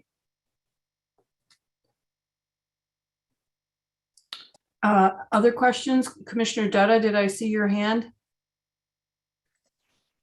Yes, I had one question having to do with there's a requirement the applicant is providing funding to improve 4 nearby crosswalks. Do you have any further detail on what those improvements might be at this point? Or which crosswalks they're referring to? Yeah, these are already 4 crosswalks that are identified by our Public Works Bureau. I don't know the specifics of them, so that work has already been approved. This would actually just provide the funding for those improvements. I don't have that on hand, and I don't think anyone is here to answer that just yet. But I do believe they are within the immediate vicinity and identified as the top priorities for pending improvements. Okay, cool. And then one thing I just wanted to clarify, Jennifer, when you were describing the replacement of the panels, I think you mentioned that the finish would be matte, but then on the revised staff report, it's the matte is crossed out and satin is replaced as what the finish would be. So if you could. Yes, I understood it to be matte, and then the designer suggested that satin was a better description given the specifications of that aluminum cladding. So that's why that was changed. So I'm going to interject here because I had a similar question, and one man's satin is another man's matte, and so is the anticipated change more matte when it's satin than matte? Yeah, that's a very good question, and it's difficult without actual material samples, which we don't have in this day and age. So yeah, that's a very good question. Perhaps the designer could answer that very specific question. Okay, when we get to the applicant's presentation, if they would discuss the matteness of their matte and their satin. All right, sorry, I didn't mean to interject, but I wanted to elaborate on that. Commissioner Dutta, continue. No, that was it. Thank you. Okay, other questions of staff at this time? I do have a couple.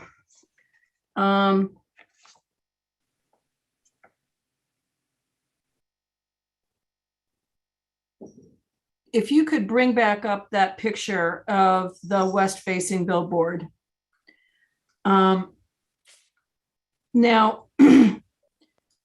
I went all through this a couple times and I'm trying to clarify.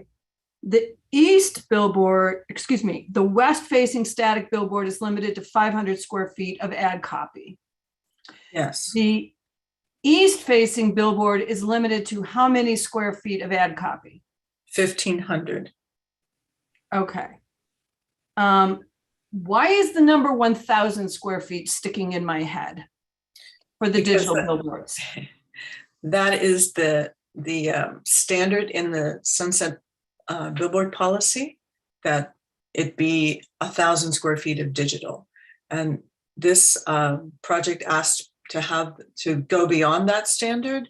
And in doing so, we had to make additional findings, and they had to provide additional public benefit in the form of improvements to 4 crosswalks. So the additional benefit of an additional 500 square feet of advertising over the next 30 years, the benefit to the city is 4 crosswalks? No, in addition to the extraordinary public benefit, The revenue share with the city as part of this was also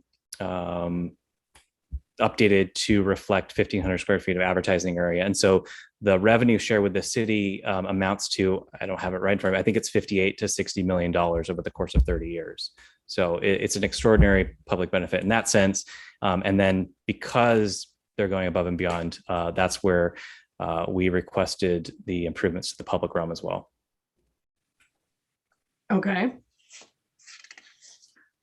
On page 6 of the staff report,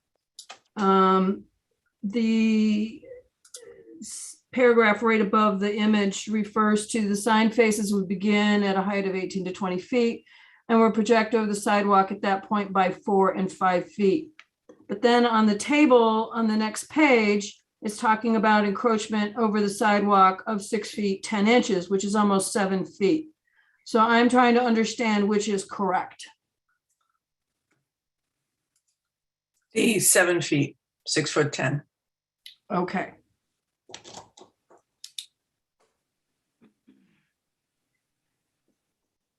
So speaking of that encroachment, and I believe we discussed this at SASE, what other instances do we have of this type of encroachment over the entire public right of way? The recently approved project at 8752 Sunset, which is just to the west of this project, does encroach over the sidewalk. But not 100%. I actually do believe it goes just to the curb line. So I think it does go 100%. Okay. I'm not sure of other ones that go 100%. The sign that currently exists at the Rainbow does encroach into the public right of way. There are several other billboards that have not been approved as part of this program, but previously approved that do encroach into the public right of way. Okay. On page 11 of the staff report, you refer to the architectural lighting as color changing LED strip lighting. Help me understand what the intention is there and where in the resolutions it might clarify whether or not we're going to have a Vegas strip blinking up and down the facade of this building, or is that color changing just a, hey, it's Christmas, we're going to turn this green, color change? That's a good point, and I don't believe the resolution now specifies exactly that, so that may be something we want to look at. I would say that would be rather important, especially as speaking to the neighbor's concerns. If I had my bedroom window facing that and I had flashing lights going off the top of that building all day long, I'd kind of lose my mind.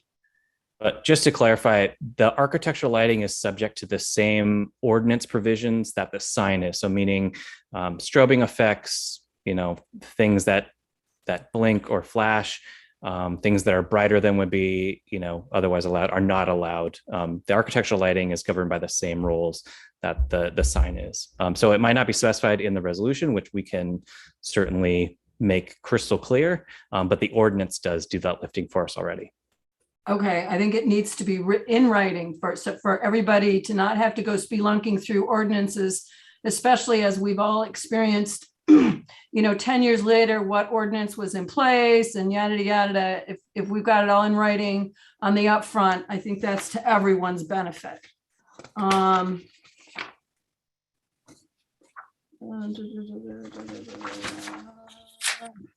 Okay, my other questions are, did staff review what the pedestrian experience is on this project? When I walk by underneath this thing that's hanging out over the whole street and I look up, what am I seeing?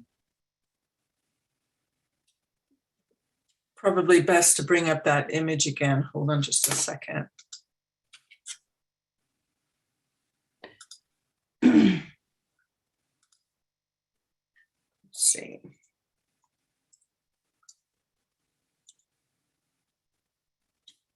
So this is a pedestrian representative. So if you're looking up, what you're going to see are these curvilinear shapes above you. If you're on the sidewalk here, that's what you would see.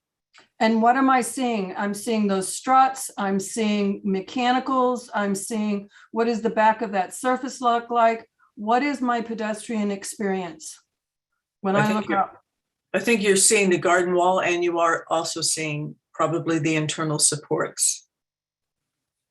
I think I would like to actually see what I'm seeing. So when the architect makes their presentation, if they could show me what I'm going to see when I'm seeing, I would appreciate it. And related to that, the only image I have of a garden wall is what I'm looking at right here. I got no landscape plan. I got nothing that tells me what that's going to look like.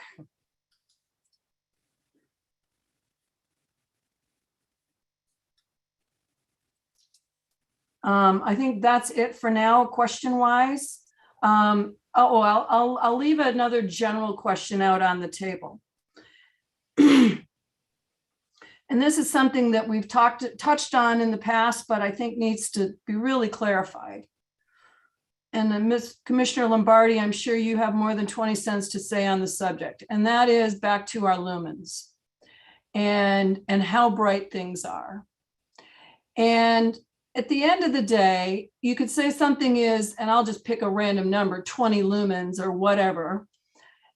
And it also comes down to the volume of those lumens. In other words, if I've got a flashlight that's 20 lumens, that's a whole different story than, you know, something the size of SoFi Stadium that's 20 lumens.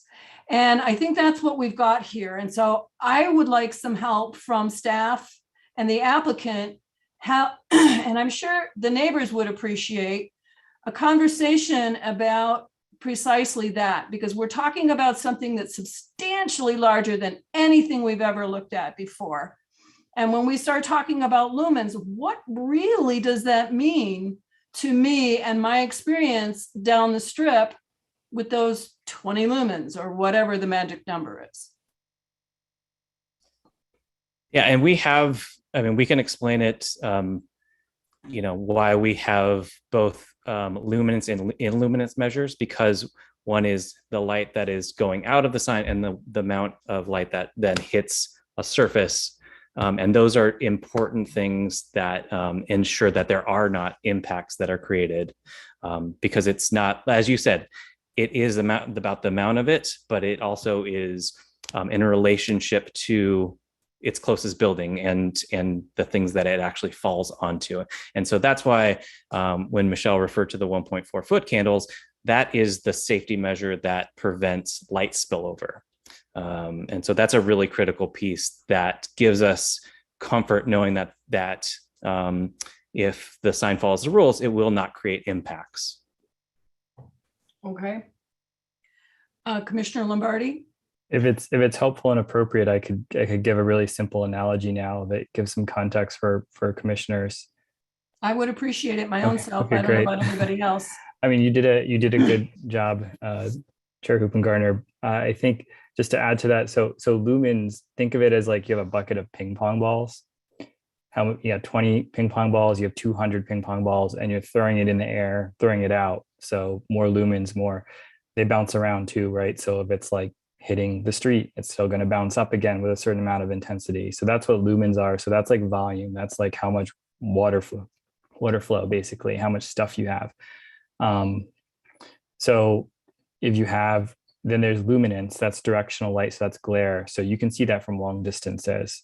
So that's actually what enters into your eye.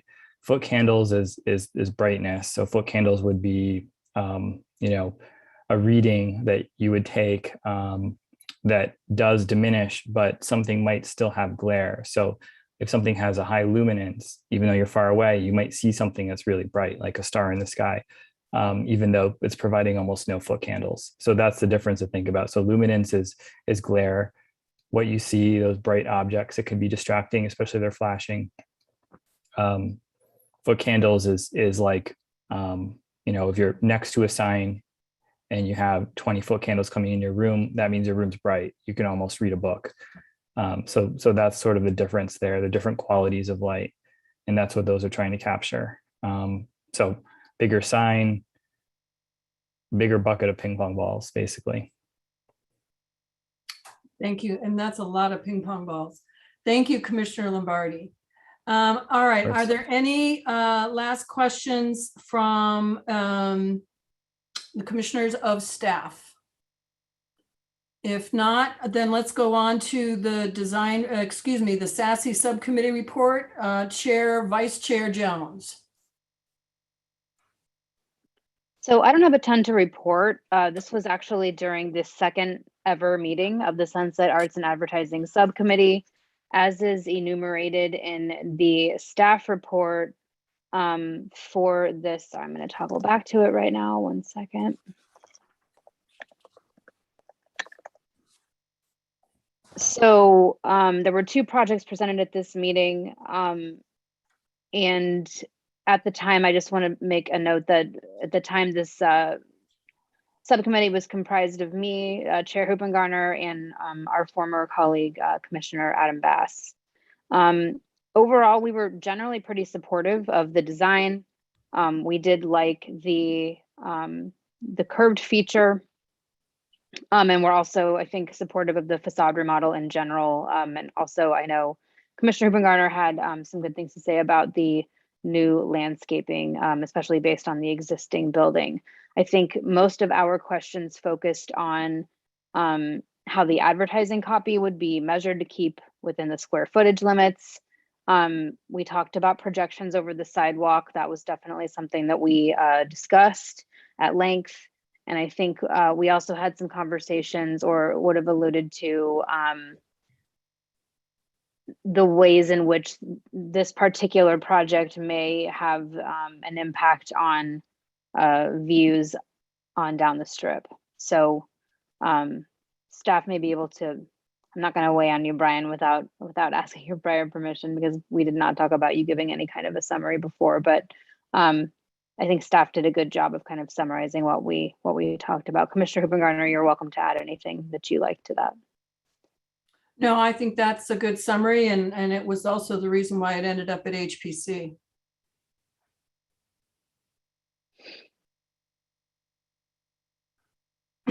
Okay, then let's move on. Are there any disclosures?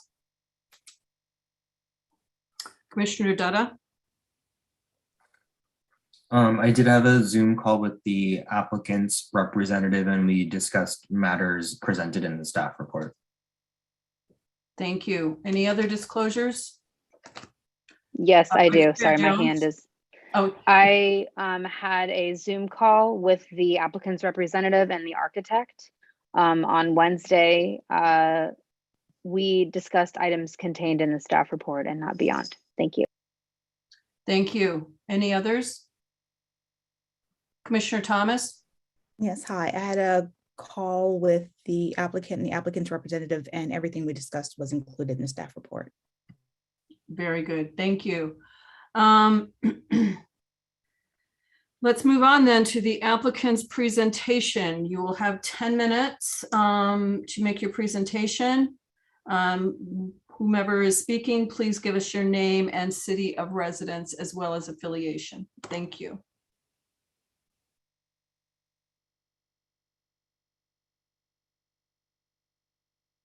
Mark, you're on mute. Here we go. Sorry, folks. Mark Lehman, long-term resident and attorney in West Hollywood, representing Porta 24, the media company, and the applicant. First and foremost, we want to thank staff, including Jennifer Davis, Brian Eck, Jennifer Alkire, and Tony Castillo, who've been working hand in hand with us to refine and improve this innovative billboard and the building improvements. We fully support the revised staff report and the resolutions before you tonight, and are eager to bring this truly unique sign to fruition. I personally am truly excited to be involved in this eye-catching sign proposal, which from my viewpoint is a natural byproduct of the creative efforts behind the sunset sign policy. This proposal accomplishes 2 critical goals set forth in the policy. First is to encourage new, innovative, dynamic billboards on the world famous Sunset Strip. And the second is to revitalize and improve the strategic office building in a key central portion of the Sunset Strip. We believe the project achieves both of those goals. First and foremost is the unique Sunset World billboard itself, one that we've been working with staff on for several years now. It's unique in that it's shaped, it's asymmetrical, curvilinear, and vertical versus the traditional horizontal signage, which we're so used to, and also unique in its location on the facade of the building versus on a roof or above a building. The billboard structure is also intentionally well integrated into the newly refined design and style of the facade of the Sunset Towers, bringing together both the signage and the building architecture. The second goal is to update, modernize, and improve the front facade of this 1960s building. And I believe we're doing that by the new modern matte, satin aluminum cladding on the northern sunset facing facade, and the architect designer will expand on that. A new extensive landscaping at the pedestrian level, including the green wall and the mechanical equipment underneath being obscured thereby, and new extensive planting above the entry canopy and new landscaping on the street level. And as well, finally, new complementary architectural lighting that will highlight the new contemporary face of the structure. The end result will be to enhance and complement the appeal of the Sunset Towers building and bring a new vibrant new billboard technology and design to the Sunset Strip. Our project team is here tonight to answer questions, including David Sadie from Port 24, the media company, Trevor Bernardo, who will follow me as the in-house project designer, Peter Scott, who is here representing Sunset Tower Partnership, the property owner, and Nicole Staskis of Carson Douglas, the landscape architect on the project. I'm going to turn over the presentation to Trevor. Please take it away, Trevor. Thank you. And you have 7 minutes remaining. Thank you, Mark. Thank you, everyone, for your time. Give me a second here while I pull up our presentation.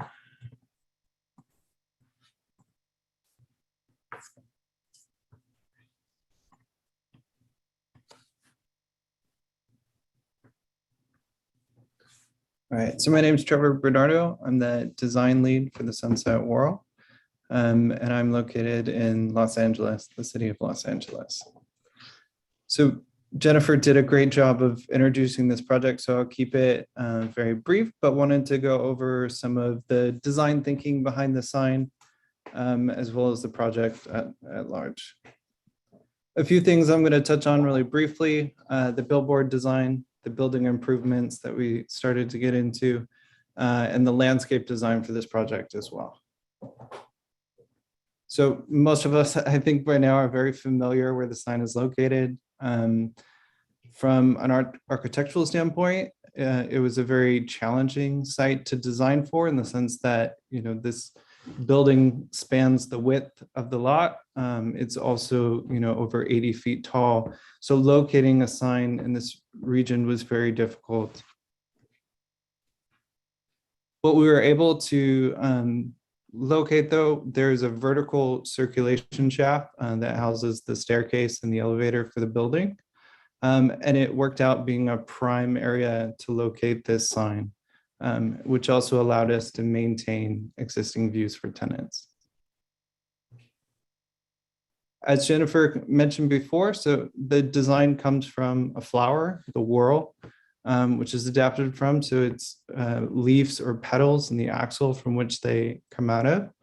And we were able to use this kind of design thinking to fit this sign into a very small area. So the curved shape draws from the flower, but allows us to fit in this location really quite well, and then adds to the overall appeal of this project. So this is showing the project. It's the digital east face. Here we're showing, we're very excited about the arts program that the city is going to be implementing. So here we're showing some content kind of on the display, so you can see how dynamic this might be. In addition, we're showing the static face here as well. You can kind of see the pedestrian experience as we approach the sign on Sunset Boulevard. Here, I'll take a minute and talk about the facade, the matte versus satin. We are going to reclad the facade. Per the manufacturer, the gloss level is 18%. So if you think of 100% being a mirror and 18%, being a very small portion of that. So greatly reducing the glare. There's an existing metal facade in this building, so we expect a satin finish if you're thinking of paints. Most surfaces have some sort of reflectivity to them. So our intent was to greatly reduce that while having a very beautiful and kind of interesting surface for this building.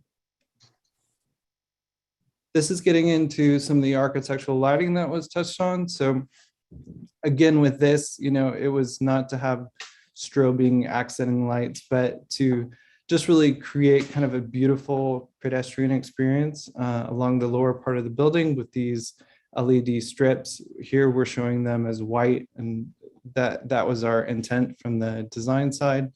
Additionally, we're going to be replacing the lower canopy lights. So these will be a much more efficient LED light, which will also better light the pedestrian experience along Sunset. This is getting into some of our landscape design and thinking.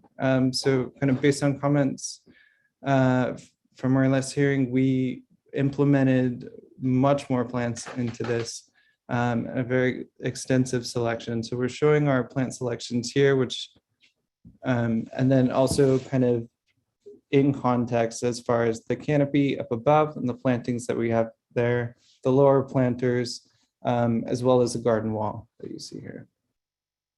3 minutes remaining. That's it as far as the presentation. We're very excited about this project. Again, I would like to just thank staff and all their help in getting us to this phase. And then I'll hand it back to Mark at this point. We're available for any questions that you may have. Yes, thank you, Trevor and commissioners. Trevor, I think we also have some additional specifications on the garden wall and the landscaping. I think there's another sheet that you have. Exactly. Could you bring that up as well? And maybe we can have our landscape architect address that. Definitely. There you go. Nicole should be on here as well.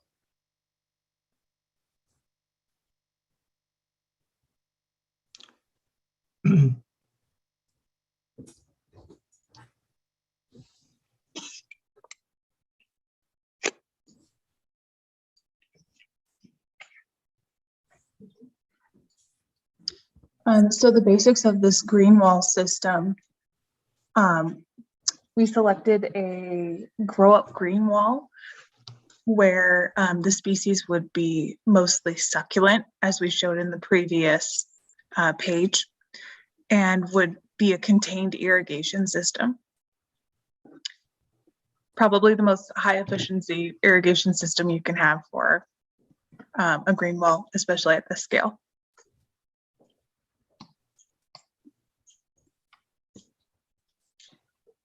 I would say this slide just speaks to the irrigation components that are pretty simplistic because they hook up to your main irrigation system with a timer. And once again, it's a circulating system that's contained.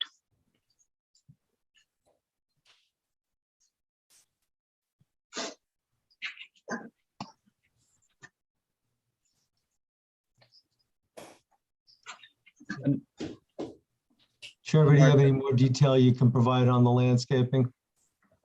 Yeah, so this was our plant selection. We just wanted to give more detail. I know there was questions on how the actual wall would be built. So we wanted to share the modular planting system that's here and the closed loop watering system for this as well.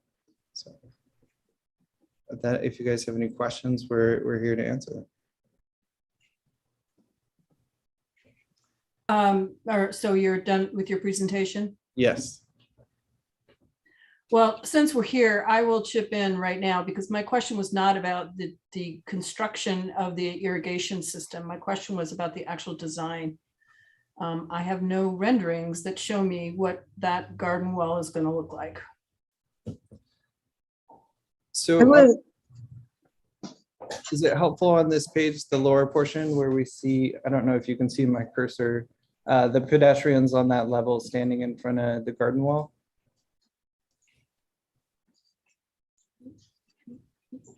Where? On the top left-hand side of this? Yeah, that's just a bunch of green. Yes.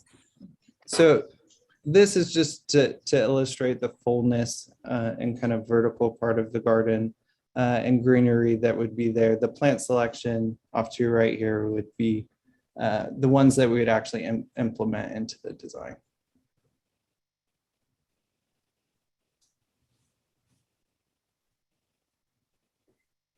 Elena, am I correct? You want more detail on the specifics of what is going into the garden wall? Is that what you're asking? It's a significant space and there is no design here. There is no, I mean, when I look at those plant materials, I can't even conceive of how you're going to put a sansevieria in a garden wall. I can't even, it's a tall vertical plant. It would stick out. I see no design to this space and the plant material, I'll be honest with you. I mean, I'm reading on page 31 about how these improvements will utilize indigenous drought-resistant plant species that will illustrate West Hollywood's rich botanical history. Not one, excuse me, one of these plants in this palette is a California native. The rest of these are South African and Mediterranean. They are not indigenous species. They are not part of the rich botanical history of West Hollywood, which I didn't know we had. But I'm not seeing a rendering of what this important pedestrian experience is going to be. And again, the species that are called out here, yeah, some of those grasses will work well in the wall, but with the exception of the Sansevierias, all of these species require 8 hours of sun a day. And I am really perplexed as to how that's going to happen on the north side of a building underneath that 7-story sign.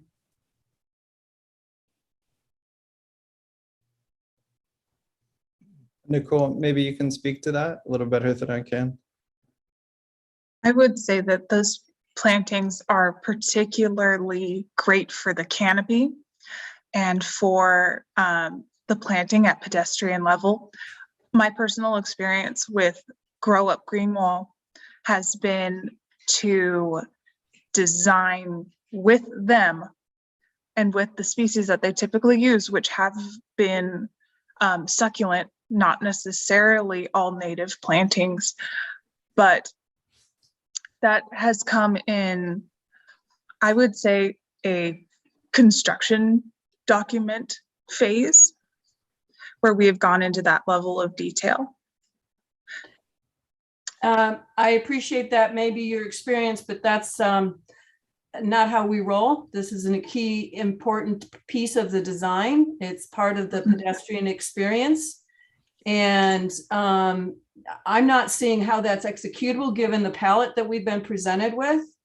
Importantly, that agave wants full sun, and there's no way, you're correct. If it's on the planters, you know, up above, yes, it's going to get a lot more sun, but you're talking about a true north face that's going to get just no sun any part of the day, much less underneath those signs. And so the plant materials as presented, A, there's no design, and B, I just don't see how those are going to survive. Aloe wants full sun. You know, that's a South African native. So from a design perspective, you've got a key element here that is completely missing as far as I'm concerned. back to my question earlier, when I'm standing there looking up at that wall and I keep looking up, what do I see? As a pedestrian, what is my experience? If you're, I can answer that question, I think a little better. I don't think there's an illustration here looking directly up. If you are directly under the sign with your shoulder up against the garden wall, you could look up and you could see some of the structure of the sign up within, but that's a pretty dark area, you know, thinking of it as kind of looking up into a tree with all its branches.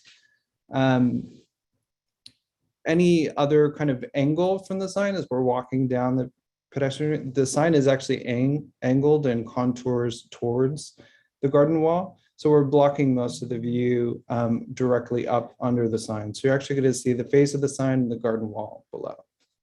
But the pedestrian is walking along the street. I mean, I happen to live just down the hill from this. Mark and I live right across the street from each other. Mm-hmm. So when we walk down that street and I start looking up, knowing that eastern facing billboard is hanging out over the entire width of the sidewalk. I mean, in other words, I can't avoid walking underneath this structure. So I, as a planning commissioner, am being asked to approve a thing that people are going to experience day in and day out. Looking up, what are they going to see? You know, I'm looking at this rendering and I see a pole that is wrapped by greenery. Yet in the previous image, it looks like a flat wall. I really am having a hard time even understanding what we're being asked to approve. See, there it looks like a wall, whereas in the previous image, I'm looking at a pole.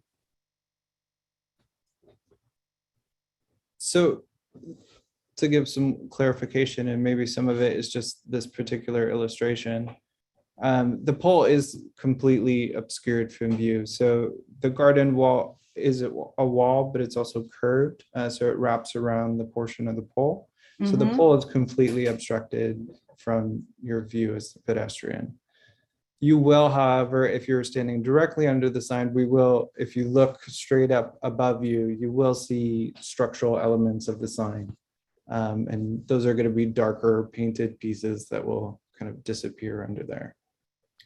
So that brings me to my last point about this green wall. I'm assuming it goes all the way to the ground.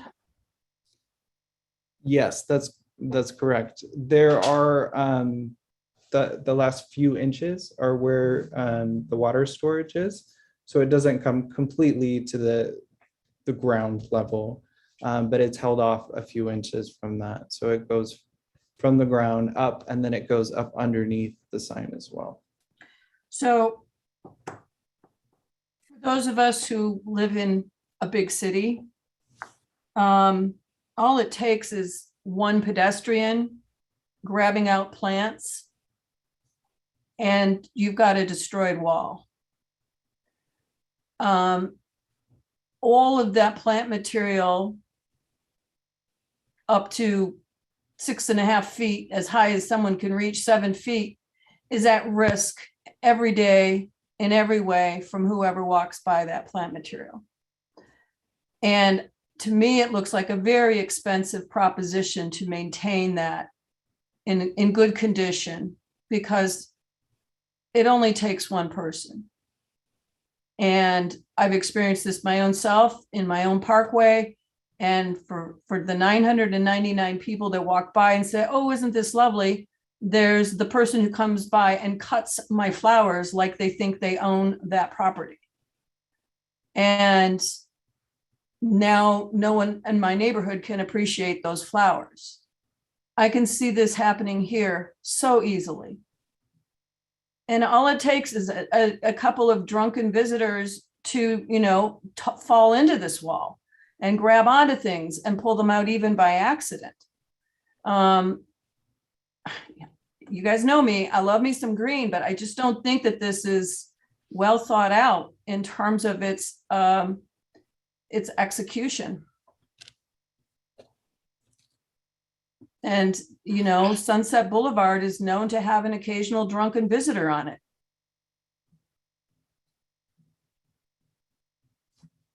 So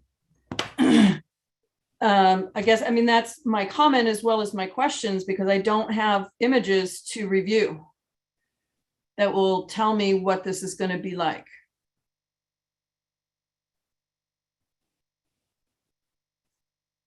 Are there any other questions of the applicant at this time? No questions. Commissioner Lombardi. Yeah, I have a couple. If there are no comments from other commissioners, no. Are we closing? Are we still asking the applicant questions, or are we moving into deliberation at this point? We also have to do public comments, right? That's right. Okay. Yep. Still Thanks. doing questions. Okay. Okay, I'll go just in the effort of running through this. So I want to make sure I'm understanding. So satin gloss, satin matte, whatever we're calling it, 18% reflective.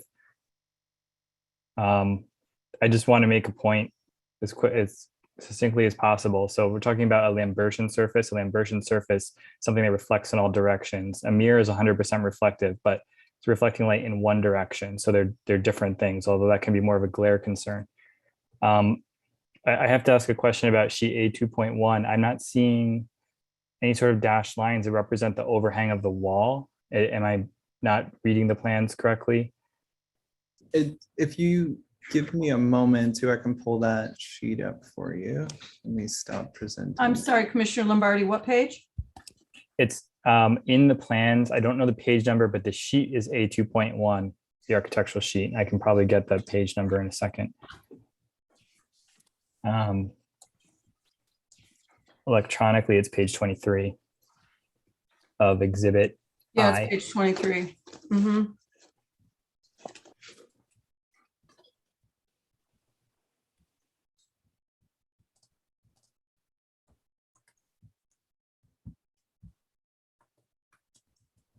I'm just trying to understand the extent of the overhang and what it means. And I was surprised I didn't see that on the drawing. Overhang of the sign or the building or The whirl, the whirl element. Yeah. It's not rendered on this page. Okay. Yeah, I think the best page to reference, and give me a moment, I'm pulling up here for you. Page 8, which is B1.1, as well as B1.2, which is the following page, page 9. Those show the projections from the building face over. Okay, thank you. And those have dimensions on them as well. Got it, thank you. Hopefully that's. I have a question on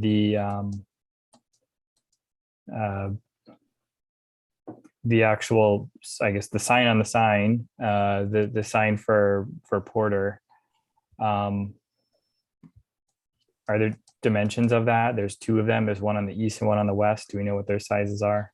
Exactly. So on page 14, there's dimensions for both of those signs for both faces. And there's okay, elevation of each one as well. And they are backlighted, or they are backlighted? Okay. Yes. Are they dimmable? Yes, they'll be fully adjustable. Yeah, they're LED. Okay. And I'd be curious to hear your explanation about the deletion of the border. If you could explain that, I'd appreciate it. On the sign. I'm sorry, I don't understand the deletion of. Are you talking about the border on the? You're talking about the conversion of the border from a fixed surface to digital? Correct. Just trying to understand the rationale and the change and what it all means. I don't know if you want to get into that, Mark. I am glad to address that. But the issue here was just to provide more creativity and dynamism to the sign, as opposed to having a flat, solid vinyl or whatever material border. The intent here was like the billboard across the street, the Netflix billboard, is to have a border. We're not deleting the border, just allowing the border to also be digital. Okay. So that there would be more options for changing colors and making it more interesting than just a flat basic color. Okay. I do not know how much it matters because we're talking about a sign that is more than 1,000 square feet. But I saw reference to the 1,500 square feet and the fact that there's a little bit of area beyond that that's border, but I can't help but think that's just more sign. You can call it a border, but that's still light, that's still an emitting surface. So I don't know if that's a real question, other than why it's being conveyed that way and not just advertised as 1,700 square feet or whatever the number is with a border, since it's all And I digital. think the language of the resolution makes it pretty clear that that border must be unrelated to the commercial content and what's going on inside that 1,500 square feet. The intent is that it'll be distinctive, but still the idea here was, as I said, just to allow more creativity with colors and so forth, rather than having one single solid color in perpetuity. Okay. But if I might, Commissioner Lombardi, I think the reason why the surface area is larger is that it is integral to the design of it to allow for its curvature so that it is appropriately scaled to the building. And so they needed a larger surface area to sort of pull that off to make it sort of an elegant design that matched well with the building. And so when we looked at the amount of square footage, we pegged it at 1,500 square feet and drew that border around it just to sort of give it that defined nature. Yes, it is 1,700 plus square feet of LED area, and we account for that in the brightness and other things. But when we look at the amount of advertising area, it is subject to 1,500 square feet. I don't know if that answers the question for you as to why they need that full extent and why it's not a surface. And when we did probe them with the surface, they actually did in good faith look at providing a surface around it. And I think based on being curved, they came back and said it would be prohibitively expensive to do a curved metal surface around it without compromising the design of the sign itself. Okay, thank you. That's helpful. I was wondering, wouldn't it be nice to maybe not have a border at all and just shrink it? But I guess if there's a need to have that additional surface area for the wrap, I understand, although I still wonder if the border limits you graphically with things you can do, but that's just me throwing out some questions. I do have a question about the west sign, which is front lit, correct? That's a front lit sign from below. Correct. Okay. And is there a drawing that I should be referencing that helps understand how that works? Because it wasn't clear in the renderings. I didn't see what was lighting it or how, or especially given the unique curvature of all of this, it just felt like a missing component, or apologies if I missed something in the documentation. I saw that there were two, I guess, giant lights on one sheet, but it wasn't clear to me if that was the final design. I think I'm looking at page 15. Exactly. So on page 15, there's specification on the LEDs that'll be used. And those are specified by the sign company to wash that sign in a very even light. And that's the one that you see specified at the bottom of page 15 that you were referencing. Okay. And are these dimmable? They are adjustable. Yes, they're adjustable LEDs as well. Okay. And I have one last question. Is there, I guess I'm asking this question even though I saw what was on the plans, but is there any intent to replace the glazing on the facade? It's just the solid portions of the facade. The glazing remains exactly as is.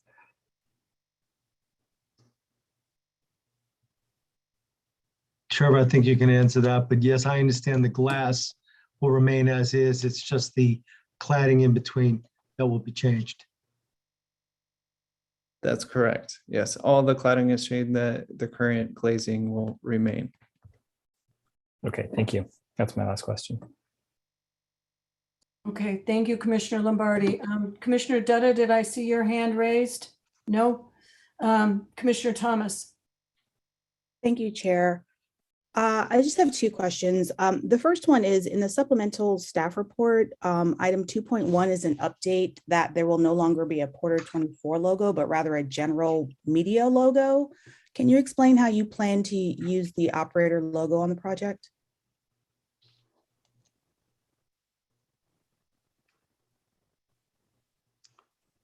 Mark, do you want to speak to that, or Well, I think Trevor, maybe you can pull up the page that shows the Porter 24 media signage, because I think that's what Commissioner Thomas is referring to.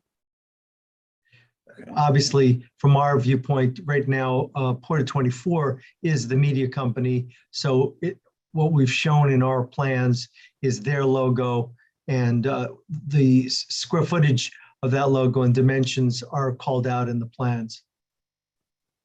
Yeah, there you go.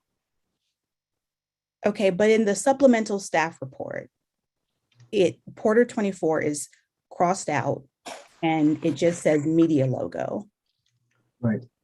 Yeah, I can explain that change, Sure. Commissioner Thomas. The applicant requested generalized language rather than specific language about the media company in case either the company is acquired or a different operator comes on board. We wouldn't have to change the condition in order to accommodate a new media company. But the same dimensions and the way it operates remains the same. It would allow some flexibility in a change of the media company over time without a major amendment to the conditions. Okay, thank you for that. And I just have one other question. So the city of West Hollywood has diversity, equity, and inclusion goals and has started exploring how we have equity in every aspect of our city, from housing to social services. And it seems appropriate to bring the conversation to this space as well. I'm curious how your project, whether it's in the sourcing of the actual contractors to build the project or advertisers and operators in the outdoor advertising industry who will be managing or conducting the digital advertising on the structure. I'm curious, how do your selected contractors further the city's diversity, equity, and inclusion goals? Have you thought about underrepresented contractors? I have David Sadie here, who might be able to better speak to that than me.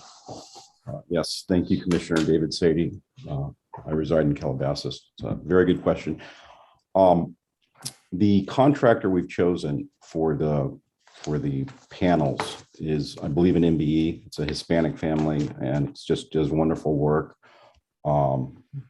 We have our team members, our main architect, Mike from Foundation for Form, is very prominent and supports a lot of the LGBT causes in and around San Diego and Southern California. So our whole team is rather diverse. So definitely. And then as to the art, part of our proposal in the art was to reach out to underserved communities and promote their artwork. Of course, we have to do that in conjunction with the city and be consistent with the city policies. But yes, to answer your question, we have done some outreach and we're very happy with the contractors that we've chosen. Perfect. Thank you. Are there any other questions of the applicant at this time? Okay, if there are none, let's move on to public comment. David, do we have public? Thank you, Chair. I did receive a comment for this item, and just like we have people left on the platform. If you would like to speak, please hit *9 for me. I'll let me know if you like to speak. Minutes. Our first public speaker, Barry Scott. You can go ahead and unmute, and you'll have 3 minutes to speak. State your name and city of residence, please. Good evening, Commissioners. Barry Scott on the call. Do you hear me? Yes, we can. Go ahead, sir. Yes, thank you for the opportunity to present certain information concerning the proposal before you. I have profound concerns about the proposal owing to the high-intensity LED lighting, which would be emitted by a sign having the proposed dimensions specified to be located on the north facade of the subject property. My West Hollywood residence is located approximately 500 feet directly to the north of the facade in question, which facade is in full view of my residence. We are Sunset Plaza Terrace condominiums. Based upon the curvilinear design of the signage, particularly the east-facing section, it is presumed that if approved, high-intensity LED light will shine unabated directly into many of our south-facing windows, my own included. I have already advised the City of West Hollywood that there exists a condition of reflected light coming from the same north-facing facade caused by the massive digital sign located on the roof of the building across Sunset Boulevard on the northeast corner of Sunset Boulevard and Sherbourne Drive. This is already an exceedingly significant glare event, although the light is only reflected light rather than a primary emission, and the apparent size of the illuminated area of the facade only occupies a single window on a single floor. The advertising loop is clearly visible and is a distraction and an annoyance. A full-scale digital LED sign as proposed would be absolutely unthinkable. I have sent a photograph to the city planning evidencing the reflected glare just noted, which should be in your file. I have additional photographs which I can deliver to the Planning Commission upon request. The geometry of the light emission coming from the proposed signage as it relates to our residential community, Sunset Plaza Terrace condominiums, is simple geometry, such that oversight of this rather obvious point suggests that any EIR or comparable study pertaining specifically to the signage aspect of the proposal is either biased, incomplete, or flawed. I respectfully request that the Planning Commission deny the applicant the right to install any illuminated signage whatsoever on the north-facing facade of the subject property. Thank you, Mr. Scott. I have one caller left. If there's anybody else on the platform, please star 9 for me, and we can call on. Our next caller will be phone number ending in 6369. Go ahead and unmute and state your name and city of residence, please.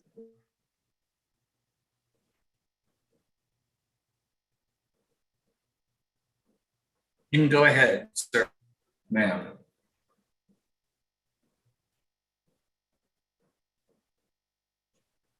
Okay, Chair, it looks like that caller we're not getting response from, and so that looks like that's all we Hi, have. sorry. Yes, Oh. I'm here.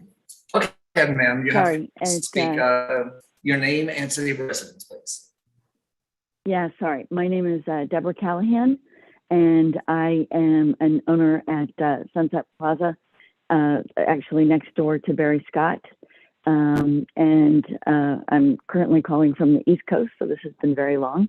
But I'm calling because I have very much the same concerns. My windows face exactly as Barry's do. And I really appreciate the questions that the commissioners have asked, and that the concerns, particularly around the light effect from what this billboard would conceivably provide. And so I would just really encourage you to please, as Barry requested, to deny this request. And that was it. Okay, thank you, ma'am. And the chair, that looks like that's all we have for this item for public comments. Thank you, David. And thank you to our members of the public for your patience and perseverance into this late hour of the evening. The applicant will have 5 minutes for rebuttal at this time. Thank you, commissioners. Mark Lehman here again for the applicant. I understand a couple of the issues have been raised tonight. First of all, with respect to the light and potential glare, it has always been our intent, and I think that staff can expound on this, to meet all of the city's very strict operational requirements. And the resolution is already conditioned to include limits on the signage lighting, and to require us to do regular reports initially, to start out with a very low volume of lighting, and to only increase the lighting over time after staff is satisfied that there aren't negative impacts from the lighting. I think that the staff can probably address what the intent is, but that's the way they handle, and the city's been handling light from digital signage all along, with substantial conditioning to that lighting to make sure that we don't have the type of glare and impacts that our neighbors are concerned about. We understand and appreciate that. We intend to do nothing other than to work with staff and make sure that this sign does not negatively impact anyone up to our north. Also, with respect to the garden green wall, we understand the lack of detail here, Commissioner Hoopengarner. Our intent would be to work with staff to further detail that green wall. I understand your issue with respect to its proximity to pedestrians, and that is something that we certainly could review and look at, moving that green wall up a little bit so that it's not accessible to pedestrians. That's a good point. I think the rest of the landscape is probably well articulated. We're happy to work with staff going forward to further improve that garden wall and provide more detail to staff specifications. Thank you.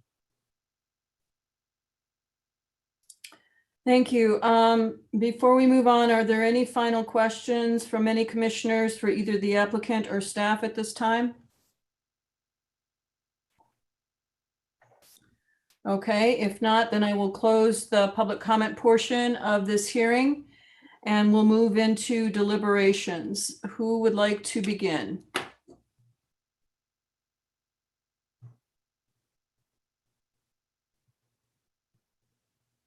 I realize it's late, ladies and gentlemen, but come on. I'll begin then. There are many things that I do like about this project. I do like the curvilinear nature of the various elements, but I feel that it's not well resolved. I am not loving the fact that it goes over the entire sidewalk, and yet I have no renderings to tell me what my experience is as a pedestrian as I'm going under this very large object. I feel that there are a number of elements here that need additional resolution.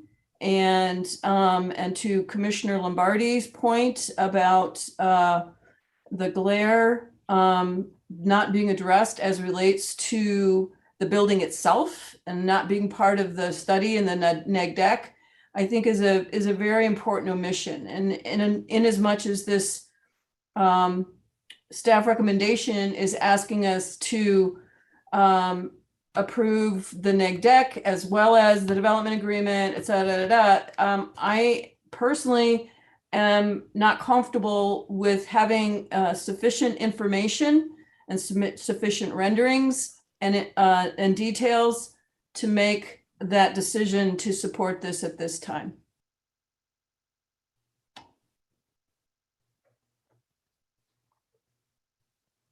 Are there any other comments? Yes, I'll go. So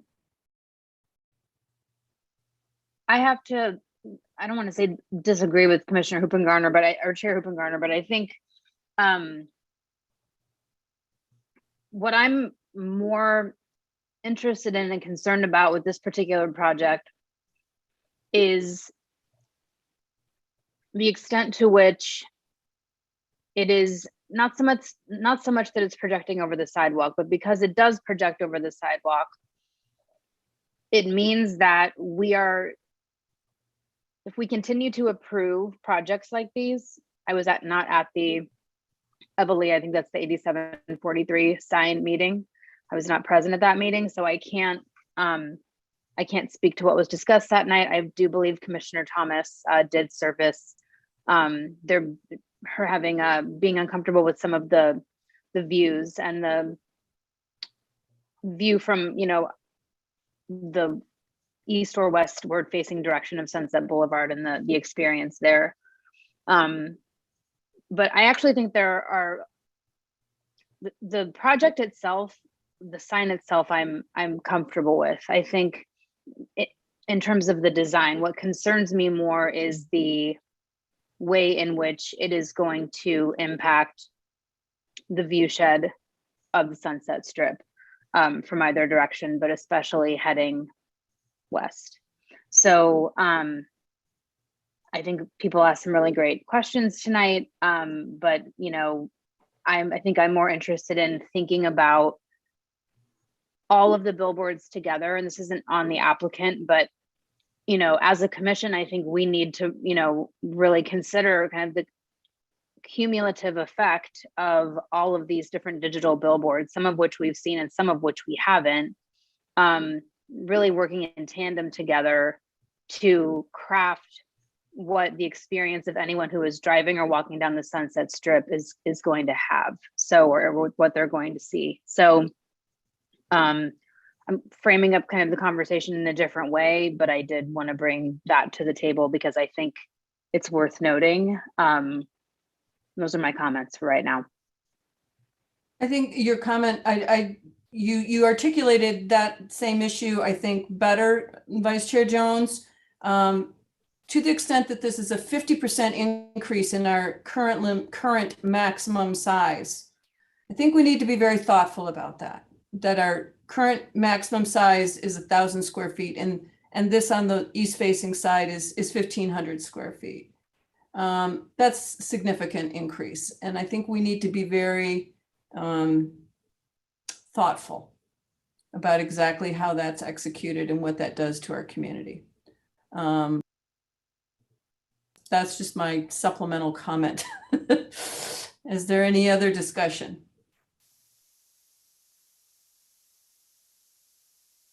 Commissioner Lombardi. Thank you. Well, I will say I am definitely on the fence on this one because in many ways I would like to approve this project. I think that it's definitely an amazing revenue generating opportunity for West Hollywood, and it presents an interesting digital canvas to work from for the arts component as well.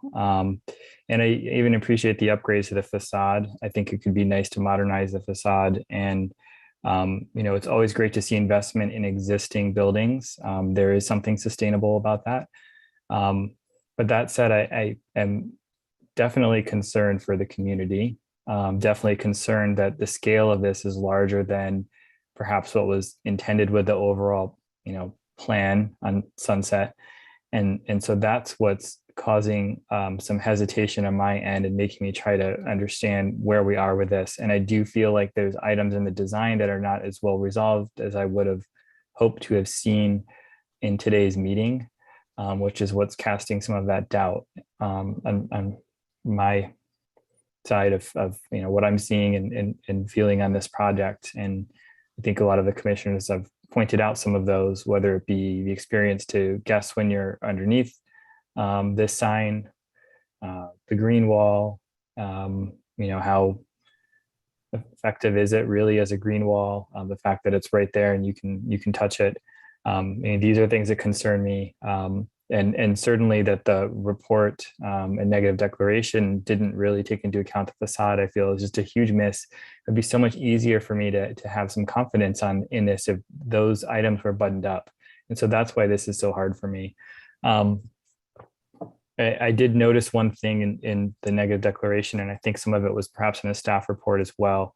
When we're looking at projects like this, the city retained, there's a portion that I want to quote from the declaration, negative declaration. The city retains the discretion to approve an alternate proposal. The project is shown to further the vision, goals, and policies stated in the Sunset specific plan. Then it goes on to mention a few other things. Meets overall intent of the design principles, represents an exceptional design, furthers the vision of the Sunset specific plan and Sunset Boulevard, meets the requirements of the off-site signage policy, and then creates an extraordinary benefit to the city. I think that some of these are met, but I'd be curious what other commissioners think, because we are asked to approve a significantly large sign. And, you know, the data that was used to kind of determine all of this stuff was based on smaller signs. And we've heard some concerns from the community.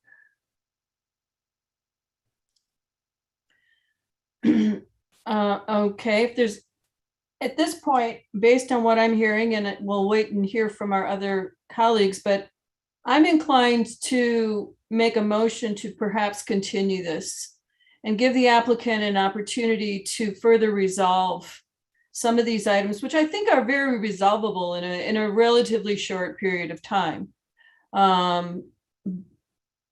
Whether it is, you know, the green wall, the pedestrian experience, you know, clarifying the neg deck. I think they're all resolvable in a relatively short period of time.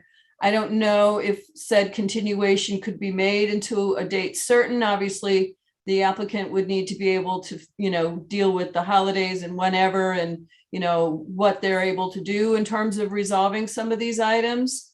I am interested to hear what anybody else might have to say on that.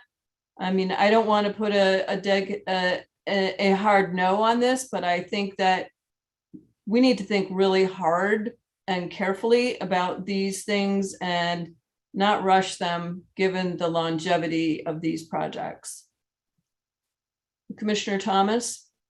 Thank you, Chair. I'm inclined to support that, that we continue this. I think this conversation has just highlighted some concerns that I had when we were approving either our first or second billboard. I'm not really sure of what does it mean if the basis, the criteria that we have created in terms of brightness is that collectively, when all these billboards are constructed, what impact does it have on our residents? And I had expressed those concerns a while ago, and I kind of see that some of those questions need to be answered with this project. So I'm inclined to support a continuance because it doesn't really sound like anyone is all in on this particular project. And I think there are a lot of questions. So I would second that motion. I am seconding that motion, sorry. Okay. Commissioner Dutta. I would agree as well with your motion to continue this. This one was tough for me as well through all the discussion that happened tonight. Specifically, I think there was a lot of inconsistencies in the renderings. So one rendering did not present the same as another one that should have been, you know, providing you with a similar image, whether it was the, you know, the overhangs over the sidewalks, or the plant materials, or the images of the pole looking like a flat wall in some images. I think that there's a lot of room to improve in terms of Chair Hoopengardner, what you mentioned, the pedestrian experience from looking at that wall. There should be, it shouldn't be that difficult to provide a rendering of that wall up close, looking up, all these things that would, I think, help alleviate some of the concerns. I agree with your concern about the wall going all the way down to the ground and the potential for the maintenance that would be required for that, I think is something that should be rethought as well. So when we first, this was first presented, I certainly was leaning towards, approving this project. I think that it is a dynamic project. I think that the public benefits are significant. I think that the innovation that is being shown here is something that should be applauded. But the more that the discussions kind of went on, I think there's a lot that can be cleaned up in terms of the presentation here. So I would be inclined to agree with the motion to continue as well. Okay, it seems we have consensus perhaps on that concept. So let me reach out to staff and to the applicant and discuss, given the holidays and whatnot, do we do a date uncertain, or can we come up with a date certain? Mr. Eck. Yeah, the applicant has requested the second meeting of February, which would be February 17th, to continue this to. At that time, I think we'll bring back all that information that has been raised here. We were prepared tonight to talk about the illumination standards and how those protect the community, but we will have a more in-depth conversation about that for the community at the 17th meeting. Bring your ping pong ball analogies and whatever you want to bring, but we'll brush up on how we describe that to go through the lengths that the city went through in adopting our standards to assure that there would not be impacts to the community as part of the program.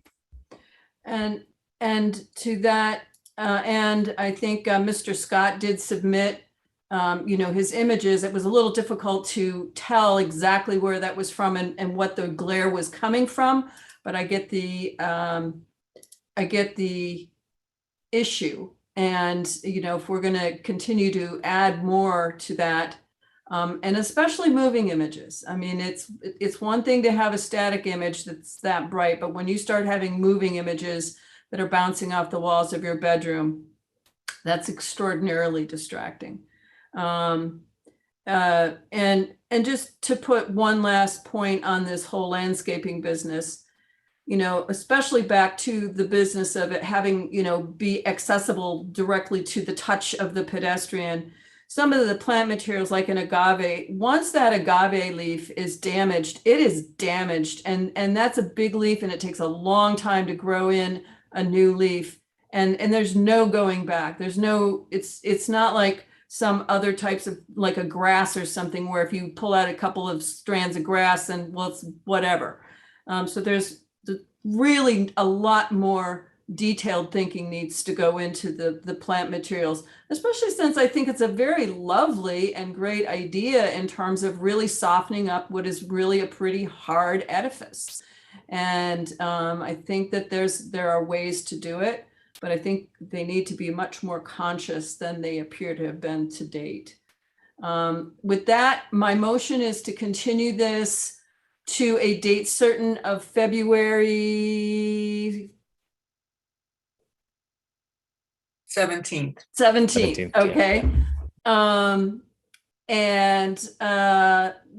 To give the applicant the opportunity to address concerns expressed by the commission in this evening's hearing. And I believe I have a second. I'm sorry, Vice Chair Jones. I know there's a second on the floor and that's fine. But I just want to say, I think that we didn't give, I don't recall us having given, I watched our meeting from earlier this year when we saw this at SASE, and I don't think we discussed it or gave as much feedback. So in the interest of making our next meeting as productive as possible when this comes back, I would like to make sure that we express before we vote what exact changes we want to see. So we know that we want to see, understand more about the landscaping plan. Do we want them to change the size of it? Do we want them to bring I just think that it needs to be more specific so that the applicant has a specific idea of the direction that we would like them to move in and to evolve towards, so that we can have a great discussion next time. Like, with all due respect to the public process, which is why we're all here for the record, I also, if we don't think that we have the information that we need from the get to have a productive conversation, I think we need to be upfront with the applicant and with staff about that. So I just, again, we're always here to hear from the public. We cannot do our job without public hearings. That's why we're here. But I just want to make sure that for next time that we're really framing up what we hope to see from this applicant, so that we can all hopefully see a project and with the idea of moving it forward, I guess. I mean, that's the goal for every project that we hear.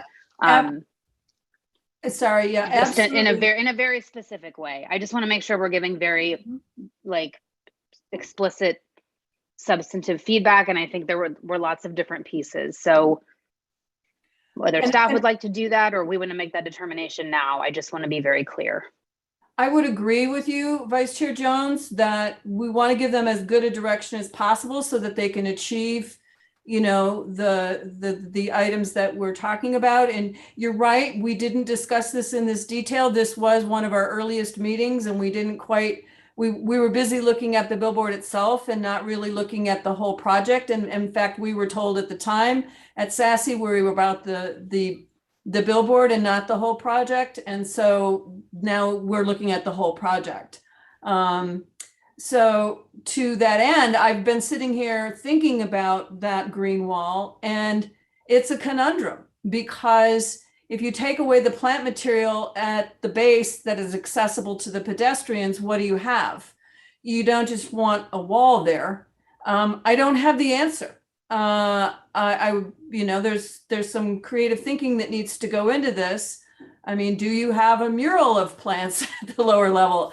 I don't know. I just know that there's just no conceivable way that plant material at that level is going to survive. It's just going to be a nightmare of people picking and grabbing at those plants, and that within days it will be destroyed. I would like to think differently, but I don't. What the solution is, I don't have the answer. I'm hoping the very creative people on these teams will have a good idea. As for some of the other items, I think we've given some direction on the neg deck.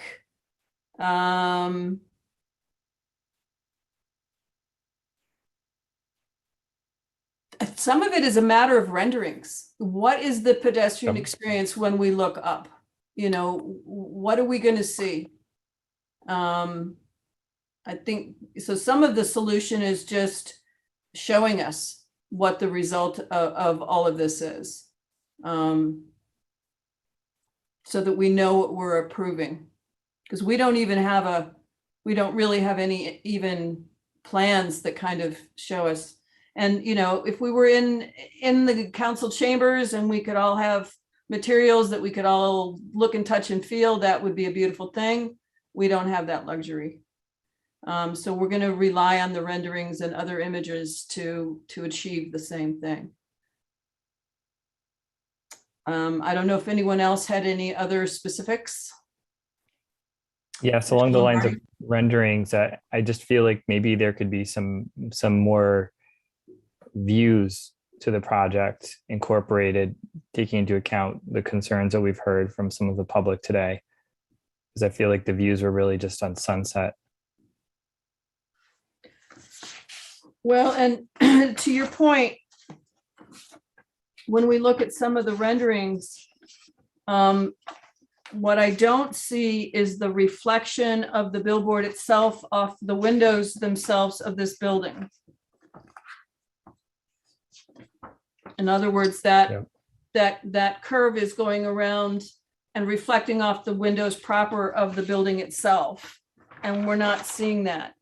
If we look at, for example, A4.3, which is on page 28, we have billboards, but the building is effectively blacked out. And we're not seeing what that looks like in the reflection of those images off of the windows of the building itself. And knowing full well that it's really difficult, and the Eastern image, to your point, Commissioner Lombardi, about it looks like it's a backlit. I thought it was a backlit vinyl because of the way the image is projected. It looks like it's all of the lighting is 100% even all the way around the image, which would imply that it's backlit. But if it's bottom lit, one would think that the light would play very differently off of that image.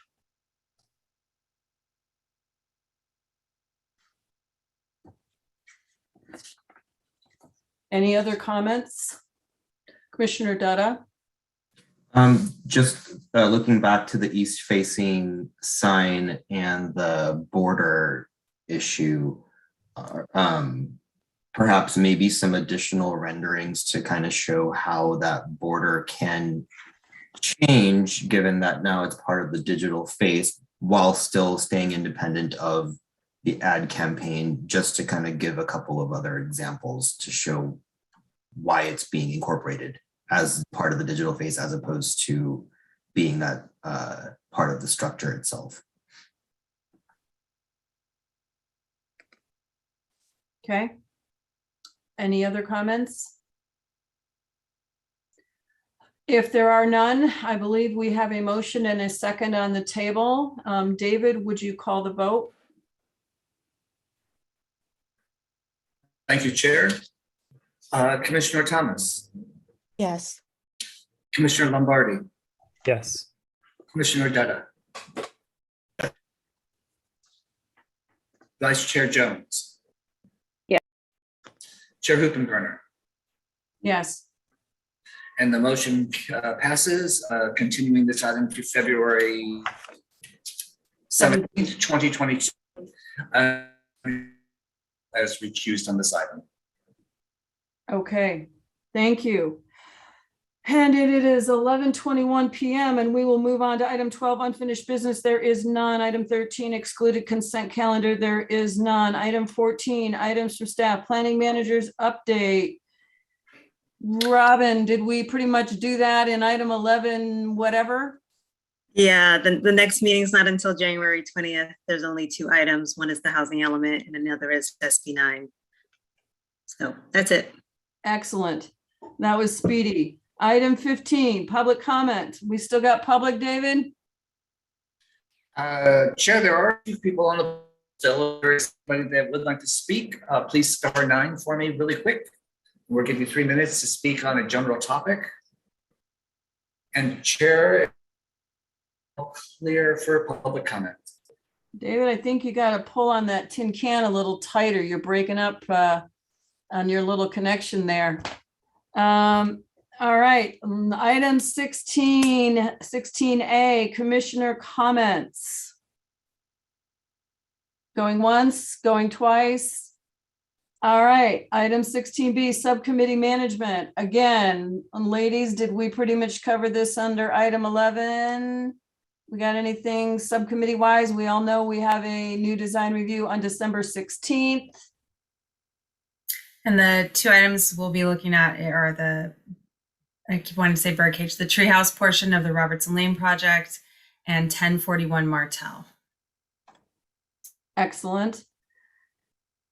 That being that, I hereby adjourn this meeting till the next scheduled planning commission meeting, which is not Thursday, December 16th.